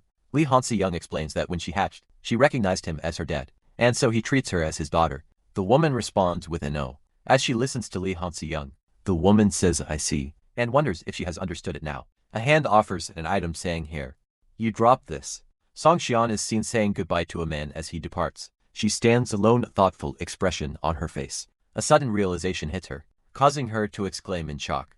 The surprise causes Song Xian to spill her drink, adding to her embarrassment. Lee Han-soo is seen holding a Dragonian child, a scene that seems to have caused the misunderstanding. A close-up of a cup reveals the phrase. The correct answer was Dragonian.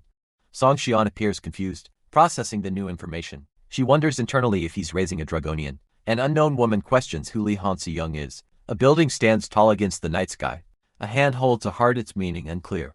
The world is thrown into chaos and disarray. Following the sudden attack at the academy, the breaches of security, the damages, and the disappearance of the ancient heart of Gigant are all weighing on him. A news report declares that it's unavoidable for the Korean Academy heroes to be criticized by the public. Despite the relatively small damage, it's an inexcusable mistake for the ancient heart of Gigant to be stolen. The biggest beneficiary of this attack is him, so it's breaking his conscience. He stares at a screen displaying various data points. He wonders where he should use it, confident that no matter where he uses it, it'll show tremendous performance. Lee Han-soo tells Hyland that he's going to the underworld after recovering, and asks her to find some cash. He then asks how much she needs. He instructs someone to sell his shares to the maximum, receiving confirmation that it will be done. He realizes he can't upload the video of the attack at the YouTube at all. Fortunately, he can upload videos of whites hatching in the class raid as expected. The reaction is good, so he collected a lot of recognition points. He wonders if he should check the reward. For the main scenario, the system displays a series of notifications, confirming the completion of the first main scenario.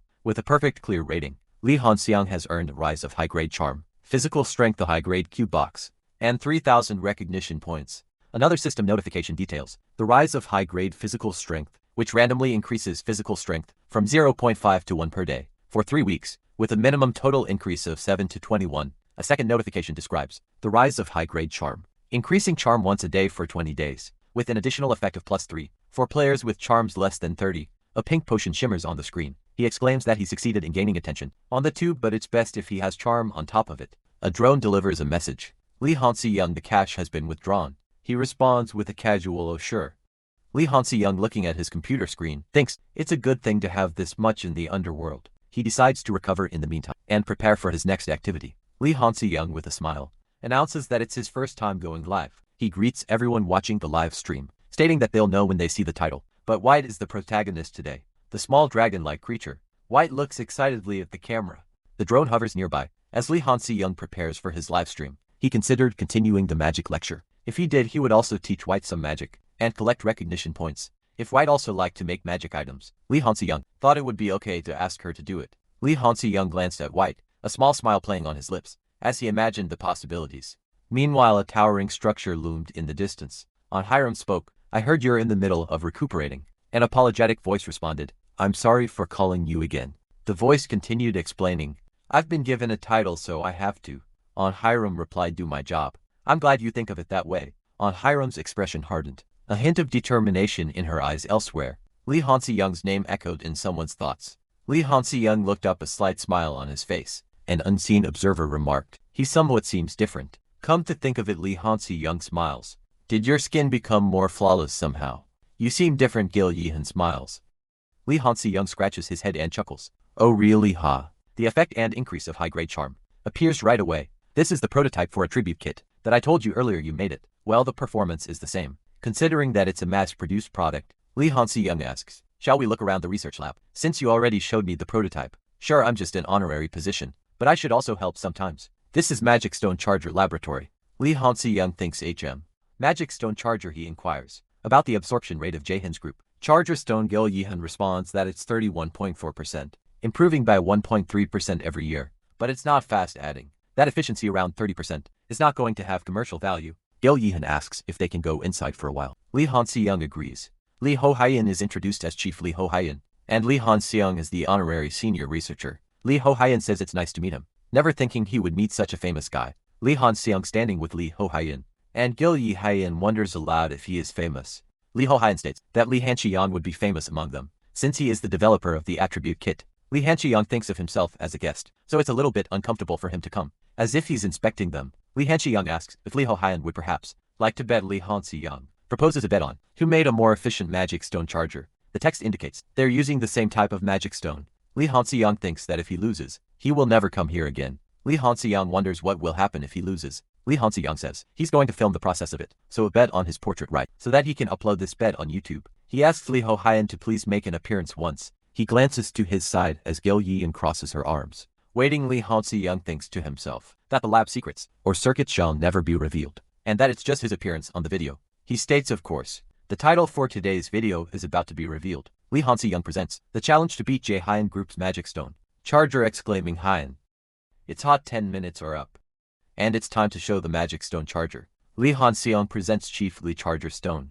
The Magic Stone Charger efficiency is displayed. Processing efficiency 25.5%, absorption efficiency 40.5%, deformation efficiency 27.3%, error range 3%, and total efficiency 31.9%. The audience is shocked. The team erupts in cheers as the Magic Stone Charger hits 31.9% efficiency. It increased by 0.5% on the spot. The next stone to be tested is Lee Han-seyoung's Charger Stone. The screen displays the Magic Stone Charger efficiency. Processing efficiency at 44.5%, absorption efficiency at 54.5%, deformation efficiency at 44.3%, error range at 0.1%, and total efficiency at 47.9%. The team observes the results in the lab.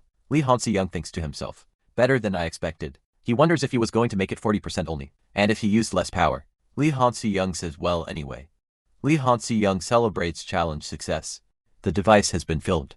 Lee Han-seyoung reflects, I spent the last 3 days in ease. Even though I was busy, I didn't overwork myself. He reviews his status window, noting the changes to his stats after the last quest. His charm stat has increased. He thinks to himself that it's so important that his charm stats have exceeded 20. Lee Han-seyoung thinks to himself that he is finally better than ordinary people. Overconfidence is annoying. He thinks. Lee Han-seyoung looks up and says, huh. He reflects that he trained right away, after resting for only a day. He thinks that Jeon was really about to become a monster because he got overloaded from this incident, and he is scared. Jeon-hoon asks Lee Han-seyoung if he rested well. Lee Han-seyoung's expression darkens. He stammers that he did rest well. He thinks that he wants to get away. Lee Han-seyoung thinks that he found a savior who can get him away from this conversation. Jeon-hoon raises a hand. a puzzled expression on his face. He wonders. Song Seon glances away, her expression unreadable. Her gaze drifts further away, her back now facing Jeon-hoon. A sound effect echoes, emphasizing the awkward silence. Jeon-hoon looks up, his confusion deepening. Han Bial also looks up, a question mark hanging in the air. Above him a voice scoffs, dismissing the situation with APFT. Jeon-hoon glances back at Song-sin, his expression thoughtful. He thinks to himself, I can't believe Han Bial will even sneer at me. Gil Sun-yeon asks something wrong. To Song-sin, Jeon-hoon replies, right. There must be something upsetting when a girl sulks like that. Between friends, he wonders, friend no. The unseen observer thinks, right. You guys are friends, you're frustrating. She asks if he finally figured it out. Gil Sun-yeon wonders what it was. The speech bubble reads, do you finally figure that out now? Jeon-hoon thinks that Gil Sun-yeon might not know, and that he doesn't really know Sung-sin well. He thinks there has been why she's a little weird lately. He notices that they are talking between themselves while excluding him. He wonders if Sung-sin's favorability changed. From love to loathe like Bento, he will become the enemy of the dark. Gil Sun-yeon says that their Hansu is the master of sword and magic, but he's a novice in this aspect. Jin-hoon wondered if he would get dating advice from 17-year-old guys. At this age, Jin-hoon thinks that he's sure. Gil Sun-yeon knows the basic reason why Sung-seon is being like that though, or is pretending not to know it. He realizes that the reason why she was upset is because he had a good teamwork with On High Rim. When they fought, Jin-hoon thinks that he would get dating advice from 17-year-old guys. At this age, a voice from an unknown person says, hello to fellow candidates. The text says, in recent of the big incident. For today's lecture, a woman says that they'll learn about barrier, which was the fundamental problem of this incident. The lecture will cover the topic of barrier. The instructor explains that this was the fundamental problem. Barrier is described as the combination of circuit and magic circle that dominated space. The speaker notes that this is the case for artificial dungeons in the guild's main building, or the Great Magic Defense Circle. From this incident, the instructor mentions that there might be candidates who already know this, but the Lord of Magic Tower of the West Sea, who installed the Academy's Great Magic Defense Circle, has disappeared. It's suspected that the Lord of Tower sold information about the barrier somewhere. The fact that he left his position as the Lord of Tower and ran away means that he's beyond suspicion. Thanks to this, each institute is trying to eliminate the spies. The Academy feels very responsible for it. That's why they're going to have people in the Academy to set up of course. The instructors will be the leading people, but the candidates can also participate. A woman asks if the person in front of her is candidate. Lee Han-song, the person, replies, confirming. A disembodied voice wonders if the person thought of taking part in it, noting their skill and breaking down the barrier, and suggesting they have learned it for a long time. Lee Han-seyoung states that he is doing it as his hobby right now, adding that humility is not his thing, and his mouth is itchy. Someone comments that it's like spilling all his ability. A voice replies, stating, sure. No problem. The voice explains that returning back to the class and building a huge system with circuit can also be called a barrier, adding that those who will be heroes need enough knowledge to analyze and destroy small-scale barriers. A student remarks that one needs to study for at least 10 years, or the whole 20 years to be able to pierce through the Great Magic Defense Circle. Another student exclaims, what a pressure, while a third says, whoa. A voice wonders if they should even listen in this class anymore, questioning if they should think about Song-sin first, who they need to. A voice wonders if they can soothe her by giving her the present that they make. Lee Han-seyoung thinks that, although it's a piece of magic stone that's left over and has no value, it will still be useful if he fixes it nicely. Lee Han-seyoung is seen in the foreground, with another character in the background. A knock echoes through the hallway. Lee Han-seyoung tells someone to sit down. A woman responds, yes, madam. A woman states the truth is. A woman says she has a lot of things to ask. Someone remarks that they've never seen or imagined such a skill to break down a barrier. Lee Han-seyoung thinks that most heroes and magicians would think a certain way, but that might be the case. Lee Han-seyoung acknowledges that he can't rashly ask questions, as if he's digging into someone's past, and he's glad she thinks whatever she wants. He says, I see. A woman asks how much someone can take part in setting up the barrier. A woman asks what part she is entrusted to, noting that usually they divide it into 10 parts, but this time, they're going to work on it by dividing into 20 parts. Someone says that among them, they'd like someone to be in charge of the circuits for mana efficiency. Control. He reflects on his increasingly active role in the academy. At this rate, there might be a decent magic circle in the monster wave. A year later, an unnamed character is present. The unnamed character asks if he has any thoughts of taking part in the World Candidate Olympic. Lee Han-seyoung replies that he is thinking of participating in the Candidate Olympic, where they can participate in order to graduate early. What a relief there is a participation requirement, so I hope you get ready. Sure, I'll give. Lee Han-seyoung is glad it ends without her asking him a lot of things. Lee Han-seyoung stands with his back to the viewer, contemplating. He wonders if he should give a call to Song Se-yeon. He is conflicted, wondering whether he should or not. He thinks it would be better if you call her directly, instead of sending a message. Lee Han-seyoung wonders what if she refuses. He rationalizes that she's just upset about something, so she wouldn't do that. Lee Han-seyoung thinks It feels like he's getting dating advice from AI.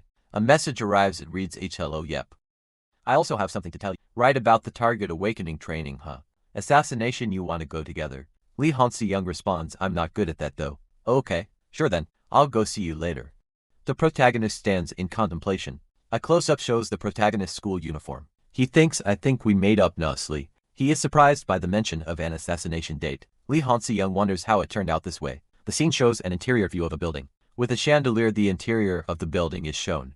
Lee Hansi-young stands looking slightly troubled. A man is seen in traditional clothing. Identified as Han, another man responds. Addressing someone as father, the text identifies Han as the eldest son of Young Yun. Han, the man's expression is stern. The man asks if he is still lingering around. The text identifies the man as Han Guan, the head of Young Yan's family. The other man apologizes to his father. Han sits head bowed. Han Guan speaks of at least half a year. Han looks down remorseful. The text mentions Mount Lang, the only land of hero in Africa not occupied by demons. Mount Lang is located in the middle of the Dark Land, the only place where heroes, who haven't succumbed to the evil gods, are. A floating island hangs suspended in the sky. Han Yubin states that the goal is to enter Mount Liang, but there's no guarantee to meet anyone there. Han Gun's name is spoken. Han Gun confirms, addressing Han Yubin, his father. Han Yubin mentions hearing about an auction in the underworld this week. Han Yubin adds that 2 World League class items are up for auction. Han Yubin tells Han Gun to go together with Biel on that day. Han Gun agrees, calling him father. Han Gun sits quietly. Han Gun looks down, addressing Han Yubin as father.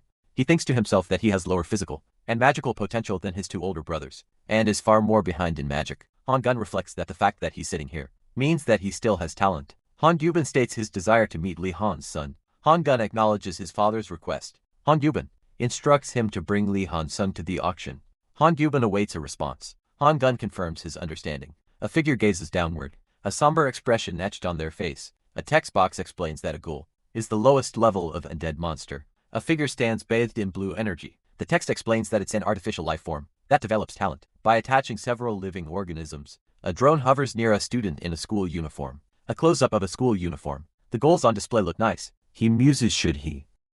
The status window displays the ghoul's stats. Strength 10, Magic 20, Speed 10, Mental 15, Agility 10, IQ 10, Stamina 10, Charm 12, Sense 10 and Luck 42. Its potential is 149 out of 810. The ghoul's unique skill is Reaction Control. On Awakened B, the price is also quite nice. Lee Han-seong thinks. A shabby store in the underworld black market also sells normal product. How should he take a look? Welcome. Lee Han-seong is surprised. Do you know me? Lee Han-seong is shocked. Then the last play, but just like before. His bald head, a disembodied voice muses about a comrade who was with them on the battlefield, noting that they are already bald. Lee Han-seong appears surprised. Lee Han-seong apologizes, explaining that he often hears the shop's name while passing by, so he unknowingly Lee Han-seong observes that there are quite a lot of nice girls here. The shopkeeper states that there's no place with outstanding ghouls other than his place in this area. Lee Han-seong looks at a screen. A voice explains that this is before Lee John-chil's talent awakened, so he's not that impressive. Surprisingly, a voice notes that the shopkeeper has the talent of making ghouls in general, so it's not a baseless confidence. Lee Han-seong acknowledges that the ghouls are excellent, but he's looking for unbuilt ghouls. A disembodied voice simply states, I see. The shopkeeper responds that there's not many unbuilt ghouls in his shop, but it's not like he doesn't have it at all. A voice explains that, from the ghoul maker's perspective, who gives his best, he would be reluctant to sell unfinished ghouls. With the known, the shopkeeper says that stats are as if like a gamble, but he doesn't have to buy at hundred or dozens, just like a real gamble, because he can clearly distinguish. With information viewing, the shopkeeper asks how much Lee Han-seong plans to buy. Wondering if it's just one, the shopkeeper says he'll show it to him. Then the shopkeeper gestures for Lee Han-seong to take a look. Rows of ghouls stand silently. Lee Han-seong thinks he can just choose it with information viewing. Lee Jong-chil asks Lee Han-seong if he also accepts investment. Lee Jong-chil asks Lee Han-seong to think about it, carefully saying that he thought it would be nice if he could focus more on making such good goals. Lee Han-seong looks at Lee Jong-chil. Lee Jong-chil looks back at Lee Han-seong. Lee Han-seong says he will think about it. Lee Han-seong says he sees and will proceed with the payment. A business card is exchanged with the promise of a meeting tomorrow. Lee Jang-chil is described as a PMC candidate of the Korean Hero Academy. Lee Jong-chil wonders aloud at that age. The next day at the underworld black market. The underworld black market is a bustling place. Lee Han-seong is greeted. W welcome, Sir Lee Han-seong. Lee Han-seong replies, please just call me Hansung. In ease, Lee Jong-chil asks. Thought about the investment. Instead of that, Lee Jong-chil asks, how exactly did you do it? Why Han-seong replies, after you build. Lee Jong-chil thinks.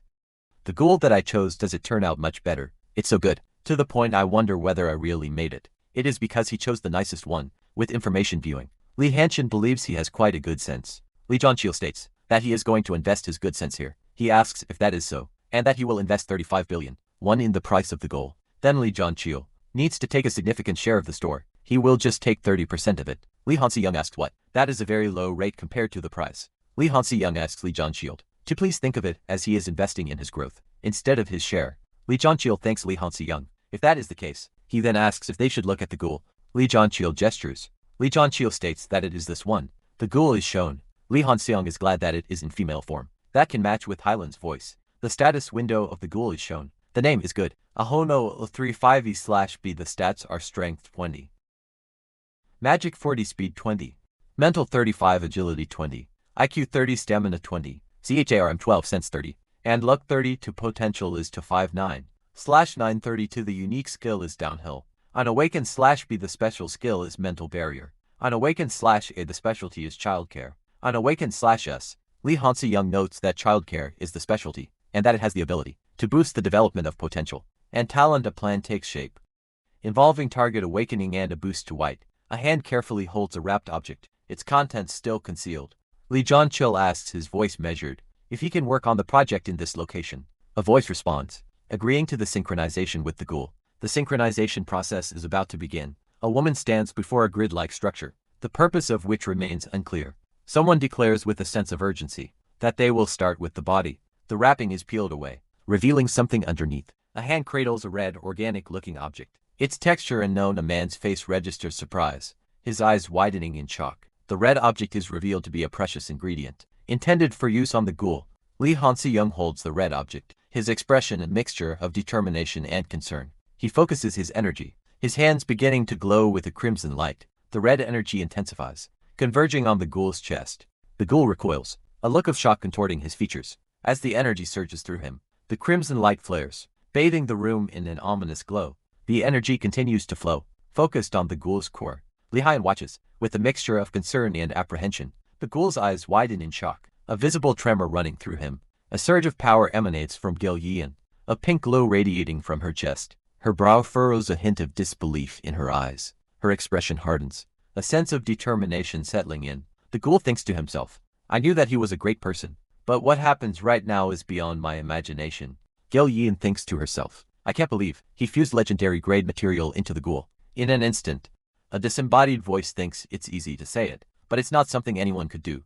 I am really no one. The ghoul thinks to himself, I saw a new world. Getting an inventor is not important right now. Jin Hoon thinks to himself, I should stay beside him, even just for a moment, as long as I can learn from him. A close-up reveals the pristine fabric of a school uniform, the crisp white stripes, sharply contrasting against the deep blue blazer. The title of the series flashes across the screen, in vibrant stylized lettering. A tranquil, blue sky stretches above the rooftops of the city, the air crisp and clean. The imposing facade of a modern building rises into view, its many windows reflecting the sunlight. Two figures walk down a hallway, their footsteps echoing softly. In the otherwise silent space, a woman with dark blue hair holds a knife, her expression unreadable. It's perfect, she muses. A disembodied voice echoes, promising physical training and a shared future. Now that you already have a living body, let's do physical training, and play the role of parent to white together with me. In the future, a voice declares, all right. A young man in a school uniform thinks to himself, I can get closer with Li Zhanqiu, since he has accepted my investment. The two figures from before are seen again, one of them thinking, we can also work together in the underworld. Han Bale's name is spoken. He stands dressed in a school uniform, the jacket's white trim, sharply contrasting against the dark fabric. The other person's face is cut off by the panel, but Han Bale looks at them with a neutral expression. The terrorist incident, there's something he hasn't heard. He thinks to himself that the incident was swept under the rug. Han Bio considers that the suspicion about him being the child of the Dark Land is an opportunity to clear up some of the misunderstanding. He also mentions that he just got the clue beforehand. Luckily, he thinks that if Yun Yun got the clue beforehand, he would also do this much right. The problem is how he got that clue. The other person asks if he doesn't have a connection in the underworld. Han Baiyel smiles, thinking that the darkness, Jaehyun Group, and even the academy didn't get a clue. The other person says that he's saying that he got that clue where no one else knows. Han Baiyel says that he told them already. It's from underworld. He wonders why they are certain that the darkness wouldn't. He looks down, a sense of unease washing over him. Han Baiyel's eyes widen slightly, a single word escaping his lips. What? He appears confused, trying to process what he's just heard. What is he saying? Han Baeyul's expression shifts to disbelief. Why on earth would they ask this of him? Han Gyubin Young Yuns had a family. The absurdity of the request dawns on him. You want me to stand in front of the man called the Devil King of the world? With this level of stats? He takes a moment to compose himself. A bead of sweat trickling down his temple. Can I ask why Han Biel falls silent? Lost in thought, his fist clenches. Frustration evident, there's no answer. Damn it, even Han Biel doesn't know. He sighs, a hint of resignation in his voice. All right. It's not that difficult. Han Biel glances to the side. Concern etched on his face. Will you be fine? He nods slightly, trying to reassure himself and others. It's okay, I would be fine. Han Biel turns away, a sense of foreboding settling over him. Oh, besides, he states that he doesn't know if anyone will believe it, but he is not. The narration speaks of the child of the Dark Land. Han Biel stands still, a sense of foreboding washing over him, driven by a mounting anxiety. He begins to walk, his thoughts racing. Han Biel stumbles, muttering that this is crazy. Sweat beads on his brow, as he realizes he has to meet Han Gyubin this early. His hands clench into fists. It's not something he can avoid. Even if he rejects it, he will die if things go wrong. He has to make a reason for Han Gyubin, not to kill him straight away. It has to be done at all cost. The interior of a large building looms ahead. He exhales heavily, his hand clenching into a fist. The strain is visible in his posture. With a sigh, he turns and walks away, his cape billowing behind him. As he departs, he grits his teeth. The question hanging in the air, is it still far? A young girl exclaims, her voice filled with surprise. Dragonian. His face contorted in pain. He struggles against an unseen force, slamming his fist into the ground. He curses his fate. Damn it. Sweat beads on his brow, as he wonders why his weakness has to be a dragon. His feet are planted firmly on the ground, as he struggles with his inner turmoil. Who the hell is he? A fist clenches in anger, sweating. The man wonders who the other person is. Lee Han Seong thinks about filming and uploading about Dragon. On Tube, someone thinks about the unbelievable guy who reveals everything. It was him who stopped the dragon stimulant, and there's a high probability that he stole the ancient dragon's heart. He is sure he's not just a candidate, and he possesses another identity. He has to bring him down by any means. A purple aura emanates. He stood in the center of the room, a faint grid pattern visible on the floor. Beneath his feet, Lee Han Seong thought to himself, I have a lot of things to prepare by this weekend. The ability cubes, earned with recognition points and money, glowed in his palm. These were the skills he had chosen for special combinations. By learning all three of these abilities, he would be ready. Golden energy radiated from Lee Han Seong as he activated the abilities. Lee Han Seong exclaimed, nice combination of hidden abilities successful. He thought, I'm still not strong enough to fight against Hong Ban Han, but at least I think I can run away without dying. Lee Han Seong resolved, this is the least preparation I can do. Besides Highland and White, she says yes. Highland's status window appears, showing her name and stats. A small sound effect keying is heard. The narration explains that, thanks to the heart of ancient gigant, Highland can resist to an extent, but she can't give her best at the moment. For White, only the dragon heart has been awakened, so she only has magic. Lee Han Seong holds a glowing orb, telling Highland that if she can handle the magic bomb, her skill level will increase. The narration states, alright, magic training by using magic bomb that I made at Jaehyun Weapon Laboratory. A figure stands in the midst of a magic explosion. The narration explains that, based on Highland and White's characteristics, it's possible to work on their skill level. Even in the midst of the explosion, Lee Han Seong thinks to himself that it's a training that's killing two birds with one stone, where he can film a tube video and level them up fast. Nadia and another character walk down a hallway. Nadia asks, why do you keep following me? The other character responds, you have nothing. The narration states to do a training arena for ability. A character's torso and legs are shown, with a speech bubble saying don't interfere. She tells him not to chase after her, but to go and find Hansu. He insists it's not like that. He thinks to himself that it's obvious to anyone. He wonders how Hansu managed to seduce a girl like her so quickly. Nadia is told to calm down. It's said that Lee Han's son is in the middle of training, and she asks if it isn't dangerous. He doesn't know exactly, but he feels like he shouldn't interrupt. He thinks it stopped and asked if they should go in. Nadia agrees. He looks surprised and asks a question. A shadowy figure appears. They walk towards the ominous scene. A dark shadowy figure looms, its eyes glowing with an eerie light. The figure seems to be a dragon. Song Xian looks surprised by the revelation. Lee Han Seong stands in his school uniform, seemingly unaware of the events unfolding elsewhere. Song Xian questions what Lee Han Seong is doing, and why she is like that. Gil Song Yin wonders about the vibration. Lee Han Seong explains that he is just training on controlling his magic. Gil Sunjun remarks on the impact, and asks if that is what Lee Han Seong calls magic control. Lee Han Seong confirms. Gil Sunjun explains that Song Xian is training with a ghoul body. Right now he says it's nice to meet her and greets her. Gil Sunjun introduces White as his daughter. Gil Sunjun recalls that she turned into an enormous dragon Just now it's hard to treat her comfortably. Lee Han-si-young seems confused by the situation, while Song Si-yeon looks on with a surprised expression. Song Si-yeon, looking concerned, asks if someone won't greet her. Gil Song-young tells her to head back, then sighs. Song Si-yeon looks back, thinking that she has to keep treating Nadia like this. He thinks that he's made the ability level at the minimum, so he'll have to prepare for the next one, so that he can maintain his relationship with Han Gyubin. Gil Sunjun thinks that he has to prepare tirelessly. The weekend at the auction hall, Han Biel is greeted by someone. Gil Sunjun asks if they can just go inside. The auction hall, the back of someone's head is shown. Someone is walking, someone is sitting. Someone says that they knew it. He's spoken of as a legendary hero, one who dedicated 20 years to Mount Liang. He's also called the person who returned from hell. In the underworld, the king of underworld. The man clasps his hands, his expression unreadable. This is Shim Woo-yo, the king of underworld. And the man sitting close by is. The room is dimly lit, the atmosphere heavy with unspoken tension. The head of young Han Gyubin. Han Gyubin's traditional attire speaks of a different world, a different set of values. There's almost no connection between Shim Woo-yo and Han Gyubin, but they are hostile with each other. They want to fight once for all, but each of them has a lot of things to protect. An unseen speaker states that others settle on their sense of victory. Indirectly, a young man swallows hard, steeling himself. He mutters that he has to be on guard today. The camera focuses onto men in suits, their conversation unheard. Lee Han-sung bows his head in respect. Lee Han-sung introduces himself. Han Gyubin introduces himself as the head of Yongyang.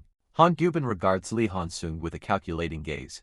The auction item is described as a ghoul, part of the World League Olympic team, and an athlete named Siren, loved by many fans for 20 years. Han Gyubin asks what Lee Han-sung thinks of the ghoul. Han Gyubin and Lee Han-sung stand facing each other, the tension palpable. Lee Han-sung comments that the item is nice, hinting at a deal. A hand reaches out, expressing a strong desire for the item. Han Gyubin leans forward, his expression intense. Why don't you make a deal with me? The camera focuses on Han Gyubin's face, highlighting the seriousness of his offer. Lee Han-sung's expression is one of disbelief. Elsewhere, Han Biel interrupts someone, possibly his father, during a conversation. Han Biel, I'm in the middle of conversation with your father. The man says. Han Biel retorts, don't interrupt as you like. Han Gyubin smirks. Lee Han-si-young laughs. Ha ha ha. You're funny. Han Gyubin leans back, his expression unreadable. So are you willing to make a deal? Lee Han-si-young stands, his posture suggesting a change of heart. I'd like to make the deal. Then let's take a look at the next auction item first. Han Gyubin interrupts. I'll buy that ghoul elsewhere. Han Biel stands in front of two figures. Okay. My item is ready. I'm sure you will like my item as well. If he doesn't like it, Lee Han-si-young looks concerned. Murmurs fill the room. The next item is presented. Recently, an S-class appraiser completed the evaluation of the item of the famous candidate Lee Han-si-young, the legendary class magic purification potion. This is a potion that can perfectly purify, even for a hero with a magic erosion rate of 55%. The crowd stirs as the potion is displayed. Han Gyubin is surprised. A man comments that the item must be very surprising for Shim Woo-jo, whose body has been eroded by magic. The man continues, explaining that this is why he left the Dark Land, where his lifespan was shortened by magic, and now stays in the underworld. The man remains silent. The man wonders if he should be a little bolder. The man asks if they can make it again. The man thinks that it would be an eye-catching item, because 1 foot of Han Gyubin has also eroded. The man thinks that there's nothing he can't do, as long as he has the ingredients. But that kind of item, the man thinks, that he doesn't know how it will turn out, because the ingredients themselves are not easy to find. He decides he'll bid on that first. A man asks if there is more, and the price is 4 trillion won, then 4.1 trillion won. The man thinks that someone is a very tempting child. The man says, come to me. The man thinks that this is too excessive, and right now is a critical moment he has to deal. A voice expresses the desire to resolve something before facing negative consequences. Shin Woo-yo, seated, inquires about the other's haste. The man wonders if it's because of El Podin. Twilight's Valve continues to clash with Young Yun at the Dark Land, and El Podin is the guild leader there. Shin Woo-yo contemplate that the man must need a potion to control magic, as all traces were at the Dark Land. The man offers to reveal El Podin's location, then asks if he can also offer a deal. Shin Woo-yo relents, asking what the man wants. The man asks to let go of Han Biel. The man looks off to the side, his expression unreadable. The man pleads not to force him, invoking the name of his family. Shimuru seems to be gathering his force. The man states that Bil is still young. Shim Woo-yo states that the person in question is his bloodline. Shim Woo-yo continues, saying that if the person doesn't belong to the family, there will be enemies everywhere, reiterating that he is his bloodline. Han Biel is confident that he is stronger than anyone, and that he will never lose the person he cherishes. Shim Woo-yo remains silent, listening intently. Shim Woo-yo asks if that is also what Han Biel wants, while an associate stands nearby. Han Biel confirms that he wants it. Shin Muji responds, saying very well. Han Baiyel stands, a sense of determination in his posture. Han Baiyel states that he will also let them know. Han Baiyel looks determined. A voice declares that it's right there. A finger points towards an unseen object or location. The earth erupts, sending a geyser of rock and dust skyward. The air crackles with displaced energy. A man's face is filled with shock. From the heart of the devastation, a hand claws its way free. The landscape is scarred, littered with broken remnants of what once was. A figure in a crimson cloak strides through the wreckage, their face obscured by shadow. The dark-haired figure in the red cloak advances through the dungeon, the rough stone floor crunching beneath their feet. Deeper into the dungeon they venture, the air growing thick, with the scent of mildew and decay. Scattered debris litters the path, remnants of battles long past. The red cloak billows behind them. As they continue their descent, the figure presses on their destination still unknown. Meanwhile, Li Hansi-young reflects on the plan. He leaked some information, so that only the Twilight's wolves could notice, and they showed up, aiming for the magic purification potion. Just as planned, Li Jin, who declares that he is going out with Biel. Elsewhere, Hangul Ban stands firm, a faint blue aura beginning to emanate from him. The blue energy intensifies, swirling around him as he prepares to unleash his power. Han Goibin and Chim Wuyo activate their positions, the air crackling with magical energy. A voice whispers expressing the need to get out, before it gets difficult to breathe. Li Hanxiang is told let's go a short distance. Teleportation is being used. Li Hanxiang stands with Han Gubin. Someone is surprised. A close-up shows Han Gubin's torso. Han Gubin thinks, in victory with Han Gubin and Chim Wuru, driving out Alpotan. But Alpotan will get away after the text says, snatching the item by dragging time. Li Hanxiang and Han Gubin stand together, and someone wonders ? Han Gubin says, the stolen item must have been left in a nearby place, where there are less people. There is just a place nearby that I suspect. Someone says I have a plan. Li Hanxiang declares we will strike that place. The building stands tall against the night sky, stars twinkling above. A man with a scar on his cheek orders get ready. The items are coming. A blue energy surges as the items begin to materialize. A blue crystal and a red cube appear, floating in the air. A potion bottle clatters onto the ground, emitting a faint glow. The man with the scar states, everything has been handed over. Get ready to move right. He stands before a glowing blue orb, covered in arcane symbols. Cracks begin to form on the surface of the glowing orb. More blue energy surges, filling the room with an ominous light. The energy intensifies, crackling with raw power. The man whirls around, eyes wide with alarm. Yuck. Is it an ambush? The guard curses, realizing that all of the A-class people have been attacked. He mutters that the situation isn't good. Li Jinhoon is sent flying backwards. The guard grits his teeth, reacting to the unseen threat. The guard shouts, this bastard. Li Jinhoon quickly crouches, protecting the small dragon-like creature. The guard's eyes widen in shock. Dragonian. Li Jinhoon stands protectively next to White. White shrieks and roars. The guard recoils in surprise.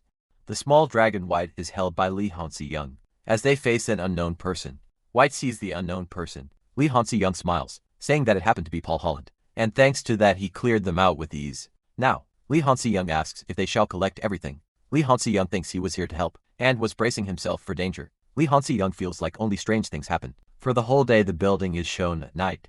The building is shown at night. Li Hansi-young sitting on a bed thinks it's crazy. Li Hansi-young gained tons of recognition points from this auction incident. He also earned quite a lot of money, thanks to the magic purification potion, receiving attention above all. The special skill to make potion that he got.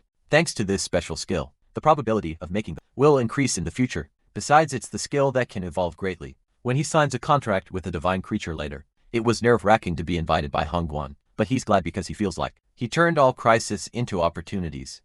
Shall he move to the next schedule then? The city looms in the distance. The building stretches high into the night. A figure approaches from the shadows. Li Hansi-young humps to himself. He continues walking, unaware of the danger approaching. A voice calls out, you're here. The assassin stands, her expression unreadable. Li Hansi-young is surprised. Of course you're here, the assassin thinks to herself. She even did her makeup. Li Hansi-young finds the situation awkward. He swallows nervously. The assassin presents a small box here. Li Hansi-young is taken aback. This is the box, contains a pair of earrings. A present, the assassin explains. I made it myself with magic stone. Li Hansi-young is speechless. The assassin holds out the gift. She continues, it has the effect of clearing your mind. You can also take out the magic and use it when you're in a hurry. The assassin tells someone to go. Song Si-yun seems to have softened a little, judging by her expression. She had been reluctant to do the assassination task, but changed her mind after hearing about the target, an ordinary man who traffics weapons and collects rare cubes illegally. He's a monster. Majang Chul. A tall building pierces the night sky. Majang Chul is the collector of rare cubes. Lee Han-seyoung thinks that Ma Yeon-chul is someone who's very hard to approach, but thanks to Sung Esion, he can catch him easily. Lee Han-seyoung expresses his gratitude. The assassin asks if Lee Han-chun checked the documents she sent. He confirmed that there are over 50 security guards and barriers. She states that this is an assassination mission, so there's no need for him to deal with everyone.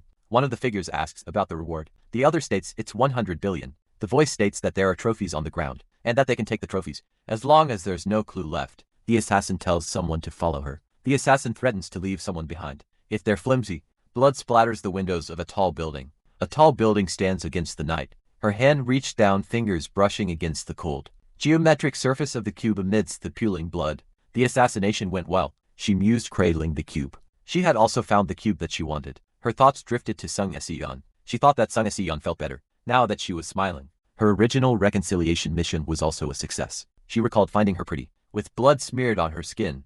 Meanwhile, Lee Han-seyoung stood in a cafe. From the last assassination, Lee Han-seyoung also obtained the time machines that he wanted. He thought the rest of the abilities could wait. Time machines had been obtained, as well as Fly A, Magic Imprint B, Hacking B, Steal A, and Summon B.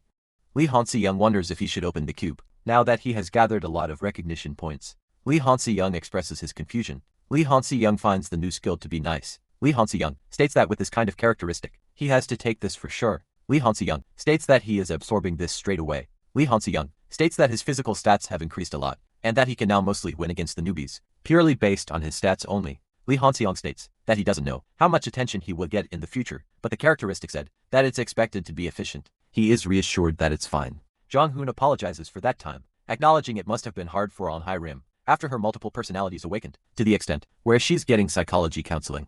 Jin-hoon assures her that there's no need for her to be sorry, as she didn't mean for it to happen. Rather, it would help her. On High Rim recalls that it was like that last time. On High Rim expresses that she doesn't want to hurt other people. On High Rim declares that she will help him. Jong reminds her that her other personality listens to him, and he will help her, so that she can add it into her strength, and control it instead of hiding it. On High Rim wonders if that is possible, referring to her other personality. Jong-hoon states that it is her ability. Jin-hoon explains that the reason why she was able to act differently at that time is because her personality and stats have changed into ability. Jin-hoon says that it can completely become her skill if she trains persistently. On High Rim asks how he is so certain. He thought back to the past, recalling someone with a similar ability. Jong-hoon stood in front of a cafe. A woman with glasses looked on. He was reminded of the past, specifically On High Rim from a previous play. A building stood tall against the sunset. Talking with On High Rim reminded Jong-hoon of old memories. He thought that nothing good would come out of being sentimental. Jong-hoon decided to stop being sentimental. He reminded himself to be sentimental and do a live broadcast, as he had to work hard. Since he had over 400,000 subscribers, Jeon-hoon greeted everyone, saying it had been a long time since he had done a live broadcast. It had been a long time since he had done a live. Suddenly a magic vibration was felt. Jong-hoon felt a magic vibration from far away. If there's a vibration at this time, the first disaster is the opening of a gate, which is a sign of a monster wave. A gate in Gangwon-do that's connected to this world must have opened. Lee Han-seung. I'm sorry, he gasps, eyes wide with shock. I'm sorry. I had no choice. Where are you right now? Are you with the bodyguards? Yes, I called the bodyguards. But the sudden appearance of monsters at the airport, and the connection crackles. The call was disconnected. This is an emergency quest to save Gil Ian. A drone appears buzzing softly. He addresses everyone, declaring that he will change the title of today's livestream. The camera pans up to show the airport control tower. A woman states that she landed at a nearby airport due to the sudden turbulence, but happened to be at Gangwon-do. She recalls that Han-seung warned her about this, and besides there was a sudden appearance in Gangwon-do. The woman stares at the gate. A narration box states that 100 years ago, gates connected to this world appeared all over the world. The narration box continues, stating that the gate, which had been removed except in the Dark Land, had reopened in Gangwon-do. The woman finds it hard to believe, even after seeing it with her own eyes. A man tells her that they have to move right away. The woman wonders if Han-seung knew about this beforehand. The man asks if she has called for support. She confirms that she has called GN, PNC and several guilds. The man wonders if the gate would be okay. He notes that Gangwon-do has a lot of strong monsters from the beginning, so the guild would handle it well.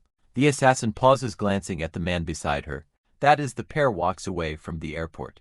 A barrier of which the woman's eyes widen, a flicker of disbelief crossing her face. The airport looms in the distance, a silent sentinel under the encroaching barrier of lich. Footsteps echo on the pavement, a steady rhythm in the growing tension. A legion of armored figures advances, their presence a silent promise of conflict. The dance Nida class stands ready, an imposing figure amidst the encroaching darkness. The director urges her to evacuate to the bunker, but she refuses to yield. A vow echoes. I promise to join forces with the airport security and protect civilians. She declares that she and her team will not evacuate, despite the director's orders. Then he will evacuate regular workers and protect security teams on the side. Very well. Gilsung Hyan is informed that he has the report. The report is displayed on a holographic screen. Lee Han-seung states that he has no time to talk and will go to the airport. He notes that Jae-hyun Group's troops are moving, but will take more than 40 minutes. A voice expresses disbelief at the news of a small number of people using space teleportation in 20 minutes, adding that small forces won't help the situation. Lee Han-seung states that he is White the Dragonian and has already contacted other friends, besides Jin Hoon and Han Biel. Someone says that they can handle it with their forces until Jin Groups or Guild arrives. Lee Han-seung agrees and says that they should gather in front of the dormitory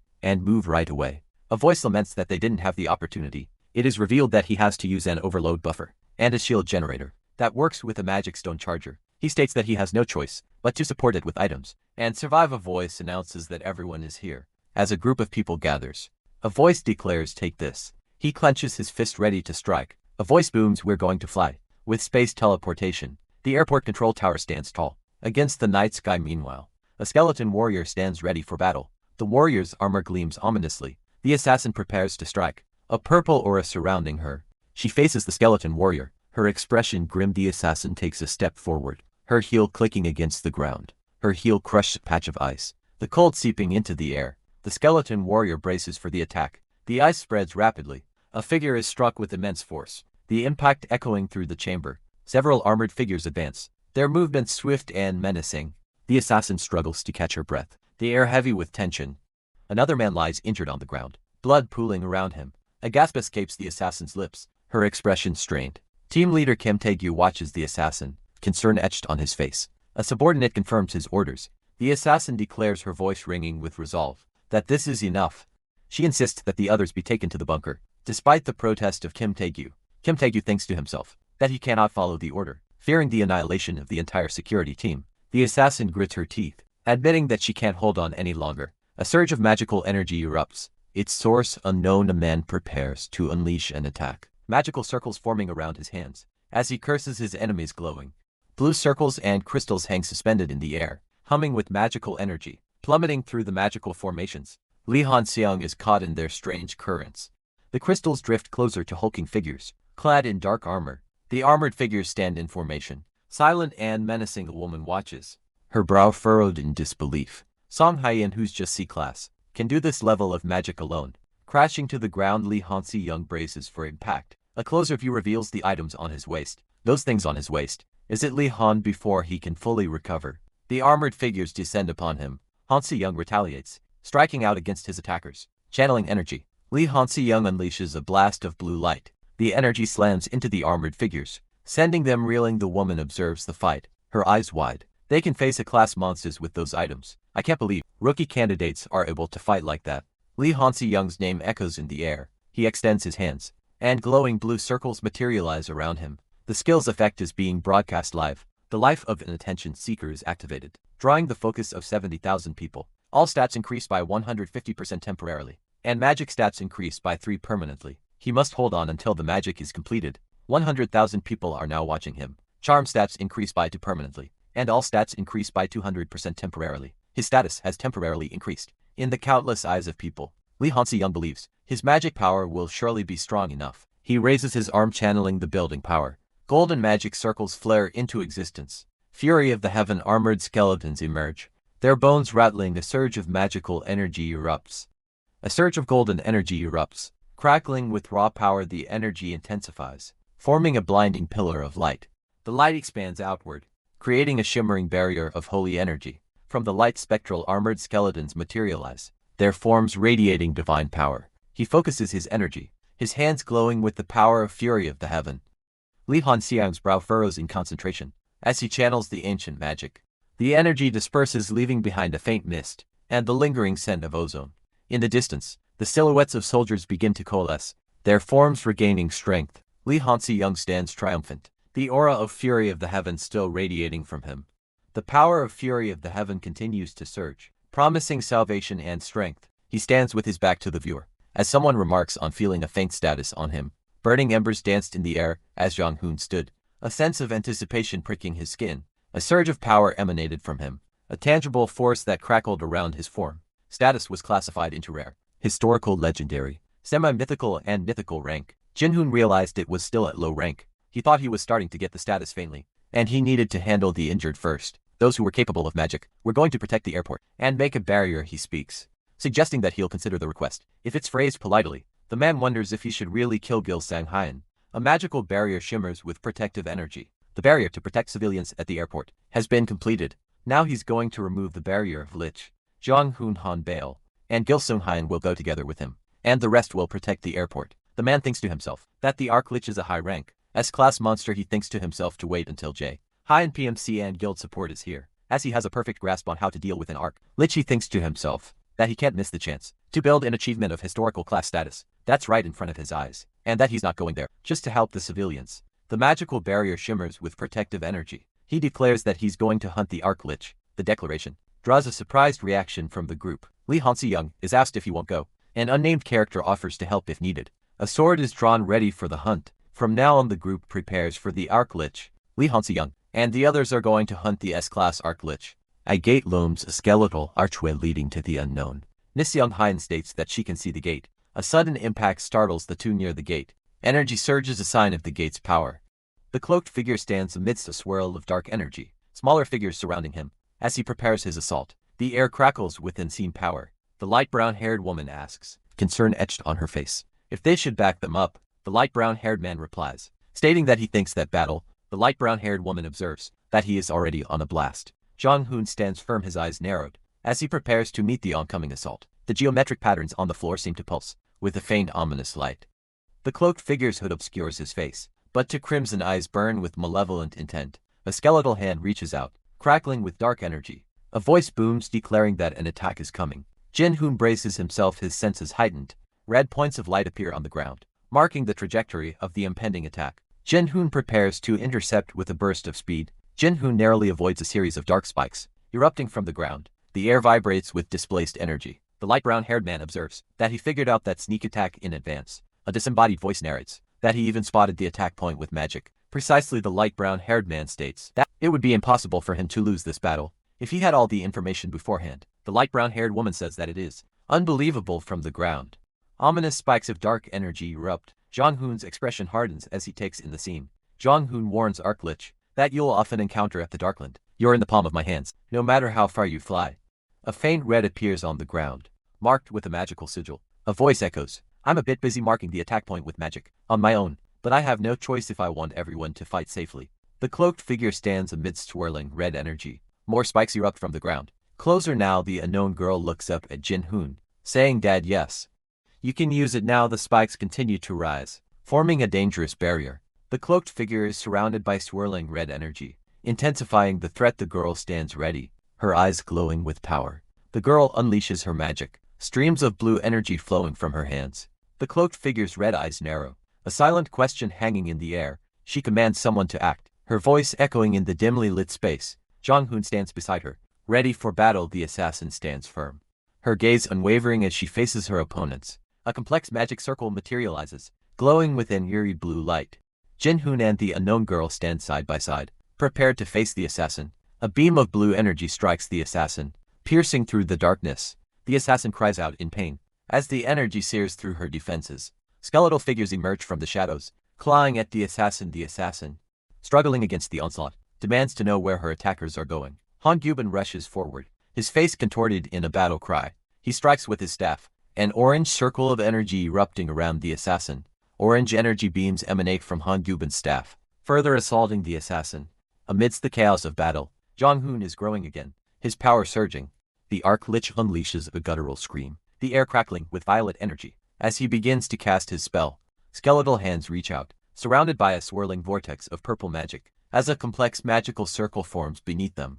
From within the circle, a shadowy figure descends, the air thick with the stench of ozone and dark magic. Jong-hoon, sensing the danger, draws his sword, the steel glinting in the eerie purple light. The Arc-Like's magic spreads, casting 7 curses across a wide area, each one a potential death sentence. Realization dawns on Jong-hoon's face as he recognizes the spell. The rainbow curse. Is this the last phase? Now that he's using such evil magic, reacting swiftly, Jong-hoon leaps back, narrowly avoiding the initial wave of the curse. He grits his teeth, his gaze fixed on the arc lich. I need to separate the space around arc lich. And with space control, a surge of determination hardens his expression. He has to deal with the curse all by himself. Jianhoon exclaims in disbelief. Nis Younghayan explains that Li Hansung is planning to isolate and get rid of arc lich before the curses are cast, and that he is going to handle that curse alone. Jian wonders if they are all prepared for the curse. Someone thinks that Li Hansung was so confident, saying that he's going to hunt, calling him a stupid guy. Miss Younghayan asks what they know about the probability of the curse, adding that they don't seem to worrying about him at all. Nis Younghayan states that each of the 7 curses have a different probability. Jinhoon says that the probability of not getting one of them is 1%. He asks if they are not worried even though it's 1%. Nis Younghayan says that of course he would be fine.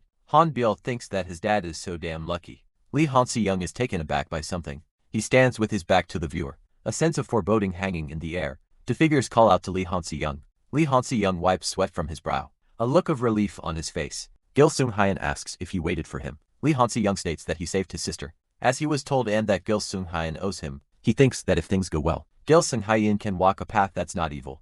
Gil Sung-hyan makes a noise of acknowledgement. A building with antennas stands against a bright blue sky. Li Hansi-young reflects that, while he was after the arc lich, other heroes removed the gates, and everything ended successfully. He walks forward, thinking that thanks to the fast growth, he was able to finish the midterm exam with ease. The meeting is about to begin. An urgent message indicates that there's an important gathering now. He walks purposefully towards the meeting room. His back to the viewer. Li Hansi-young arrives, apologizing for the shabby state of the place. Han Gyuban recognizes Shim Wuyo, noting that it has been a long time since they last met. At the auction house, So-eun stands with her arms crossed, a silent observer. The narration identifies So-eun as the head of darkness, noting that 3 of the strongest, influential people in Korea are in one place. Li Hansi-young is determined to strike a deal, knowing that this opportunity won't come again. The high-efficiency potion of 55% will be put up for auction, and the darkness is willing to buy it above the auction price. So-eun states that there's no need for that, and the condition of this deal won't change. Han Gubensai, thinking that such a shallow trick won't work on Li Hansi-young. Li Hansi-young states that he will supply a limited number of potions if the ingredients are brought. Li Hansi-young continues, stating that he'll tell them the terms of the continuous supply. He declares his intention to acquire ownership of the Darklands 31st District, which is divided among the 3 forces, and secure the right to construct a warp gate there. Nis Younghayan, Han Goibin, and team leader Kim Taegyu react with surprise. Nis Younghayan notes that, even if he has the right to build the gate, it would be difficult to make one, and maintaining its stability in the Darklands 31st District would be unusual. She wonders if Li Hansi-young is confident in his plan. She also notes that out of the 3 conditions, the ownership is more important than the rights to construct and request one-time support. Shimuru states that the 31st District, a mix of 3 influences, is a blind spot for him, and the 3 forces can't each have their own. It's pointed out that the 31st District is a dangerous area, where the devil has been awakened, and that district of the Darkland isn't an easy place to keep. Li Hansi-young replies that he knows very well. He adds that they can take the ownership back if he fails to manage it. Li Hansi-young continues, stating that when the gate is completed, he will give them the right to use it. He will also set up a store in the 31st District that sells various items he made. Han Gyuban thinks that Li Hansi-young is thinking of strengthening the district's defense by making mercenaries and heroes gathered to buy rare items. He scoffs, wondering what Li Hansi-young has. Li Hansi-young asks what they have. A fist clenches, releasing a sigh of pent-up breath. He smirks, thinking he's got a rather big deal this time. Meanwhile, a few days later, it's ranking battle test day. Li Hansi-young hears that there's going to be a ranking test soon. He thinks that the incident will happen before that. Reflecting on his preparation, Li Hansi-young realizes he can't predict how the difficulty level will increase. A screen displays a warning. The entrance to the Devil World has begun to open. At the Academy, it instructs to respond quickly, to protect main characters, and stop the destruction of the Academy. The difficulty level of the quest increases. A drone reports that a gate has formed in the library. Li Hansi-young wonders if the others are safe. The drone relays that Charles and Sing Se-yeon are inside the library. Hansung calls out to Li Hansi-young. Li Hansi-young tells Biel to gather their friends and move towards the east, resolving to save Charles and Se-yeon. In the library, someone questions if he's going alone, pointing out there's a gate right there. He declares that he has to go alone, so that there's no damage. Li Hansi-young realizes he might lose one of the characters in this quest, but he won't let that happen. A menacing portal looms, framed by a skeletal archway and demonic visages. A cannon fires a blast of energy. The narration explains that the magic bomb was installed by the magician Li Young-hyan when he got hired to collaborate to install barriers within the academy. Li Hansi-young runs towards the gate. It's hidden and has a magic circle built so that it can defend automatically and react to a certain extent. Someone steps on something, buying some time with this. Li Hansi-young stands before the gate, his expression grim. Li Hansi-young thinks that candidates with no resistance wouldn't last long. Lee Han-seung reveals he has the black magic resistance potion, but he has to find them fast. An unknown girl lies prone on the ground. Charles is called out to someone, checking if he's okay. Someone stands over the fallen Charles. Si-yeon drinks a potion, hoping it will help her recover from exposure to black magic. She holds a small rectangular object. Si-yeon's name is called out, a worried tone in the speaker's voice. The hands are at the. Si-yeon is overwhelmed by a great force. A voice urges someone to hurry up and save Si-yeon fast. Jong-hoon's eyes widen as he processes the information, but soon Si-yeon is at the annex. He grits his teeth, a surge of frustration building within him. The sound of footsteps echoes as Jong-hoon stands before a newly formed gate. If that's the case, the owner of the gate has appeared. The owner of this gate is Lilith, the wife of the great devil, and the very first existence of a myth, who tempted Adam to take a bite of the apple. Lilith will incarnate using a corpse, and the worst part is, this story would fail just by her summoning. Part of the devastation, he is sent flying backwards. A hand clenches the knuckles. White with tension, Song Si-yeon floats suspended, a swirling purple aura enveloping her. The devil's awakening is underway. Will Lilith incarnate while she is still alive? What if he were to use the potion to prevent it? What is the worst thing that could happen to Sung Si-yeon before the incarnation? Then he will have the possibility to stop this quest. But he doesn't have much time for that method. If he gives up Sung Si-yeon and gets rid of it like this, he can pass this in ease. He can't abandon her. He won't give up on Sung Si-yeon. Regression magic. The devil who's darker than pitch darkness, and deeper than the abyss. I'm delivering an order of the rules of the world. By words, Lilith is starting to react. A voice declares itself the master of magic, bound to the rule. Lee Han-seung, the controller of space and the master of time, extends his hand, conjuring a surge of blue energy. Si-yeon is violently thrown through the air, propelled by an unseen force. She hurtles through a swirling blue portal, the air crackling with displaced energy. Lilith's eyes glow with an ominous red light, a sign of the power stirring within. The crimson glow intensifies, bathing her face in an infernal light. Jeon-hoon cries out, recoiling from the surge of power. The provision of nature follows the principle. Si-yeon continues to fall, her body a blur against the distorted background. Lying prone on the ground, Si-yeon hears a voice demanding to know who she is. Jeon-hoon, his expression grim, declares, "I am an unseen force." Emanates the air crackling with energy. Lee Han-seung is engulfed in a surge of power, his eyes burning with crimson light. The man's voice booms, declaring himself the pinnacle of the world that destroyed all evil. Right now Lee Han-seung prepares to unleash his power. Si-yeon cries out, begging him not to come closer. A hand reaches out, desperation etched in its outstretched fingers. Si-yeon's voice trembles as she accuses him. "You're the night hag, the witch." Lee Han-seung's expression hardens, his voice laced with chilling intent. "Destroy you." His hand clenches, fingers tightening around an unseen object. Si-yeon's eyes widen in terror, a silent scream trapped in her throat. Si-yeon screams in anguish, her eyes glowing red as horns erupt from her head. A desperate enro echoes through the air. Fueled by rage, she charges forward, screaming, a vow to destroy everything in her path. Her hand trembles, radiating a dark energy. A desperate no way escapes her lips. Lee Han-seung appears, his voice filled with relief. "You're back." Si-yeon reaches out, her expression a mix of confusion and sorrow. Her shoulders slump, the weight of her transformation bearing down on her. Lee Han-seung embraces her, holding her close. He holds her tightly, his expression a mixture of concern and determination. Together they plummet from the sky. The hospital looms, its green cross, a beacon against the sky. Main story 0 to perfect clear. Academy's loss less than 4%. Main character's injury less than 3%. Gate destruction 99%. Resistance of Lilith's incarnation 90%. Rewards have been decided. Recognition points of 10,000 are transferred. All abilities increased by 1 level. All stats increase slightly. The person who walks on a legendary path has started. The lost existence and stats have been recovered through achievements and status. Fortunately, Lee Han-seung reflects. He could stop it without any harm. Compared to the fact that Sung Si-yeon slightly got burned from Lilith's energy, the demonization of the body is almost half done. Moreover, he worries if she's fine mentally. A small voice calls out, "Dad." Lee Han-seung is relieved that he has someone who cares about him so much. The small girl claims to Lee Han-seung, begging him not to abandon her, or leave her alone and go somewhere far away. Si-yeon assures the girl that she's not going anywhere, and will always stay by her side. Lee Han-seung thinks about the game, but feels he is relieved that he has someone who cares about him so much. The hospital stands tall as Lee Han-seung vows to never lose someone who's precious to him. In the future, a woman greets someone with "Hello, madam."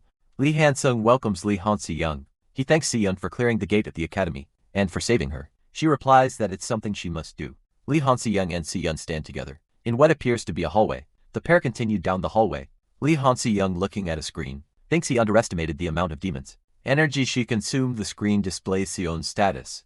Her strength, magic, speed, mental capacity, agility, IQ, stamina, charm, sense, and luck. It notes that her incarnation of a demon spirit is undergoing changes. The connection between her and Lilith was cut off temporarily, and her dependency is halted temporarily. Lee Han-seyoung can't believe the dependency with Lilith is ongoing. He worries that she's in a dangerous state, where she could be connected to Lilith again, and calls out to Han Song-seyoung. Lies in bed, thinking her name. She wonders what will happen to her now. A hand clenches into a fist. The assassin sighs, a quiet yeah escaping her lips. Her expression is unreadable. Lee Han-seyoung clasps a hand in his, vowing, "I will protect you."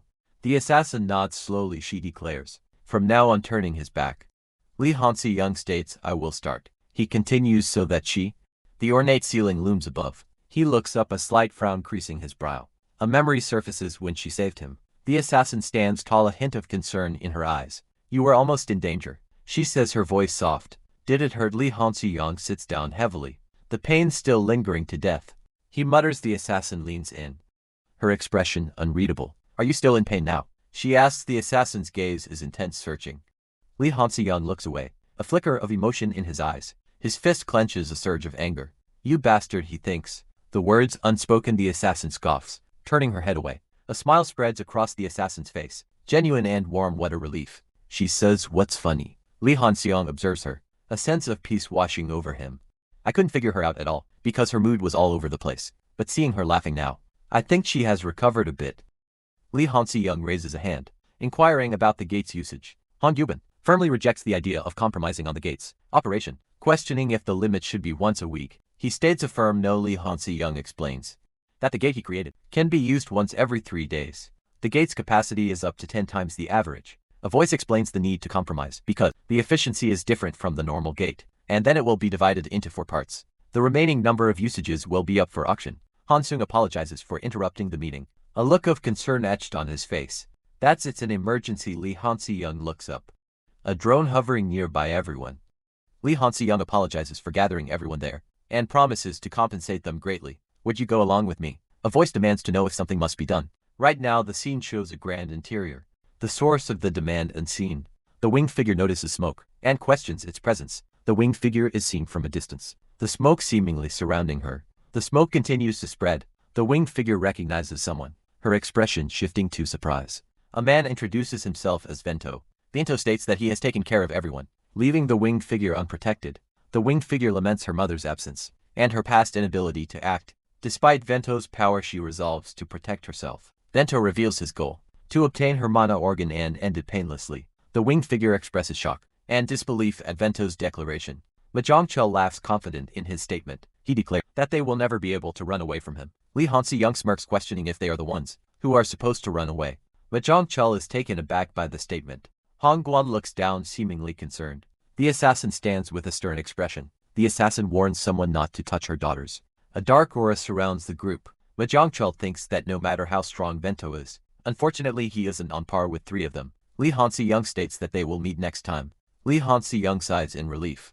The assassin declares, "I'm going to the Dark Land." Lee Han-seyoung asks where she's going. The assassin explains that she has a lot to do before the crumbled academy is back to normal. Han-seyoung thinks to himself that he has to get rid of Lilith before she's connected to Sing-Sion again, and that he also has to go for his future preparation and growth. The assassin asks Han-seyoung to take her with him. He refuses, stating that he can't guarantee her safety. The assassin retorts that she's always been doing dangerous things, and with her current state, this place is also the same. Han-seyoung thinks that she has gained Lilith's ability, so he thinks she can adjust well at the Dark Land. He also thinks that he can't just keep blocking and stopping her like this. Han-seyoung admits that he actually wants to go with her. Han-seyoung agrees together.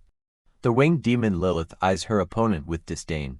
She questions if he still couldn't grasp the situation. A surge of regression magic crackles in the air. Lilith declares that she hunts the gods, those who desire the dynamics of the world. Lee Han-seyoung unleashes a blast of energy. The energy slams into Lilith. Lee Han-seyoung stands firm, ready to fight even a wild beast that turned the mountain upside down. He advances, his footsteps echoing. Lilith cries out as she is struck. Regression magic swirls around them. Lee Han-seyoung slashes at Lilith with his sword. Drawing blood, Lilith collapses to the ground, defeated. System messages appear, indicating the completion of an emergency quest and the acquisition of the Lilith's Hunter and Divine Hunter achievements. The system declares that Lilith will run away from him forever, and that he must complete the legend on his own.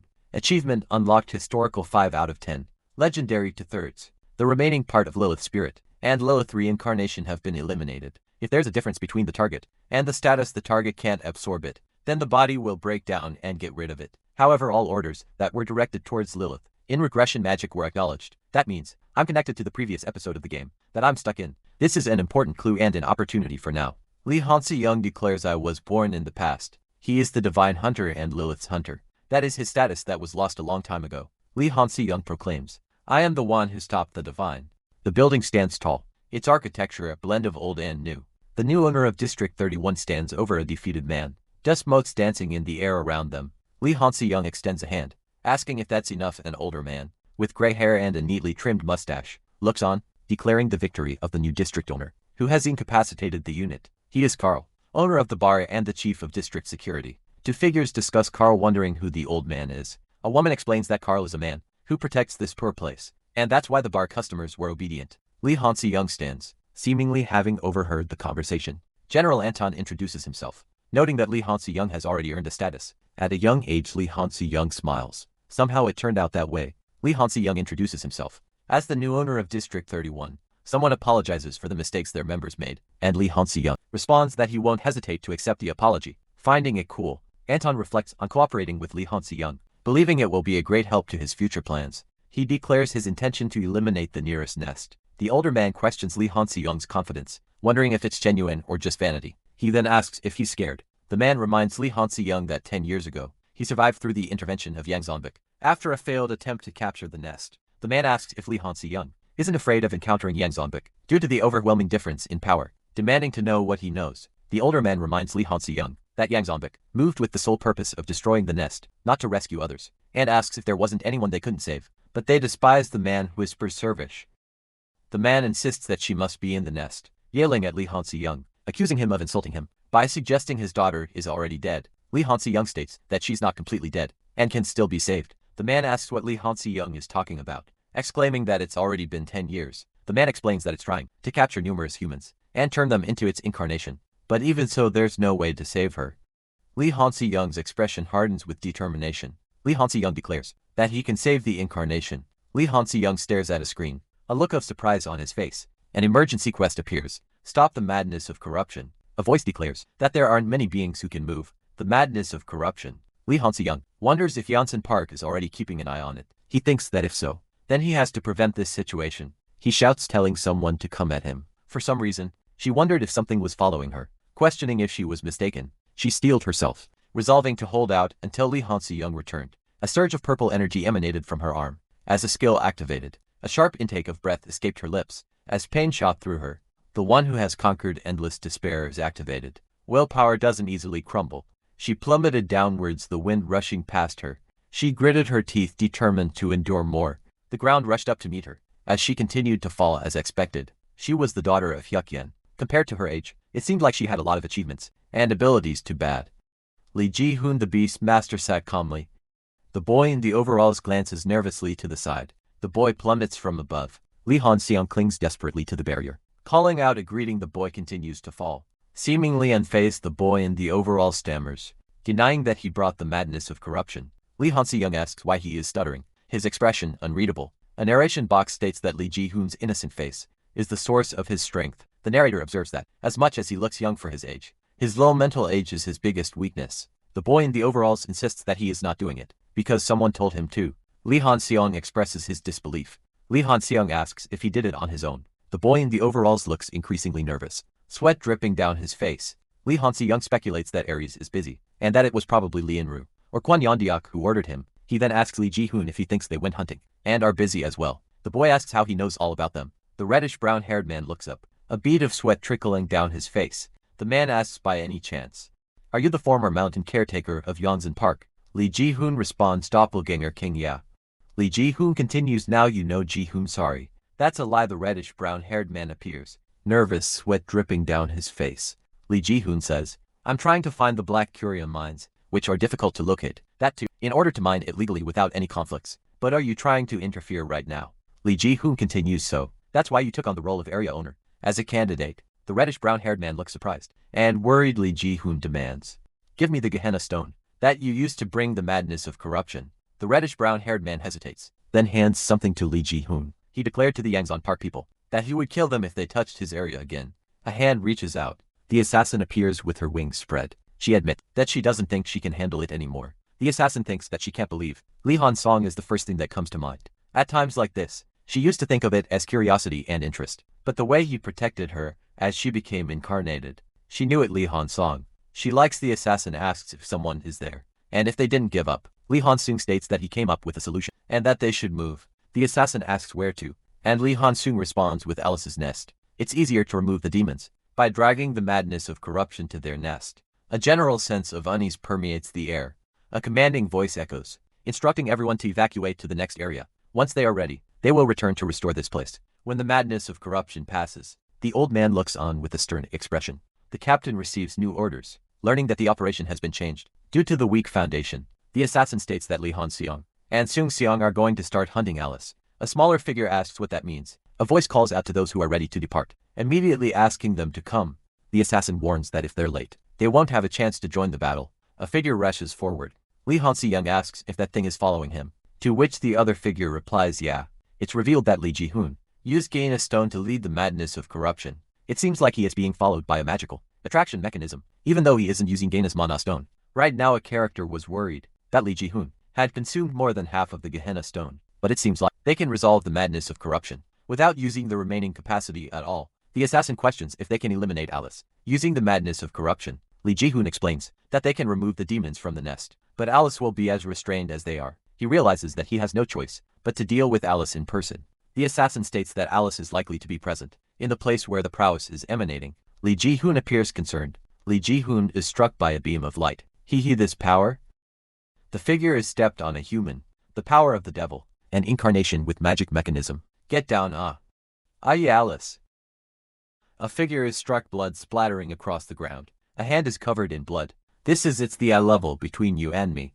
The air hangs heavy with unspoken tension. The blonde-haired man's eyes widen. What's this? He exclaims. A bloodstain mars the pristine white of a uniform. The white-haired girl kneels, her voice laced with sorrow. Father, why did you become like this? The girl with black hair stares ahead, her expression unreadable, as the white-haired girl cries out, Father. Clutching at the fallen man, the white-haired girl sobs, You left me, Wah. The purple-haired woman grimaces, muttering, Oh.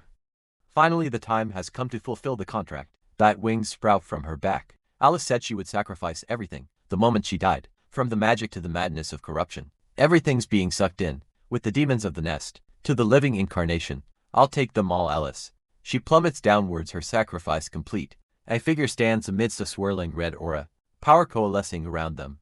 Red eyes glow with malevolent intent, as a sinister smile spreads across a pale face. Fufu. Her eyes widen in disbelief. It didn't work at all. The figure stands before her, the power gap between them immense. A woman stares at the scene in shock. The hell, this mess? Li Han-sung looks up, a flicker of defiance in his eyes.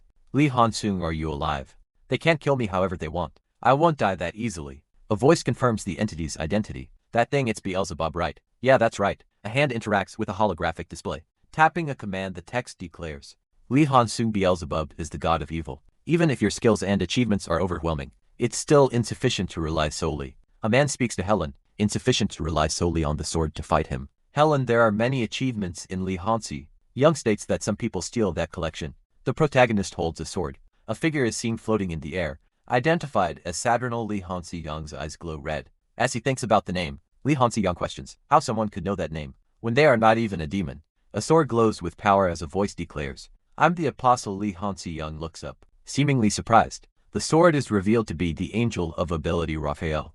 It felt like something pierced through his chest. Li Han-si Young clutched his chest, a strange sensation washing over him. Two names and a cryptic expression had called upon him, seeming to possess strong curiosity and favor towards him. An urgent quest appeared. Steal victory from the undefeated champion, who has never experienced defeat. The difficulty level was SSS grade, with rewards of achievement and special reward. Li Han-si Young smirked. He had been waiting for this moment since he first got stuck in this game. An unknown divine being was with him. He was the one who destroyed the Sword of Victory, and the one who sees the darkness beyond the truth. Li Han-si Young chuckled. Li Han-si Young realized he had finally met her. So you know who I am, he wondered. He had maximized his luck for one complete opportunity. That turns back time to the moment just before death. In case of dying, it was a quest where he must obtain that reward, although other rewards were also good. Li Han-si Young declared, then let's start the game. A game of chance unfolds, the stakes unknown. A voice echoes, impressed by the play. Great move, you're pretty good at this game. I see an achievement unlocks. The one who broke the undefeated myth. The game states that Lee Hansi-young has toppled the unbeatable deity, who accepted her defeat and recognized him as a true winner. As the one who cut off the arms of the goddess of luck, he may choose to claim 1 legendary rank achievement, or 5 historical rank achievements. Lee Hansi-young smiles faintly. I'm just lucky, but I don't have the achievements I want in this list. A voice reminds him that he has to choose from that list. It questions why he chose something that wasn't on the list. In the battle against the goddess of luck, Lee Hansi-young is taken aback. Who told you about this story? A voice responds, sure, that it's a story he shouldn't know. The other name he hid, it's the goddess of destiny, Dekra. He won through an unfavorable match that the master of fortune, the goddess of luck, could not win. Lee Hansi-young is annoyed. I don't need an achievement like the one who broke the undefeated myth. I mean, I will hide your defeat in secrets. A voice threatens that if he doesn't make a deal with it or kill it, the goddess of time will know all these facts. You punk, the voice claims that it's just a bluff, but he won't have the courage to check if it's a lie. Dekra and Zagati were divine beings, with a sister-like bond. Dekra, consumed by jealousy, murdered her beloved god, and Zagati, driven by vengeance, killed Dekra's child. They became a fateful entanglement that could not be reconciled. The man in the suit states that Zagati doesn't know anything yet. The voice on the other end of the line asks what Lee Hansi-young wants. Instead of other achievements, the man in the suit demands Raphael's achievements. The man in the suit asks how far Lee Hansi-young really knows. The man in the suit says that he knows that Lee Hansi-young will grant him 1 complete opportunity. Along with him returning, Satan appears. A voice declares, I'm the apostle. The text reads, of the angel of ability, Raphael. Lee Hansi-young is shown. An army of angels chases evil. The figure with glowing red eyes sneers, don't make me laugh, that story was. The figure stands with their back turned, holding a staff. A disembodied voice echoes, I'm here. A new message appears. Who became a sword that cuts evil? A figure raises a sword, ready to strike to kill a traitor. The system displays Raphael's evil.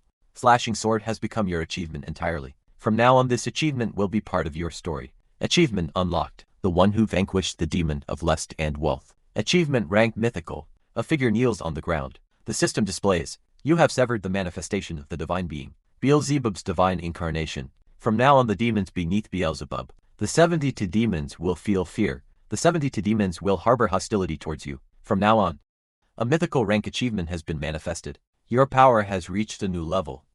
Lee Hansi-young stares intently at the screen. He is startled by a presence behind him. Anton pleads, Anton, you can save it, I mean. Put that knife down. The man in traditional Korean robe speaks, his voice heavy with concern. Serbish has suffered for 10 years. He laments, fearing he'll cause her more pain. In an uncertain way, Hong Gubin wonders if letting things be would be less painful for her. Lee Ji-hoon understands that he is feeling sorry and anxious. Lee Ji-hoon suggests that they restore her consciousness, at least so they can hear her opinion directly. Lee Hansi-young says he's got it, then asks them to please proceed. The scene shifts to a desolate landscape, where strange purple energy swirls around. Lee Hansi-young stands in the middle of the barren land, surrounded by ominous shapes. A voice declares that they must dismantle Alice's nest. The voice continues explaining that they are gathering the magic power within the nest. At the same time, it is revealed that a condensed legendary rank gemstone, similar to the Gehenna stone, will be created. Lee Hansi-young urges them to save Serbish. A voice declares that they have driven out the nest and the demons, and now they can start mining the black curium. A woman with long brown hair responds, affirming that they can do that. Lee Hansi-young states that in the future, Area 31 will continue to expand and prosper. A voice questions if she is really curable. Someone states that she will undoubtedly regain consciousness, and that Serbish was being created as the incarnation of Alice. For the past 10 years, it is stated that as a result, Serbish has gained a power as formidable as Sung Esion. A voice says that if they were to be resurrected, they would be a great aid in saving this world. Someone mentions that significant costs will be incurred, and asks how they would like to proceed. A voice responds affirmatively. A voice pleads, calling her my daughter and begging to save her. Someone declares that they will save her at all costs. A voice states that they will prepare to go there. The souls are reincarnated, and using the remaining obsidian known as indigo, we can save Cervical, then I'll open it.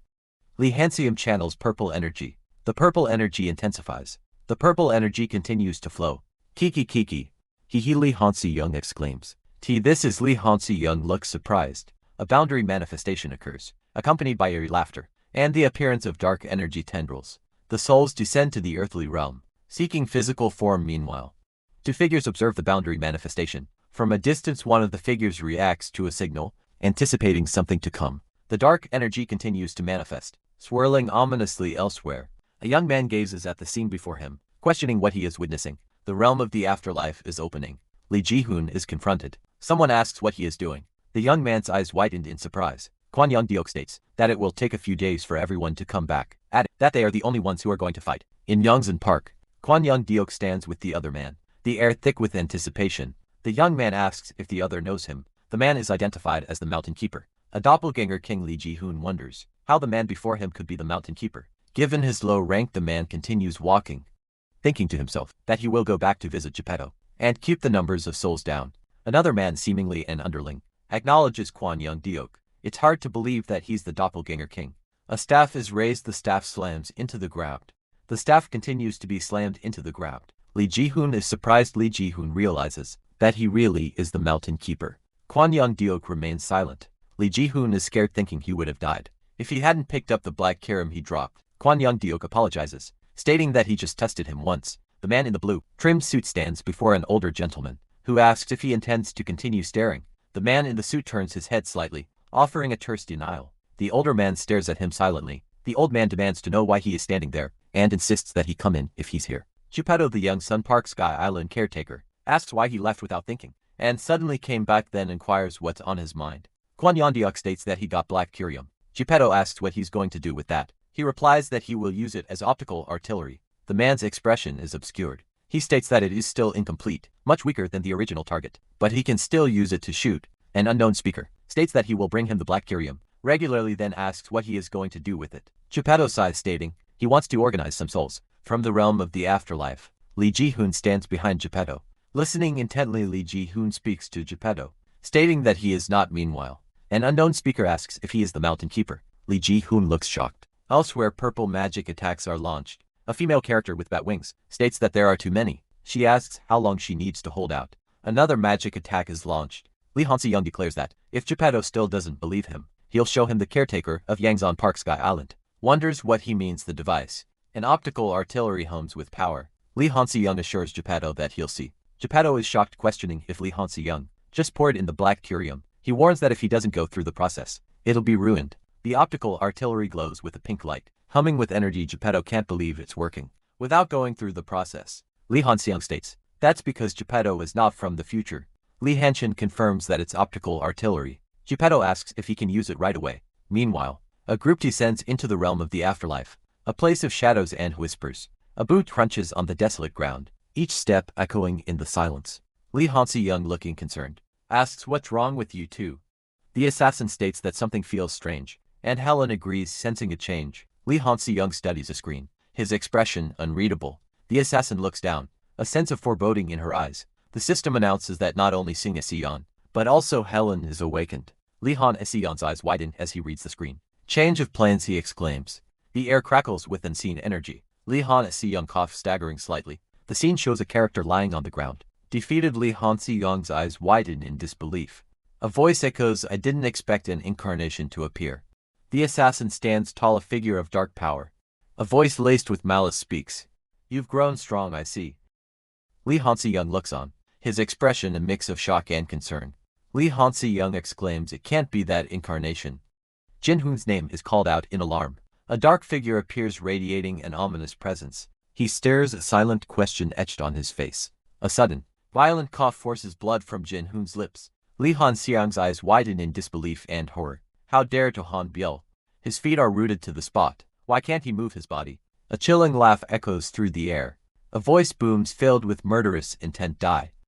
Lee Han-se-yeon recognizes the voice, but something is different. Her voice is different from before. But to encounter old memories face to face like this, I never expected that demon would come looking for him. The sound of rain echoes. A voice declares that the trail of the escaped demon ended here. The figures in blue cloaks are ordered to search thoroughly. A decade ago, during Junjian's tracking mission, one of the figures is warned not to delve too deep into the investigation. One of the figures in blue responds yes. A voice narrates that this is when they first met. One of the figures in blue makes a sound. The figure in blue is shown. Meanwhile, Jeon-hoon seems terrified. He is asked if he is alright, and he shushes the speaker. Jeon-hoon tells someone to be quiet. He reflects that he was terrified a moment ago, but suddenly he is calm. He senses a demon nearby. Jeon-hoon sees a demon reflected in his eyes, and wonders if it is near. He could hear someone speaking, but their words were muffled. Can you be quiet? It will be a problem if it hears you. Jiang Hun's eyes widen. The demon hasn't left. The demon will be watching us. Rain falls on the city streets. A voice confirms that Han Biel has been found. It seems he lost some of his memories, probably due to the shock. The boy in the blue jacket stands in the rain. He looks down, his expression unreadable. Someone tells him to stop. Someone shouts Dayu. A hand reaches down towards the boy. A voice declares, I'm the apostle of the angel of ability Raphael. Raphael stands with a glowing sword. He is the demon of wrath and lust. Asmodeus, a surge of power emanates from the figure. As he grips the glowing blade, the celestial being with 3 pairs of wings turned into a fallen angel, who betrayed God and became a demon. Achievements unlock Raphael's sword of evil, slaying divine hunter and human, challenging the myth. Asmodeus declares, I am the god of sword who punishes evil and betrayers. A close-up shows Asmodeus's feet, planted firmly on the ground. Asmodeus stammers and no. He wonders if Jinhun's memory has returned. Something strikes Asmodeus, the impact sending a jolt through him. The glowing sword remains clutched in his hand. Asmodeus reels back, his expression one of shock. Surprise flickers across his face. He insists, I'm all right. However, the figure with horns and glowing red eyes reveals a surprising truth. She is also a mother. A hand grips a sword that radiates a brilliant, ethereal light. It is the sword that slays evil, as well as the one who brings healing. Tears stream down Jinhun's face as he hiccups. Overcome with emotion, he plummets downwards. A beam of light shining above him. The one who heals the souls of humans. A guttural scream tears from Jinhun's throat as he continues to fall from a gaping maw. The evil which contaminated the body escaped. Jinhun stands over a prone figure, the glowing sword casting an eerie light. A system message appears. The demon of wrath and lust has been expelled. You have once again hunted down a divine being. Achievement unlocked. The one who purifies evil tainted by evil. Rank legendary. You have carved a part of the fate of the fallen angel, who turned into a demon. It may be just a small scar for now, but that small ripple will become a mighty storm. Another system message appears. Achievement unlocked. The one who defied the foretold fate. You have surpassed the normal scope of an urgent quest. Clearance. The story of a human who defies the destinies of gods and initiates the birth of a myth begins. Rank semi-mythical. 2 semi-mythical ranks combine to form 1 mythical. The actual commencement of the birth of myth begins in earnest. A deafening explosion rocks the area. A burst of fiery energy erupts. Li Hanxiang clutches the black and blue potions. He thinks that he managed to obtain them. The demonic figure looms, thinking that these Yongzhen Park people are really tough. A figure stands with a hammer, thinking that it is to be able to withstand and oppose Balrog's power. The demonic figure descends, going outside the realm of the afterlife. Li Hanxiang is told that he is thinking about what they are doing and that they must stick to the plan. Helen is running away, and someone asks why she is running away too. The demonic figure continues its descent. Someone yells for Zepeto to act now. A close-up of the demonic figure's face reveals its menacing expression. The demonic figure emits a powerful red beam. Debris scatters as something is destroyed. A hand reaches out, seemingly in distress. Helen lies on the ground surrounded by debris. A figure with bat-like wings grabs Helen. The winged figure warns, you'll die if you jump out like that. Helen thinks to herself, still, I managed to obtain a part of Balrog safely. I have completed the acquisition of all the ingredients. The winged figure says, sure. Let's go back and wait for Hansung for now. It seems like things are busy in Seoul. A figure with glowing red eyes stands in a dimly lit room, thinking, I also want to go back to Seoul or the academy, but I'm still lacking in power to conceal my demonic form. Like BL above, a character thinks, I need to raise my level even farther. A view of a town from above. 2 figures stand talking. Their faces obscured. One of the figures says, all right. I leave it to you. Let me ask you one more thing. What would happen if Serbuk also became subservient to a malevolent deity? Like Obus, another character responds, I won't let that happen, even if I have to risk my life to stop it. It seems like he's sincere. The thought crosses Li Hanxiang's mind, a sense of urgency accompanying it. He knows they must definitely prevent whatever that is. A status window appears, displaying information about Serbuk. If Serbuk were to resurrect and become tainted by a malevolent deity, becoming an enemy of humanity, it would indeed become dangerous. If she becomes an enemy with these abilities, it will be burdensome to handle. A young girl is surrounded by a glowing blue magic circle. Meanwhile, a few days later near Seoul, a dark ominous portal looms over the city. Nearly all of the monsters have been defeated. Li Hanxiang thinks, is the academy already open? Li Hanxiang asks, the answer comes back yes. Although I can sense that you have become more powerful, Helen says, I still recommend you to return to the academy, as it will undergo various changes. Due to the damage incurred, the restrictions will be lifted to admit a diverse range of transfer students. There are various plans to nurture talents to address the increased frequency of crises. For example, what about someone from the Dark Land? Li Hanxiang states that he cannot disclose that. If things unfold like this, there's a possibility that occasionally Will the early graduation restrictions be lifted too? A student looks forward to seeing Jin-hoon again. At the academy, Jin-hoon reflects on his recent ordeal, being attacked by his mother, who had turned into a demon. He was grateful that he had removed the evil of Asmodeus and helped him regain his memories. Jin-ho nods, saying all right. Someone tells him that he is overcoming it very well. Another student expresses excitement about the incoming freshmen and transfer students. A girl with white hair looks surprised. Someone notices her school uniform. A student mentions that there were no restrictions on admissions, wondering if that includes not only age but also race. He then says that's right. Someone says that Hanayan is also one of the freshmen. This time the two figures observe the scene, noting the serious competition. The character is praised for achieving first place in the admission. This time the man asks what's the matter. The woman states she contacted Sir Hansung to inform him about something, specifically the Black Kira mining site, which is currently a massive tower. The tower has risen in the center. It is known that many parties will attempt to approach it, under the pretext of joint excavation. The woman requests that anyone be prevented from accessing the tower. The woman confirms that this includes the Jihyun group. Understood. The night sky hangs heavy with clouds. A rooftop scene unfolds. Leader Lee stands on a rooftop, the city lights twinkling below. Even after obtaining Wang Myung through the previous battle, he clenches his fist. Feeling weaker than Jin-hoon and Lee Han-se-young, he wonders if it's right for him to be at the academy like this. The wind howls through the city shadows. Is something lurking in the academy? A chill runs down his spine. He stops, sensing something amiss. His eyes narrow, a sense of unease washing over him. Wang Myung within the range of Wang Myung. He can feel it's affected by his control. If someone is within this range, they won't be able to move. Leader Lee extends his hand. Activating his power, he wonders aloud if there was ever anyone within range to begin with. The leader realizes that someone might fully grasp his abilities. If that's the case, he might have been the target from the very beginning. Leader Lee is shown from behind. A flurry of motion surrounding him. He overlays rays, containing meticulously stacked layers of magic and circuits. The magic continues to flow from Leader Lee. A surge of energy pulses through the air. Leader Lee is surprised by the result of his experiment. He overlaid rays, containing meticulously stacked layers of magic and circuits onto the sword, and it turned out he could cut through the floating magic circle. Leader Lee realizes that if he can cut through mana and space, it means he can also cut through spells and barriers. He states that he's only been experimenting. As usual, Leader Lee remarks that it seems like he discovered some useful techniques. A barrier shatters, the magic within dissipating. He glances upward, sensing an anomaly in the air. A voice echoes in his mind. Something is moving in the middle of the night. He muses that it shouldn't be easy for anyone to infiltrate the academy from the outside, just in case. Leader Lee decides to explore the surroundings. With mana domination, a blue aura flaring around him, he discovers it a place where mana is blocked. The air crackles with unseen energy. He gasps, clutching at his side, blood seeping through his fingers. His face contorts in pain and shock. He realizes they seem to have analyzed his abilities beforehand, and he never thought he'd feel so powerless. His hand is covered in blood. This is dangerous. He is stunned. Realizing the gravity of the situation, he lies on the ground, unable to even twitch. I don't even have the strength to move. A blue energy crackles in the air. The air vibrates with unseen power. The assassin stands over a fallen figure, a blue blade radiating power. Leader Lee struggles to comprehend the situation, blood staining his uniform. The assassin, masked and silent, wonders, Cook, how can you break through the barrier? A body lies in a pool of blood.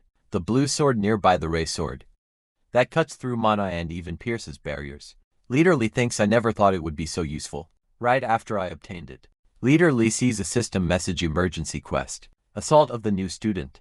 Due to the excessive growth of the main character, the disguised enemy successfully eased the suspicion among the academy's new students. From now until the end of the ranking change exam, the assaults by the enemies will continue. Leader Lee is shocked by the message. Blood pools on the floor, lying prone. Han Biol is unresponsive. A voice booms out, calling his name. Jin-hoon thinks to himself, realizing the potions he has won't be enough for Han Biol's condition. Jin-hoon desperately calls out to Han Biol, urging him to wake up.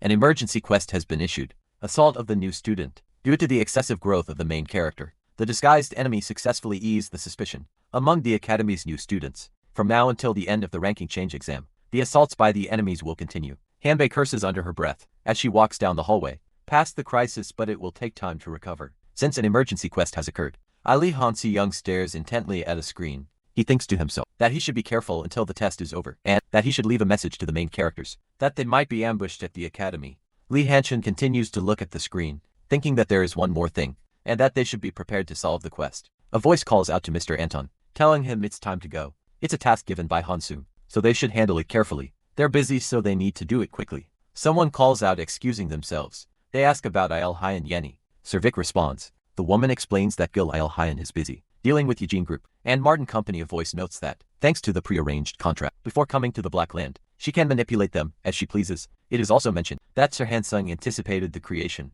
The first speaker asks about arranging the contract. For the tower, it's probably a dangerous tower, imbued with the spirit of sacrifice, given what Martin Company and Eugene Group must have suffered considerable losses due to their involvement with that tower. The woman chuckles, finding something scary. The scene shifts to a view of a city at night. A figure falls from a height. The one who ambushed Han Biol is the S-class mercenary, with clone abilities. Jillian, a figure, stands in the night. Lee Han-seong looks up, thinking to himself what an idiot. He continues to muse, wondering how someone could be beaten by a mere candidate. Lee Han-seong's expression is one of disbelief. A woman with red hair stands, confidently identified as the mercenary, who works alongside Jillian. The name Celine Lee is revealed. Lee Han-seong thinks about her, realizing she's a talented S-class mercenary, in Korea and overseas. Her real Celine Lee's name is revealed to be Lee Sunja. A pink effect surrounds Celine Lee. Celine Lee stands with a serious expression. Celine Lee and Lee Han-seong are in the same room. Celine Lee wonders to herself, was that spatial ability? Lee Han-seong says, Lee Soon, I'm Celine Lee. She is known as Lee Sunja. How so, he wonders. Celine Lee shouts at him to shut up, threatening to kill him. Celine Lee covers her face. Overwhelmed, she thinks that she can never win head-on against him. Celine Lee states that she won't kill him, but she has something to ask him. She then says she won't give him any answer. Lee Han-seong tells her to just listen, thinking that she'd probably get killed if she confessed. Lee Han-seong recalls that Celine Lee was a mercenary, sent as an agent from the United States, codenamed S. He realizes that Jillian's codename is G. And it's just a simple codename, using the first letter of their names. It is said that he lets his guard down, and now's the time. A hand glows with power. Lee Han-seong is surprised. A faint breeze rustles through the air. Leader Lee walks away, his expression unreadable. From behind he stares ahead. His gaze intense. Leader Lee pauses, gazing at the distant building. He thinks to himself, Lee Sunja has completely escaped. A hand interacts with a holographic screen. A voice confirms, I intentionally showed an opening and let her go. She shouldn't get caught right then. Since she escaped, please proceed with the tracking as planned. The response is a simple yes. The entrance to the virtual space shimmers. A voice notes, seems like Hansung is late. The shimmering entrance looms large. Someone asks, should we go in now? Two figures stand before the virtual space entrance. One of them questions, test takes place in this virtual space, right? Another voice responds, yeah, it's a test where candidates compete against each other to determine their rankings. The virtual space entrance pulses with energy. A voice declares, then let's go in. The view through the entrance reveals a grand, ornate building. A surge of energy crackles through the air. It seems many people have already started the test. Some candidates might already have their results. A palpable tension fills the air as the candidates prepare. That's one of the new students that Han-seong mentioned before. As expected, Lee Chong-suk looks strong. There's another one over there. That new student seems formidable too. James Dean, and a classmate from the North Pole. I won't be left behind like this forever. I'm gonna participate now. She exclaims, wait, I'll go with you. The Coliseum looms, ready to test the candidate's mettle. A student wipes the sweat from her brow, panting. She notes her score, 807 points. 97 out of 6,000. She thinks to herself that this battle has been the toughest so far. It's difficult to face the Butcher, even in their multiple personality state. She wonders if the new student, Hansung, had his eye on him too. Even though he's physically drained, he didn't even look tired. Choi Lee-myung from the Black Land. Choi Lee-myung stands silently. He's definitely stronger than me. Han-yoon watched Choi Lee-myung walk away. He didn't even look tired. She thought. Han-yoon gasped. Han-yoon overheard someone mentioning Lee Han-seong winning 7 games in a row at the stadium next door. One of the students suggested they go see it, but another abstained, saying it would be hard to beat Choi Lee-myung anyway. Han-ya decided, I'll go see him. Lee Han-seong's name was everywhere. She thought. Han-ya wondered what he looked like. Han-ya walked. Lee Han-seong continues his winning streak, now at 9 in a row within the virtual space. The rules are set. The virtual space is designed so that no harm comes to each other. There is no need to worrying about the other person dying, making it nice to be able to approach it without that concern. Lee Han-seong wonders who his next opponent will be. Choi Lee-myung is surprised to see him. Lee Han-seong thinks it might be a bit tricky this time. Someone has died, causing panic. They can't even exit the virtual space. The third main scenario, trapped in virtual reality. All of the candidates are trapped in the virtual reality Coliseum. Survive against the terrorists disguised as candidates, and save as many candidates as possible. Lee Han-seong said, it's great seeing himself like this. Someone warns Lee Han-seong that the enemy ambushed them. Just like his message said, they have weapons capable of killing people, even in the virtual space. It seems like a weapon that bypasses the restrictions of the virtual space. A figure walks through the virtual space, carrying a weapon, until they can exit the virtual space. Lee Han-seung tells everyone to avoid the attacks. As expected from NS class, Lee Han-seung just as investigated. He is the most dangerous person. He's not even surprised a figure walks away. The figure wearing a lion mask says that Lee Han-seung remains composed, even knowing that the weapon could kill him. Moreover, he seems confident. Despite being unable to exit the virtual space, Lee Han-seung asks what changes with that lion mask, and if he thinks he can win. The figure with the lion mask says that, if Lee Han-seung is still composed, in a situation like this someone asks how about, they go one-on-one actually. The figure with the lion mask is not as composed, as the lion mask said. There have likely been many victims already. Lee Chong-suk thinks that he can't feign composure any longer. By stalling for time, Lee Chong-suk says he's ready. Lee Chong-suk is told good work, then proceed with the hack and broadcast it live. A figure with blue hair says that they will hack, to release the same restrictions. In the virtual space someone sits at a computer, the glow of the screen illuminating their back. Selenely bound and masked, struggles against her restraints. Another figure sits at a computer, their expression unreadable. Helen states that releasing Lee Sun-jae was for her benefit. The text explains that they need to track and find the hideout, where the virtual space is being manipulated. For this attack the masked figures discuss suffering damage from the candidate's attacks. One asks if the restriction has been lifted. One of the masked figures exclaims that they can't even contact the hideout. A voice informs Helen that the enemies have noticed, and asks if the virtual reality exit is ready. Reporting it's 90% complete, Lee Han-seung states that, since all operations have been blocked, he'll use his final move, but they need to be able to leave from here first. Lee Han-seung's expression is one of intense focus. A hand grips something tightly. Lee Han-seung wonders if they have already played their last move. He instructs everyone to retreat from the virtual space, ordering them to evacuate the area. Someone questions Lee Han-seung's decision, wondering if he intends to face the threat alone. Leader Lee assures them that it's alright, urging everyone to get out. The unseen character expresses concern, questioning how he can handle something like that alone. A colossal statue looms in the distance, its red eyes glowing ominously. Leader Lee tells them not to worry. He affirms that he has everything prepared. Lee Han-seung declares his intention to stop that thing. Someone groans in pain. Leader Lee shouts, urging everyone to evacuate. A voice narrates the creation of a weapon, capable of causing harm even in the virtual space. Lee Han-seung stands ready, preparing a transcendent replica, brought to life through manipulation. Within the virtual space a formidable statue stands. The statue is identified as Ares, the god of war, because it's a replica. It could only be implemented at the level of a statue. A figure wearing a lion mask states that dealing with the terrorists would be quite a challenge. The masked figure continues, questioning how the operation was disrupted, and warning against being too relaxed. When facing Ares, Lee Han-seung asks if the speaker isn't in the same situation now. The masked figure responds with a simple what. The virtual walls begin to crack. The walls shatter. Ares stands tall.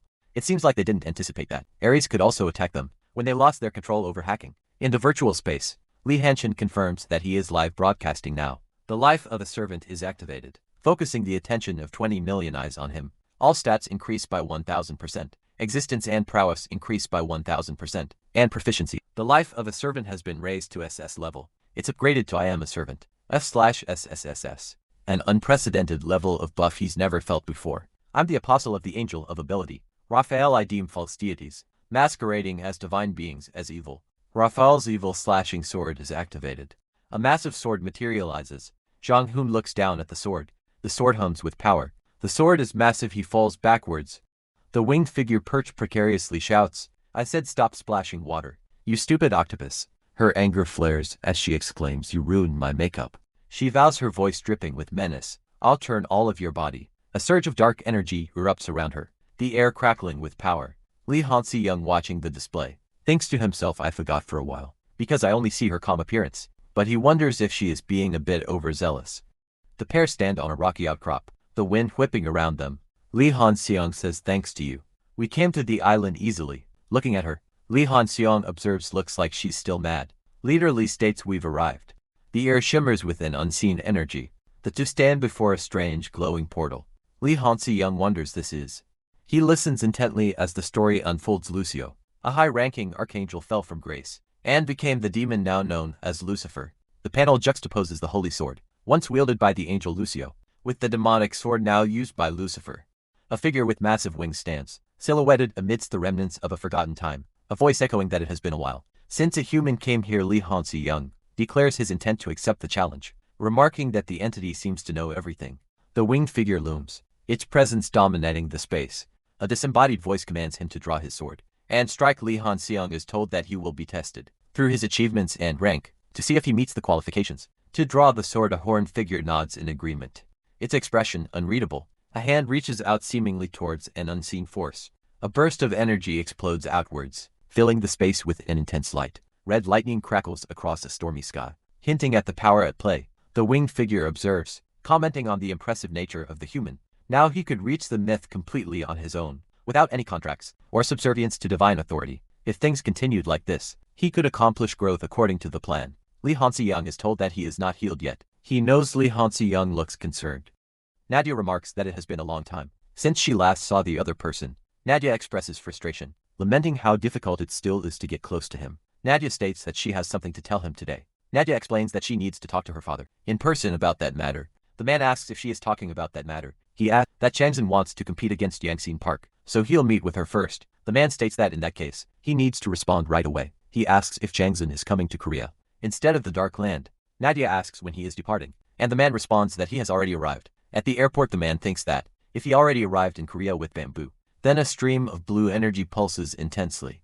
Three figures gaze up at the blue energy. One wonders what it is. Another exclaims that it scared them. The last one says that they knew it. Responded to a hidden quest appears. Conquer the sea dragon of the East Sea, who seeks bamboo. The message warns that the bamboo that was supposed to become the man, Posse Jack, has returned as bamboo. The sea dragon will watch over Seoul until bamboo is found. The quest requires finding bamboo and quelling the sea dragon's anger. Success grants one-time assistance from the sea dragon, while failure results in continued deaths, weakening of Korea's national power, and reduction in the time for the sea dragon's assistance. One of the figures wonders what the sound is, as something whispers. The text says that as the sea dragon awakens, everyone begins to recognize the divinity. A hand grabs Nadia's arm, telling her to follow. Nadia asks where they are going. A visual effect is shown. The text says that as the sea dragon awakens, everyone begins to recognize the divinity. A tornado looms over a city. Nadia and another figure run. The figure asks if Nadia knows where her father is. Nadia asks why they are looking for her father, stating that he's right there. Nadia calls out. Changzhen Vladimir Anton is shown by chance. Nadia wonders if this person is someone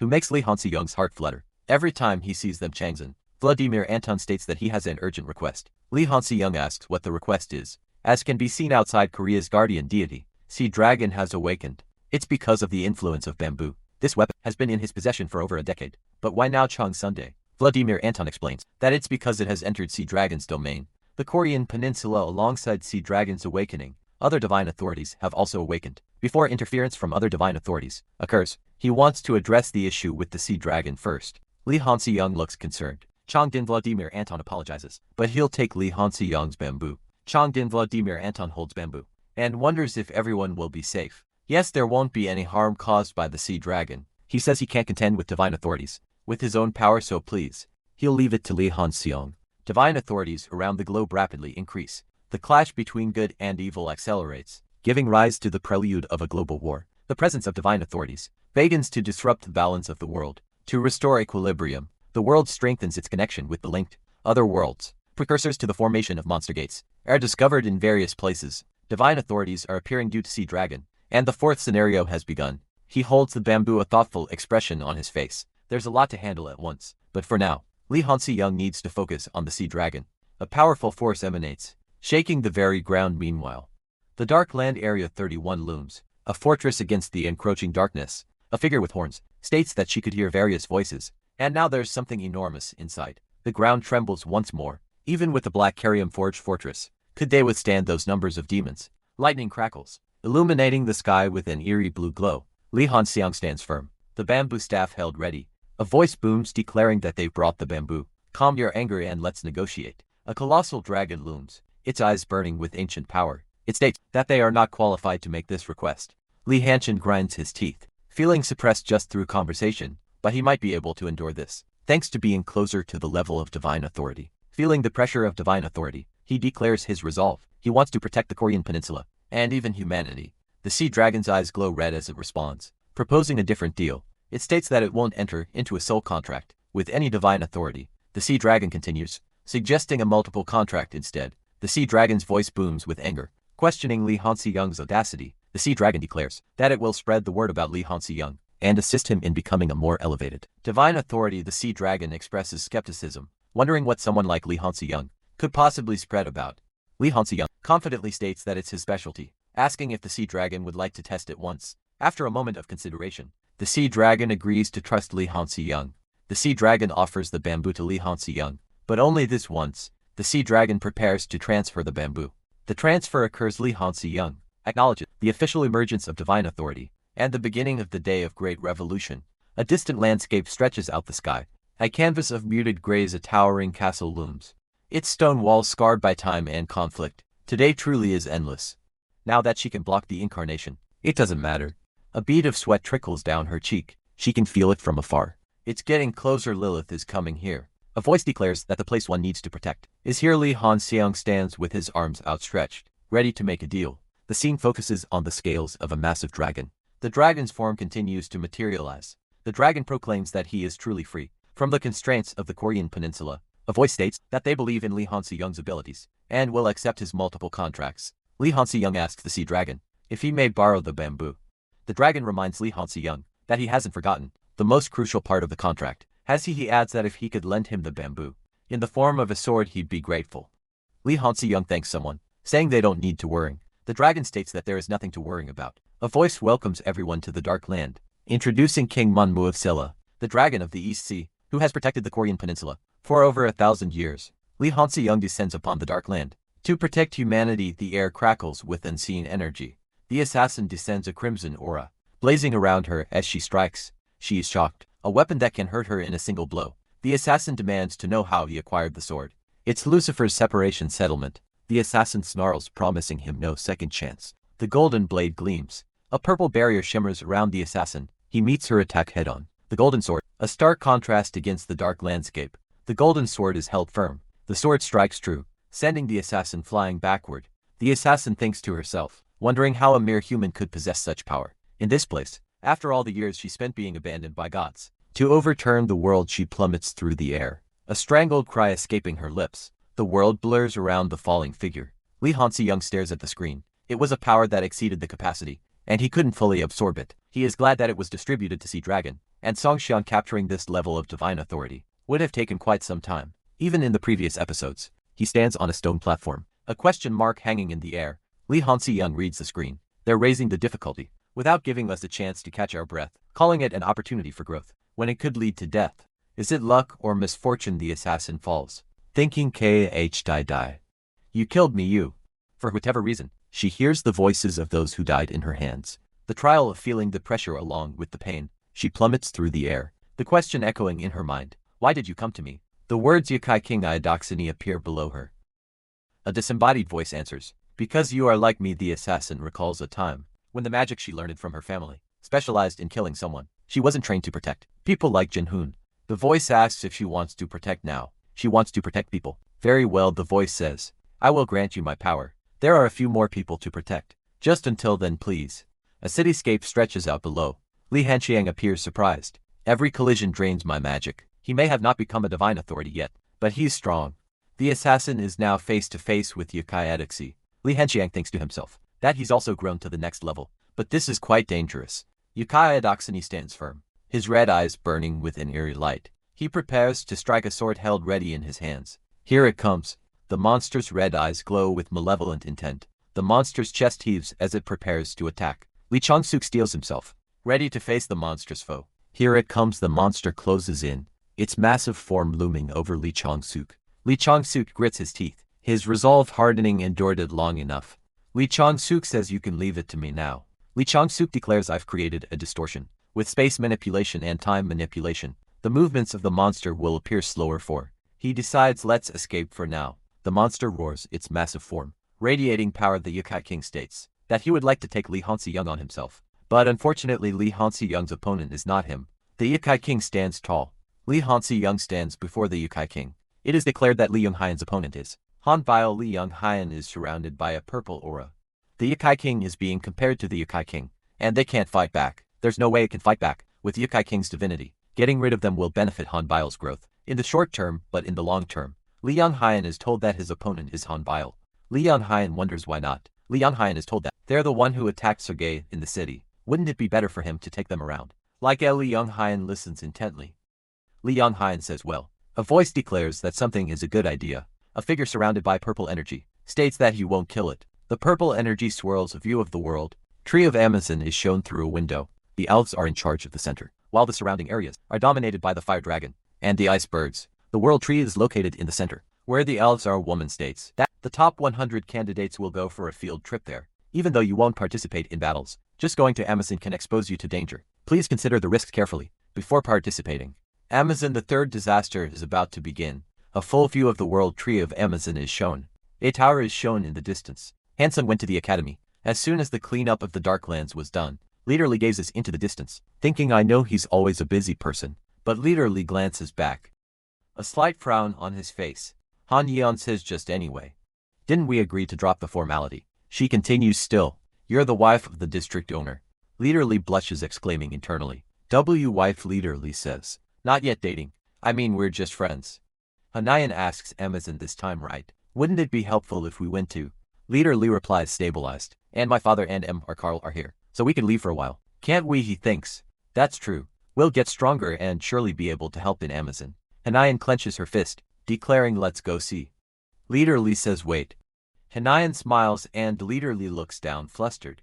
This area in the Amazon is the only one secured by humans, the farthest from other dominant races. Leader Lee crosses his arms, explaining that it's relatively safe here, since SSS-class heroes are also active. He adds that they will now proceed with the field trip. In the Amazon, Leader Lee continues, stating that they might be able to see SSS-class heroes, depending on whether the dominant races are well-behaved or attacking. Hanian asks Leader Lee if he's been here too, wondering what there is to do. After going to the Dark Land, that he hasn't tried. Jeong-hoon raises a finger, suggesting the possibility of romance. Jeong-hoon quickly clarifies that he was just kidding. Leader Lee waves his hand, saying that he was joking, and that it's okay if not everyone is able to do it, encouraging Han Yeon not to be shy. Leader Lee's face contorts in a defensive expression, exclaiming that it's not like that. Leader Lee clenches his fist, commanding someone to listen to him. Meanwhile, a landscape stretches out, birds flying overhead. A building stands amidst the greenery. About 10 fire dragons hatched at the fire dragon's base, and about 3 icebirds hatched at the iceberg tower. Shadowy figures sat around a table, discussing the recent influx of humans. A voice mused that 100 humans had arrived in the city of Iron. The numbers had been increasing rapidly. A disembodied voice observed Galwin. The elf chief sat in contemplation. It wouldn't be surprising if something was amiss. He thought a figure burst into the room, calling out. Chief Colleen Wynn apologized for the interruption. I apologize, this is urgent. The messenger exclaimed that a human had arrived. The messenger's words hung in the air here. He questioned. Murmurs rippled through the room. They had come through a secret passage, without a barrier. Galloway's expression deepened with concern. A voice echoed hello. A figure stood with arms outstretched, announcing Elf Chief and all the elders. I'm Lee Hansi. Young Galloway's eyes narrowed, a hint of suspicion in his gaze. The elf's gaze is intense. The elves sat with their hands clasped, a silent power emanating from them. Lee Hansi Young grits his teeth, feeling the pressure. The elves remain still, their power palpable in the air. Lee Hansi Young admits to himself, they're undoubtedly superior to me. He continues, it's electrifying, huh? I'm here for a good deal, let's gather our strength. Lee Hansi Young faces the elves determined. He thinks, in the next 3 days there's going to be a major war. That has never happened before in Amazon. Purple spikes erupt from the ground in the distance, tearing through the forest canopy. The assassin observes the scene. Amazon's monsters are stronger than I thought. It's as dangerous as the Darklands. Selene Lee looks on, concern etched on her face. What was that? The assassin stands ready, her expression grim. A massive snake dragon rises from the depths. Underworld 4th floor. Dominant race snake dragon. Why is something like that on the surface? Selene Lee's eyes widen in alarm. Is something happening? What on earth is happening in Amazon? The snake dragon lunges forward. It's Jose Gapian, SSS class hero and Lancelot contract holder, shouts a warning. Snake dragon attack. Everyone fall back. The snake dragon unleashes a devastating energy beam. Dooman expresses his surprise, not expecting the underworld creatures to attack. A snake creature hisses, lamenting that the candidates don't have the skills to fight. Lee Hansi Young looks at a screen. The screen displays information about the myth of Lancelot and Gawain being recreated on this battlefield, and the undefeated myth of the Knight of the Round Table begins. They fought for their king, King Arthur, and sacrificed his life to protect his people. Ian, who signed a contract with the Knights of the Round Table, is here, but he wonders why the myth has been recreated. Someone notices that Lee Hansi Young has triggered the myth using reverse magic. A bright light shines. Lee Hansi Young is surrounded by light. A screen displays that he is assigned the 80th seat of the Round Table, gaining the power of Digor, with all stats increased by 300%, and all vital power increased by 200%. Lee Hansi Young realizes that if that's the case, he can definitely fight the underworld creatures. With this, Lee Hansi Young falls. Lee Chong-suk is surprised, asking if this is what Ian was talking about. Gao Lei-win falls, and Lee Chong-suk realizes that Gao Lei-win is here. By recreating the myth and activating I Am the Jester through a live broadcast, Lee Han-seong can maximize the effect. This way, he can prevent the invasion of the underworld creatures and gain achievement. If the myth goes any further than this war will become uncontrollable. Galwin thinks even without the myth, the underworld invasion will continue. This is the fastest way. Galwin wonders what he is talking about, so affectionately like that. Abel states that is sad. Ian doesn't know how long it has been since they gathered like this. Lee Han-seong thinks that all three chiefs, whom he can't even handle even one of, have gathered. It went according to the plan. But it's a bit scary.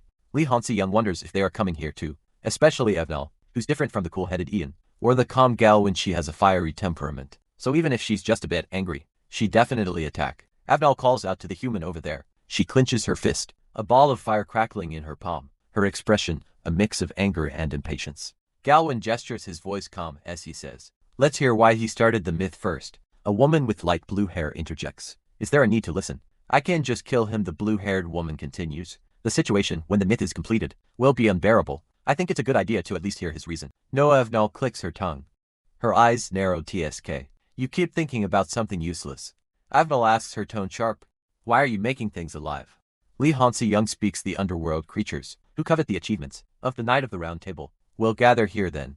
I will connect the myth to the Holy Grail that is currently sealed in the underworld realm." Meanwhile, a figure plummets from the sky. Arms outstretched, the falling man shouts, "The Grail war here. You're not worth keeping." Yvonne looks down, her expression unimpressed. The man continues to fall, a small figure against the vast sky. Elsewhere, a surge of fire erupts, consuming the air. A fiery explosion erupts in the sky, drawing gasps of surprise from onlookers. Lee Han-seong's companion observes that divine authority has set Hansung on fire. No matter how strong Hansung is, there's no way he can withstand. On higher him glows with golden energy, determination etched on her face. Lee Han-seong thinks, if we want to create a favorable situation on this battlefield, the hand clenches into a fist, the determination to sacrifice oneself at the end. On Hiram vows, "I will definitely succeed in this." Hidden on Hiram runs forward, declaring, "I've been designated as Galahad." On Hiram runs with two knights by her side. One of the knights says, "Descendant of Galahad, we will clear the way for you." The two knights battle grotesque monsters, clearing a path forward. On Hiram runs towards a distant cross, thinking, "With SSS-class heroes by my side, I feel like I can retrieve the sword." The ground trembles as something massive approaches, flying high above. The leaders of the interdimensional races are trying to stop the humans. A figure surrounded by flames rushes forward. Flames erupt. The figure is engulfed in fire.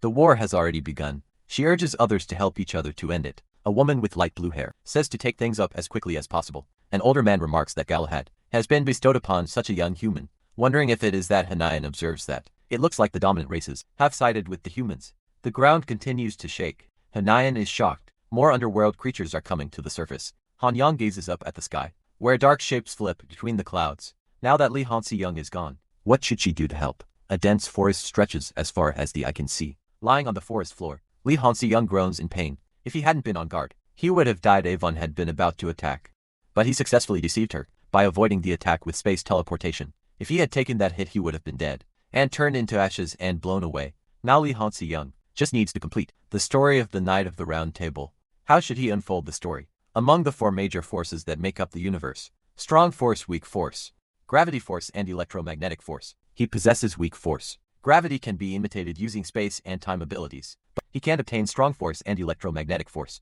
with his current cognitive points. Should he give up on completely recreating the story of the Knight of the Round Table? In the legend of the Knight of the Round Table, the wounded King Arthur is resurrected and portrayed as a hero who will save the kingdom in crisis. In other words, the remaining key points are resurrection and salvation. If he can't fully implement it, he should try to create a similar feeling. Lee Han-seong needs to write this. He spent 100,000 points on the purchase. Remaining cognitive points 10,202. A guttural scream echoes through the air. She looks up, her expression unreadable. More underworld creatures are coming. They're targeting the Galahad sword. The situation is already dire, and we can't proceed like this. A blinding light pierces the sky. Snakes hiss, their tongues flicking nervously. "I'm dead, but my will is here. My sword Excalibur, the one who wields this sword." The sword stands tall, radiating power. The snakes watch, their expressions unreadable. Two serpentine figures guard a glowing sword. Everyone on the battlefield has shifted their direction towards that sword of light.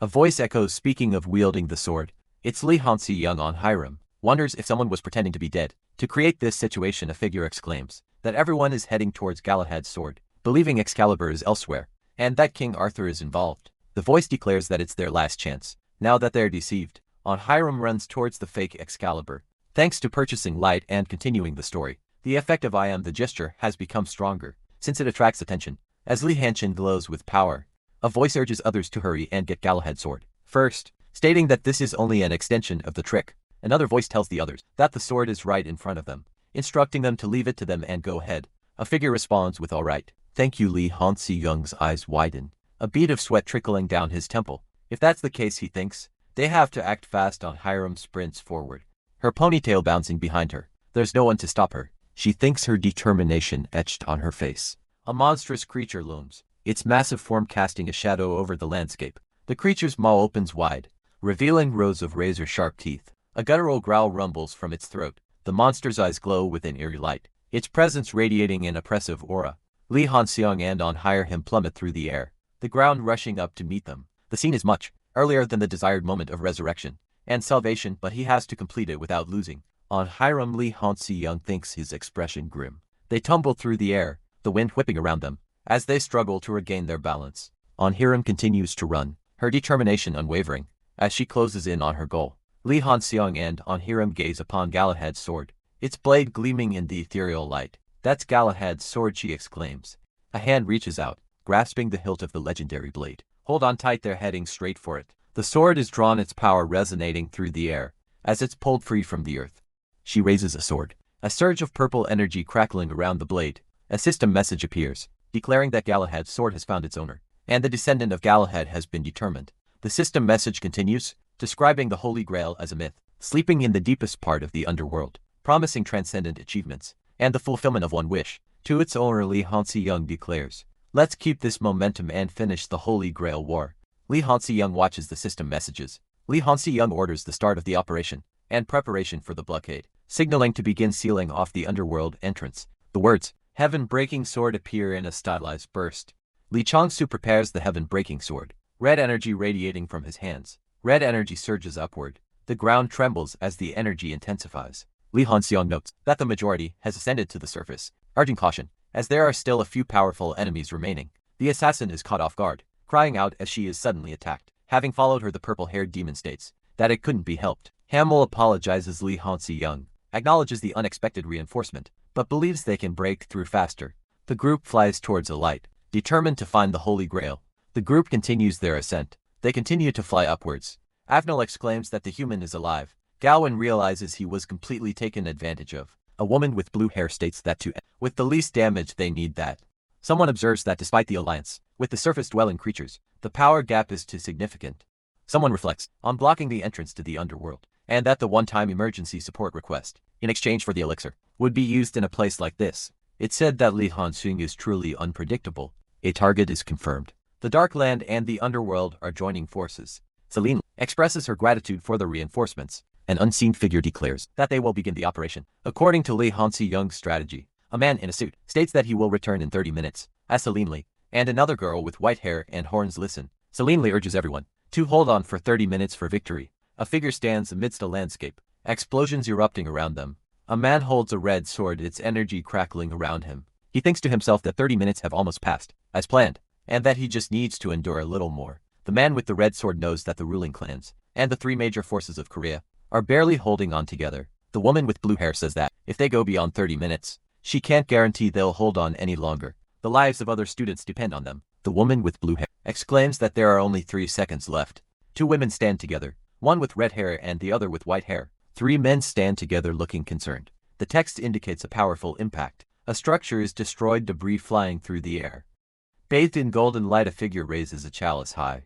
The system displays information about the Holy Grail, a mythical goblet said to contain the blood of Jesus. It grants overwhelming divine power, is unbreakable, contains infinite magical power, and disappears after one wish. The system declares the war is over. The figure stands silhouetted against a bright sky, still holding the Grail aloft. The system announces that achievements have been unlocked, declaring the figure the owner of the Holy Grail war. He will be respected by all ruling clans in the underworld, and his fame will be known everywhere. The system confirms that the Knights of the Round Table's mission is complete. Two figures stand below, one with bat-like wings. The system states that the Knight of the Round Table completes the myth and finalizes the ongoing birth of myth. A close-up shows a character's uniform, Li Hanxiang, bathed in light, holds the Holy Grail aloft. Now known as the Jester, the system informs that he seeks people's attention more than anyone else in the world. There is no gesture superior to him, and he can even spread the gesture power to others. He has obtained the new title, and his new myth will continue in the future. His inclination is neutral. Good and neutrality can shift towards good or evil at any time. The building stood tall against the fading light of day. Having completed the birth of myth in Amazon, Li Hanxiang finally ascended to godhood. He knew the next quest was to complete the past. That can enhance his divinity. It was a crucial point where the inclination and performance of the divinity are determined, so he needed to be careful before becoming a candidate. He could freely set it to be a child of the Dark Land, or lived in begin trace of the past. A forgotten past exists. Would you like to examine your past? Li Hanxiang wondered what this was, and if such a process even existed. With a surge of energy he entered into his past. A grand church stood before him. Li Hanxiang exclaimed, "This is he finds himself in. The first virtual reality game he ever played. It's a game completely unrelated to the end of the world. The game is called Monarch. So why does it appear in the trace of the past?" He grunts. He wonders what's going on this time. It's the second virtual reality game. The martial arts genre Heavenly Demon Battle are the games he's played included in the past. In order, although his personality has changed through games and tubes, it's still a positive memory. But this past is outside of the end of the world. Reality, right? He seems confused. The scene fades. He crouches low. A look of utter disbelief etched across his face. What on earth was that? Physical attacks and magical attacks don't work. It disappears the moment it touches the enemy. A grotesque entity descends from above. Its a swirling mass of dark energy and writhing tentacles. A voice cries out, "I've never seen anything like this." A tendril of darkness hurtles towards Li Hanxiang, the air crackling with unseen energy. The dark energy slams into the ground, leaving a trail of destruction in its wake. Bao clutches at Li Hanxiang's arm, her voice laced with urgency. If it's a deity, it doesn't disappear even with direct contact. A booming voice echoes through the area. "Those who can't handle divinity, step back." Instructor Han Dusiak stands ready. His expression grim. "I can only block attacks." Instructor Han Dusiak, please aim for the main body. A voice responds, "Understood." The air vibrates with power. The words "heaven-breaking sword" resonating in the minds of all present. Han Dusiak channels his energy, a crimson aura enveloping his form. As he prepares to strike, the crimson energy surges forward, a blinding streak of power aimed at the unseen enemy. The attack connects, a violent explosion of energy erupting in the darkness. A single malevolent eye opens in the darkness, its gaze piercing and filled with ancient power. A figure is struck by a blast of red energy, the force of the impact sending them reeling. A man looks on, muttering that the attack touched the main body, but caused no damage at all. The man states that at least there's only one person in the academy who can handle this situation. A white-haired figure exclaims that someone hasn't come out yet and must still be asleep. The buildings are collapsing. The winged figure thinks, resolving to find him. The winged figure takes flight. A voice calls out, relieved that Hansung is safe.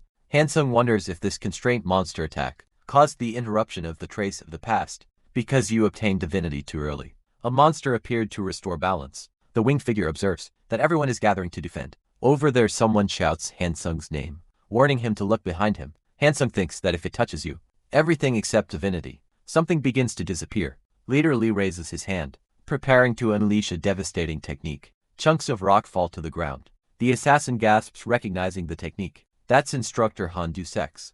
Leader Li prepares the divine art of shattering the heavens. A beam of red energy erupts from Leader Li's hand. Heaven-breaking sword. Instructor Han Dusek's eyes widened. That's Li Hanxiang. Activated the divine art of shattering the heavens. Li Hanxiang used I can now use the skilled divine art of shattering the heavens, which resembles the martial arts game I played. In reality, he considered such a feature wasn't present in the trace of the past. Could it be related to being trapped in the end of the world? Although it's the only clue connecting reality, he thought. Li Hanxiang realized first he must deal with the constraint monster. He thought, although the trace of the past was interrupted, and he could only obtain some abilities. It's fortunate that the trace of the past wasn't completed, Li Hanxiang thought. Let's head to where everyone is gathering. The attacks are relentless, and Instructor Han Doziak struggles to keep up. Han Doziak's eyes widen as he hears his name called, followed by the name of Li Hanxiang. He is startled by the sudden address. Han Doziak wonders how Li Hanxiang possesses that skill. A voice booms in his mind, commanding him to help that child. The heavenly demon who had only spoken to him during their initial contract now offers more of its strength. Han Doziak realizes that he intended to help him. Without being told, he breaks the boundaries, a red aura enveloping him. Han Doziak's power has strengthened. The effort to avoid losing one arm was worth it. Han Doziak declares he will go to the main body now. The other character asks if he can handle the attacks from the hind legs. The other character wonders if he can handle it alone. Han Doziak thinks that if he doesn't stop it now, everyone here will lose their lives. He must succeed. He thinks that he might survive if he escapes. But if he escapes, he will lose all his comrades. In that case, it will be meaningless. Han Doziak clenches his fist. Han Doziak prepares immediately. Han Doziak and the other character prepare to fight. Han Doziak says to trust him. An attack is launched. A figure plummets into the inky blackness of the abyss, disappearing into the depths. He succeeded in entering the abyss. A crimson aura now surrounding him. The figure continues to fall, the red glow intensifying as he descends. Deeper and deeper he falls, the abyss swallowing him whole. The abyss stretches out an endless expanse of darkness. The man with the red aura continues his descent into the abyss. A voice echoes, "I'm counting on you." Candidate Li Han Song. The abyss looms. An ominous presence. The question hangs in the air. Is support still unavailable? If this continues, the entire city of Seoul is in danger.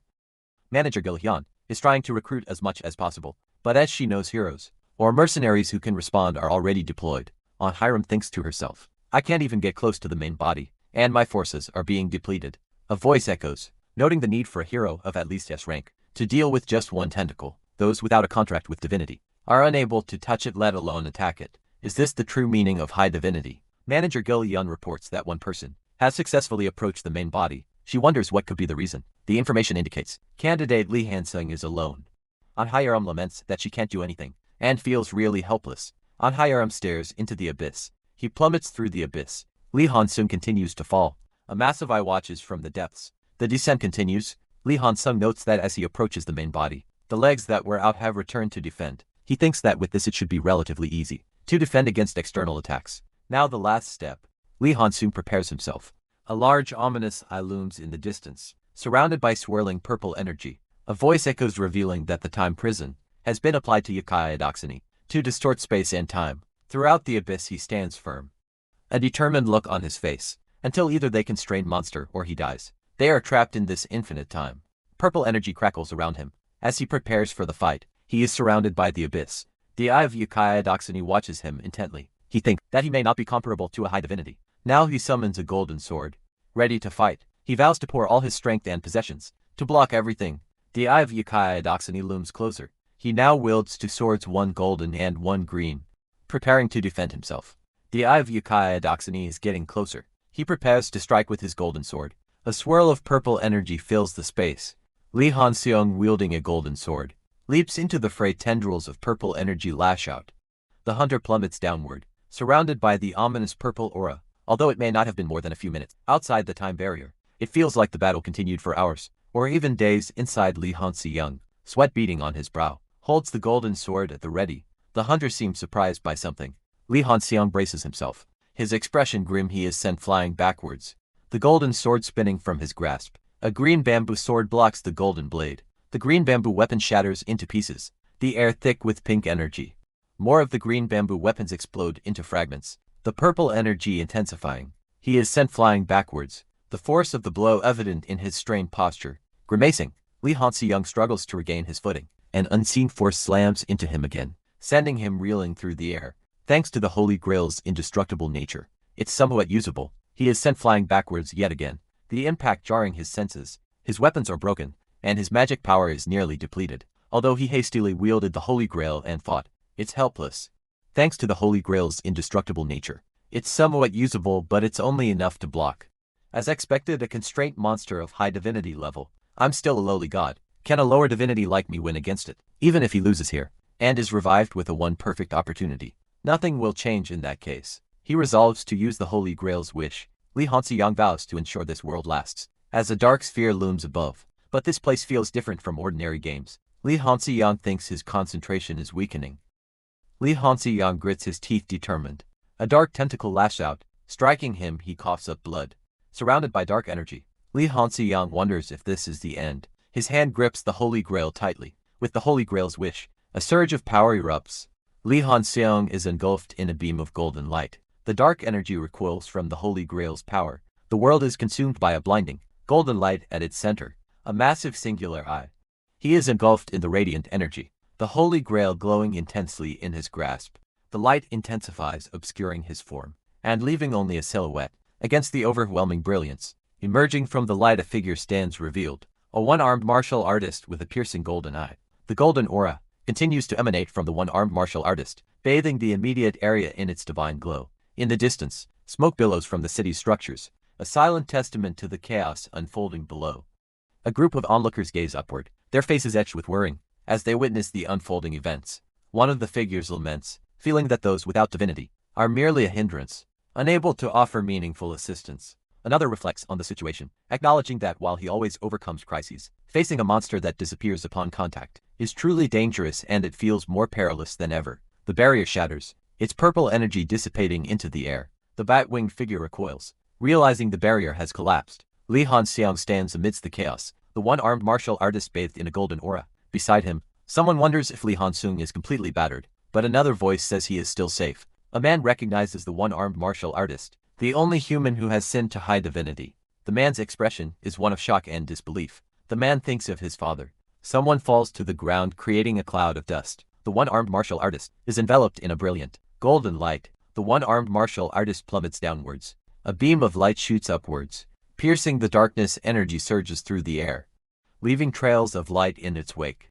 Li Hanxiang lies on the ground, seemingly defeated as the bat-winged figure watches. Scars of the recent monster attack still mar the sky.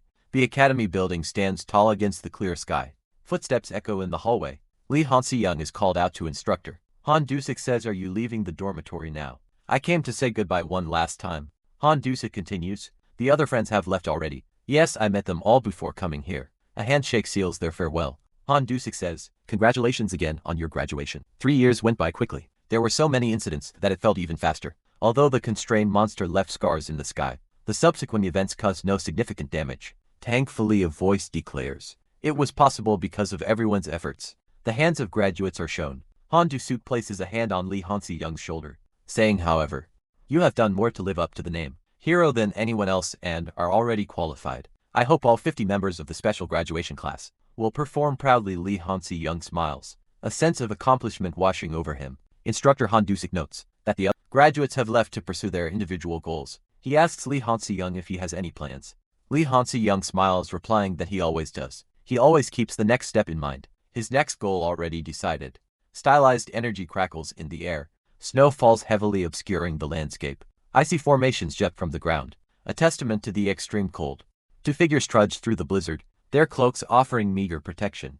The Arctic base looms in the distance, a stark contrast to the desolate surroundings. The figures approach the base, its massive structure dwarfing them. The interior of the base is a maze of corridors and platforms. The group continues their trek, the sounds of the base echoing around them. The voice explained that the territory of the Frost Lich is expanding, becoming a high-ranking monster. After obtaining divinity during the Great Cataclysm, it's already difficult to resupply the Arctic base, and if this continues, the base might be completely cut off from the continent. The voice continues, stating that unless you're a high-level hero, it's impossible to travel around here, adding that it's another problem. The voice explained that the Arctic base has become so large that the population has increased. Since the Great Cataclysm, resupply has been challenging, and there is always a shortage in the food supply. A man's voice speaks to a child, saying that they must be hungry, and asking if they shall go together. A man in a suit gestures towards a child sitting on the floor, a silent offer of assistance hanging in the air. The man in the suit, his face obscured by sunglasses, speaks with a calculated tone. "It's been 3 days since you ate. If you follow me, I'll give you something to eat, and let's leave the Arctic and go to our company. It's much better there wrapped in a brown blanket." The child looks up, a flicker of defiance in his eyes. "My mom told me not to follow strangers who offer things." The man in the suit pauses, a silent beat hanging in the air. He continues, his voice taking on a sharper edge. "Kid, your parents are not here anymore."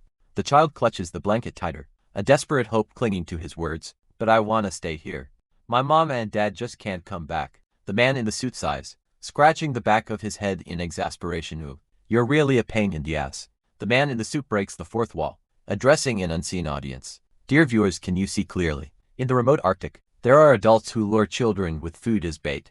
The child's voice rises, laced with anger and fear. "Wait, that guy, what do you know that you dare to talk like that?" A disembodied voice echoes, a question hanging in the frigid air. "Who am I, you ask?" The camera focuses on the child's face, a mixture of fear and determination etched on his features. The man's hand clamps down on the child's arm, a possessive grip that brooked no argument. The child, now identified as Hansong, cries out in alarm, struggling against the man's grasp. Li Hyan strikes a pose, announcing her name. Li Hyan and Leader Li are caught in an explosion of drones, urging viewers to like and subscribe. Leader Li stands in a hallway, Thinking about their YouTube channel, Leader Lee wonders who the others are. Leader Lee reflects on needing to take Lee Ji-song and wonders about the annoying weird guy. Leader Lee recalls that the child was confirmed as a new human and that they should avoid provoking them. A hand presses a button. Leader Lee declares that they need to get rid of the annoying guy.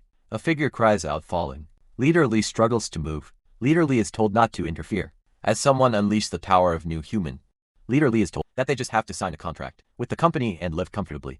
But what they know is a bit different. He states that the Martin Company does not raise new humans and legally contract them. The man in the suit replies, question, if they are trying to forcibly own individuals through various human experiments and brainwashing. An unseen speaker declares that it is useless nonsense. Leader Lee states that this is why he can't like Julia Martin and Martin Company, adding that they are beings filled with malice. Lee states that he doesn't know how much they know, but the man in the suit is suddenly engulfed in flames, declaring that it seems he has to get rid of them. The man in the suit cries out that it's too late. Han-in is present. The man in the suit exclaims in shock. Leader Lee is present. The man in the suit is attacked by a blue energy blast. The man in the suit wonders what hit him, and if it is magic. The man in the suit lies prone on the ground defeated. Lee Ji-song stands over him, his expression unreadable. Lee Ji-song's gaze is intense. Lee Ji-song asks Lee Ji-song, right? The boy replies a yes. Do you happen to know about the Hero Academy in Korea? Lee Ji-song responds, of course. Many famous heroes have come from there. I also wanted to become like them. I came from the academy. If you want, I can take you there. Lee Ji-song continues, however. It will be tough. Do you still want to go to the academy? The boy says, if I become a hero, I can save many people, right? If so, then I want to go to the academy. Lee Ji-song says, okay, let's do that. I'll make it possible for you to enroll this year. The air crackles with an unseen energy. A warning flashes. Frost Lich is approaching. Prepare for battle. The boy's eyes widen in terror. Frost Lich, he is reassured. A hand patting his head. Lee Ji-song tells the boy not to worry, saying that Young will stop it. The boy asks if that's true. Looking up at him, Lee Ji-song explains that the Frost Lich of the Arctic has divinity but assures the boy that it's okay.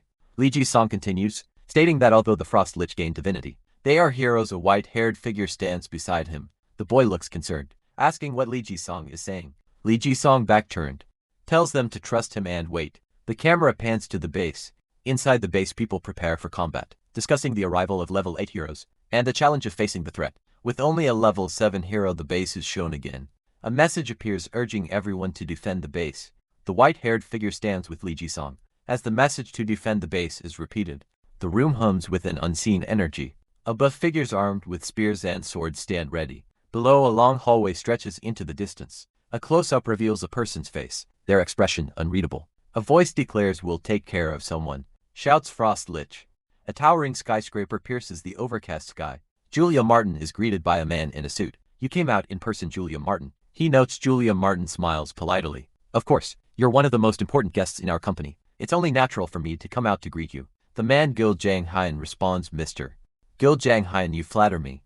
Gil Jang-hyun notes that Gil Sung-hyun did not accompany Julia Martin to the UK. Julia Martin confirms that it turned out that way. Gil Jang-hyun thinks to himself that his brother has distanced himself. Gil Jang-hyun reflects on losing his position as chairman of the Ji-hyun group to Gil Ale-hyun losing his power within Ji-hyun. He thinks that even so, Sung-hyun didn't side with his sister. Gil Ale-hyun, he didn't come to him, who can exert power outside Ji-hyun. Gil Jang-hyun states that he sees, and that it's unfortunate. Julia Martin replies that it's not a big deal, and that he'll realize it soon. Gil Jang-hyun states that it's foolish to stand alone, and that even if he fails, Julia Martin will see that being with him is beneficial. Julia Martin simply replies, right. Gil Jang-hyun states that it's hidden deep inside the building. Unlike its appearance, Gil Jang-hyun continues, stating it's also an essential asset for Martin Company, and a considerable investment from Gil Jang-hyun went into it. A view of the building from the outside.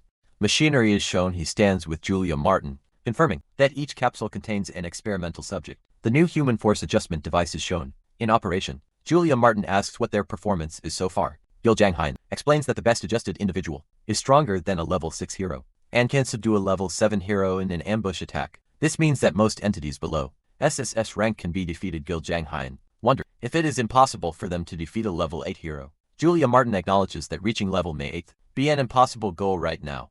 Julia Martin says she understands what he means, and that they will try to speed up the research as much as possible. Julia Martin expresses that it's nice that their talk goes smoothly, and asks to expedite the performance. Meanwhile, the man in the suit reflects that Gil Hyun may have ambition, but she didn't have enough power to control Ji Hyun. He recalls that she took away his position as chairman in an instant and kicked him out of the office. The man in the suit realizes that behind it all, there's Lee Han-sung. He vows to make her regret taking his place. Thinking that Lee Hansung has become level 8, machinery is shown as a voice declares that it will gradually devour everything around them. Lee Hansi-young walks through the icy dungeon with another person. He reflects on sending Lee Jasung to the academy. Unharmed, he steps forward, wondering if the dungeon is completely empty and why no one is here despite the barriers.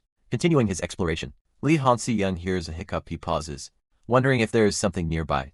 Lee Hansi-young looks towards a light source. The hiccups growing louder. A child with blue scaled skin and horns sits huddled. Possibly a dragon. Lee Hansi-young startles the child, asking if she is alone and where her parents are. The child explains that her mom told her to stay and wait, but it's been a few days since she left and hasn't returned. He wondered aloud if a dragon demon child had truly been left alone for dozens of days. Lily Carvier, surprised, asked how he knew her mother's name was Sigun. Carvier Lee Hansi-young thought to himself about how the game compressed a story that should have taken 10 years into just 7, wondering how much the difficulty level had increased. He considered that if this was true, it meant the war hadn't started yet, and there was a high chance that Sigun was still alive. Lily Carvier asked if he knew her name as well. Lee Hansi-young told her he couldn't guarantee anything, but Lily Carvier, with a hopeful expression, exclaimed that her mom was alright and pleaded with him to find her. Lee Hansi-young, with a determined look, promised to do his best. Turning to Lee Hyan, he declared that he would move alone from now on.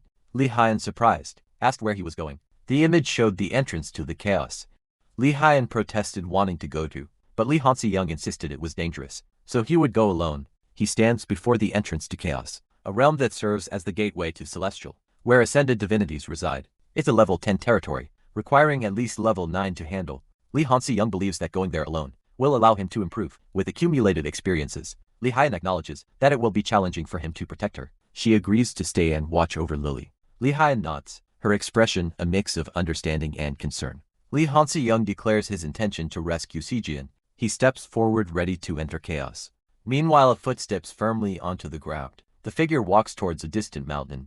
John, who began his training at the famous Tower of Devotion, where he commanded the special forces of Spirit. He's now barely level 6 with an SS rank. John, who is determined not to fall behind everyone. He recalls Hansian's words during their academy days, realizing he needs more practical experience to overcome his current limits. He continued walking, unaware of the danger lurking nearby. Suddenly, Lee Chong-suk is struck, blood blossoming on his chest. A magical circle surrounds him, trapping him in place. Lee Chong-suk glances around, his breath coming in ragged gasps. His destination is still far. He thinks to himself that there was no information about anything of this skill level at the middle ground. He realizes that there are no native monsters or races, and there are no dominant demons either. He wonders if it is a human ambush. A shadowy figure stands behind Lee Chong-suk unnoticed. Lee Chong-suk gasps, realizing someone has been standing there since when. A close-up reveals the shadowy figure's glowing purple eyes. The shadowy figure looms, its form indistinct but menacing.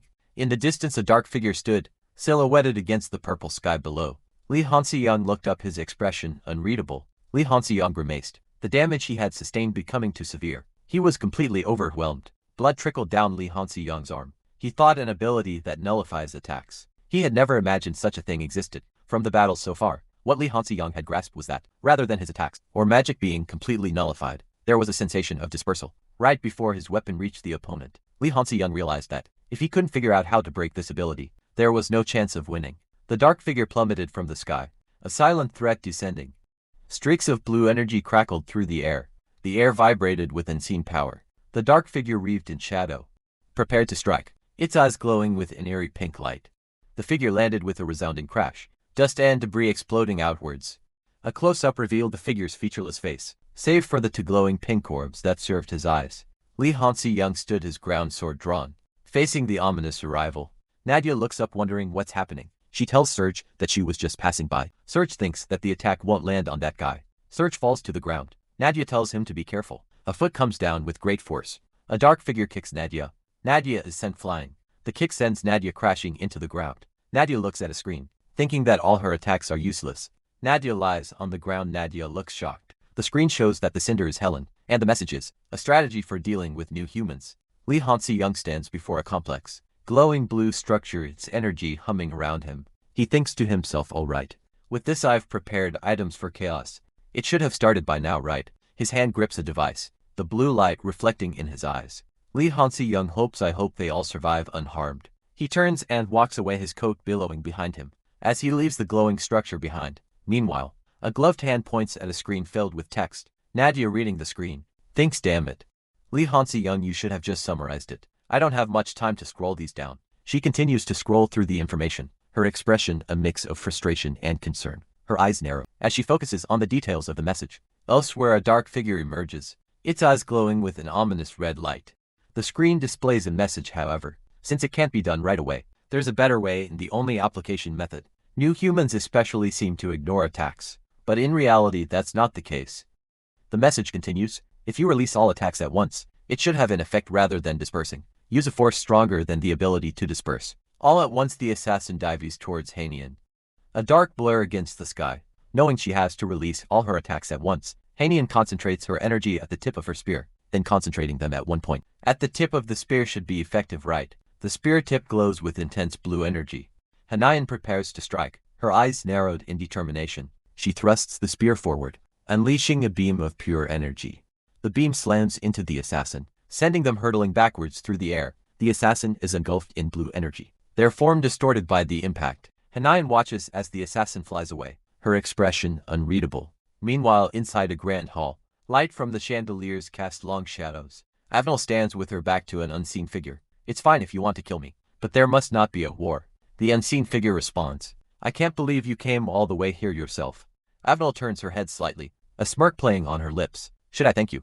And you're quite audacious, I see. Famed Demon Dragon Tribe Lord, declare that one is trying to atone with their own life. Saigon Carvian of the Demon Dragon Tribe asks for forgiveness for their tribe. Fayan explodes, daring her to speak such words. Saigon Carviari questions where the reconciliation is between their Demon Dragon Tribe and fans, and what returned to those who believed in them was the death of their families. Saigon Carviari continues, stating that the massacre, when they escaped chaos and met each other, wasn't caused by the Dragon Demon Tribe, but blames it on the evil deities again. Fayan asks if the deeds are of the evil spirits too. Saigon Carvian insists it truly wasn't them, but Fayan shouts for her to shut her mouth. Fayan asks if Saigon Carvian can believe such nonsense, especially when her daughter died too. Fayan questions if Saigon Carvian is saying the Dragon Demon Tribe ascended to a high-level divinity and was brainwashed by an evil deity of the same level. Saigon Carvier remains silent, her expression unreadable. Fain states that Saigon Carvier knows it's ridiculous and far-fetched and tells her to just die already. A voice booms out telling them to hold on. Fain asks the man in the suit who he is. The man in the suit responds that he can't sense Fan's presence and asks if he is an illusion without substance. He continues, stating that they should call it a visual projection, using the light ability closer to an illusion, since it's visually perceptible, but not exactly an illusion. The man in the suit stands in a wide shot.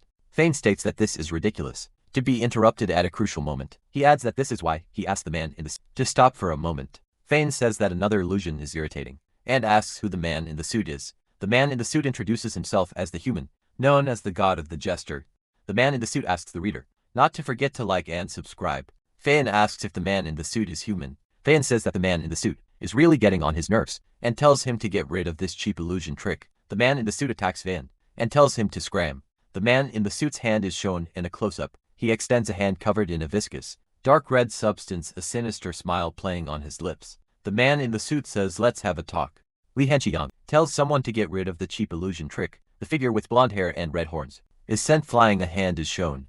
Li Henchiyang says that, instead of launching sudden attacks, Li Henchiyang suggests they have a talk. The figure with blonde hair and red horns continues to fall. Li Henchiyang thinks that even though it was a weak blow, sent carelessly because he let his guard down, he managed to block his magic. The figure with blonde hair and red horns thinks that it seems he's not just a lunatic, and wonders who he is exactly. The figure with blonde hair and red horns asks Li Henchiyang just what he is. Li Henchiyang thinks that he guesses. The figure might not know, since he's only a level 8 human. He introduces himself as Li Henchiyang, famous by the alias the god of the jester, and tells the figure to just remember that much. Li Henchiyang stands next to a blue-haired figure with horns, thinking that more importantly, the figure with blonde hair and red horns thinks that he'll say just one more thing and leave, wondering if he's going to talk about the chaos. He winks, giving a thumbs up and making a finger gun gesture. A figure plummets through a portal. The figure with blonde hair and red horns stands with their back to the viewer. The figure grits their teeth. Looking enraged, the figure exclaims, "A crazy human took C-gun and ran away."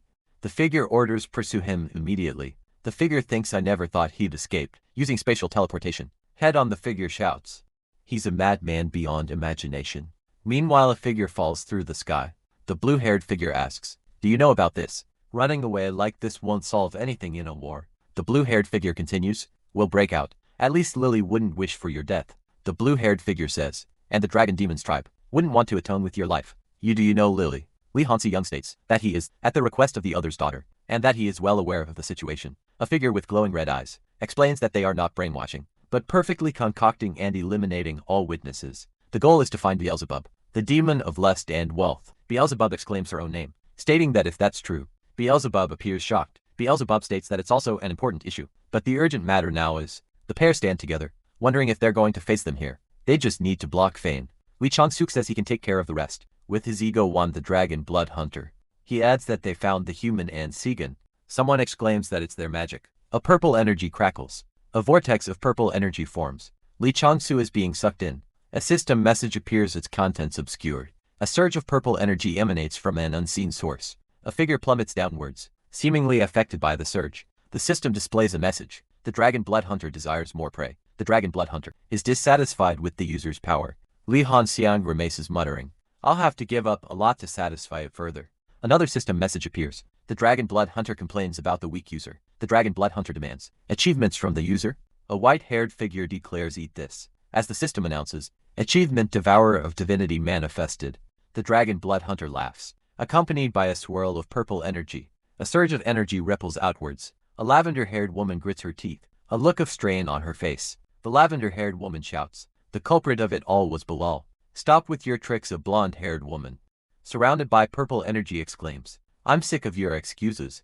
She finds herself surrounded by a swirling purple aura, struggling to maintain her stance. Her feet are planted firmly on the ground, bracing against an unseen force. Fane, standing in the snowy landscape, questions, "What are you doing? Why are you stopping?" A voice declares, "I have one last request." Belio clutches her chest, her expression strained, but before that, just once, she insists. "Let me investigate." Belio. Fane raises a hand, his expression serious. "Is there something happening? Can you prove it?" Belio responds, "I was ready to die when I came to see. Even if you kill me, please observe until the end and judge for yourself." Fane asks, "Do you trust that human? You won't regret it." Li Hansi-young, wielding a wand, declares, "Listen to me.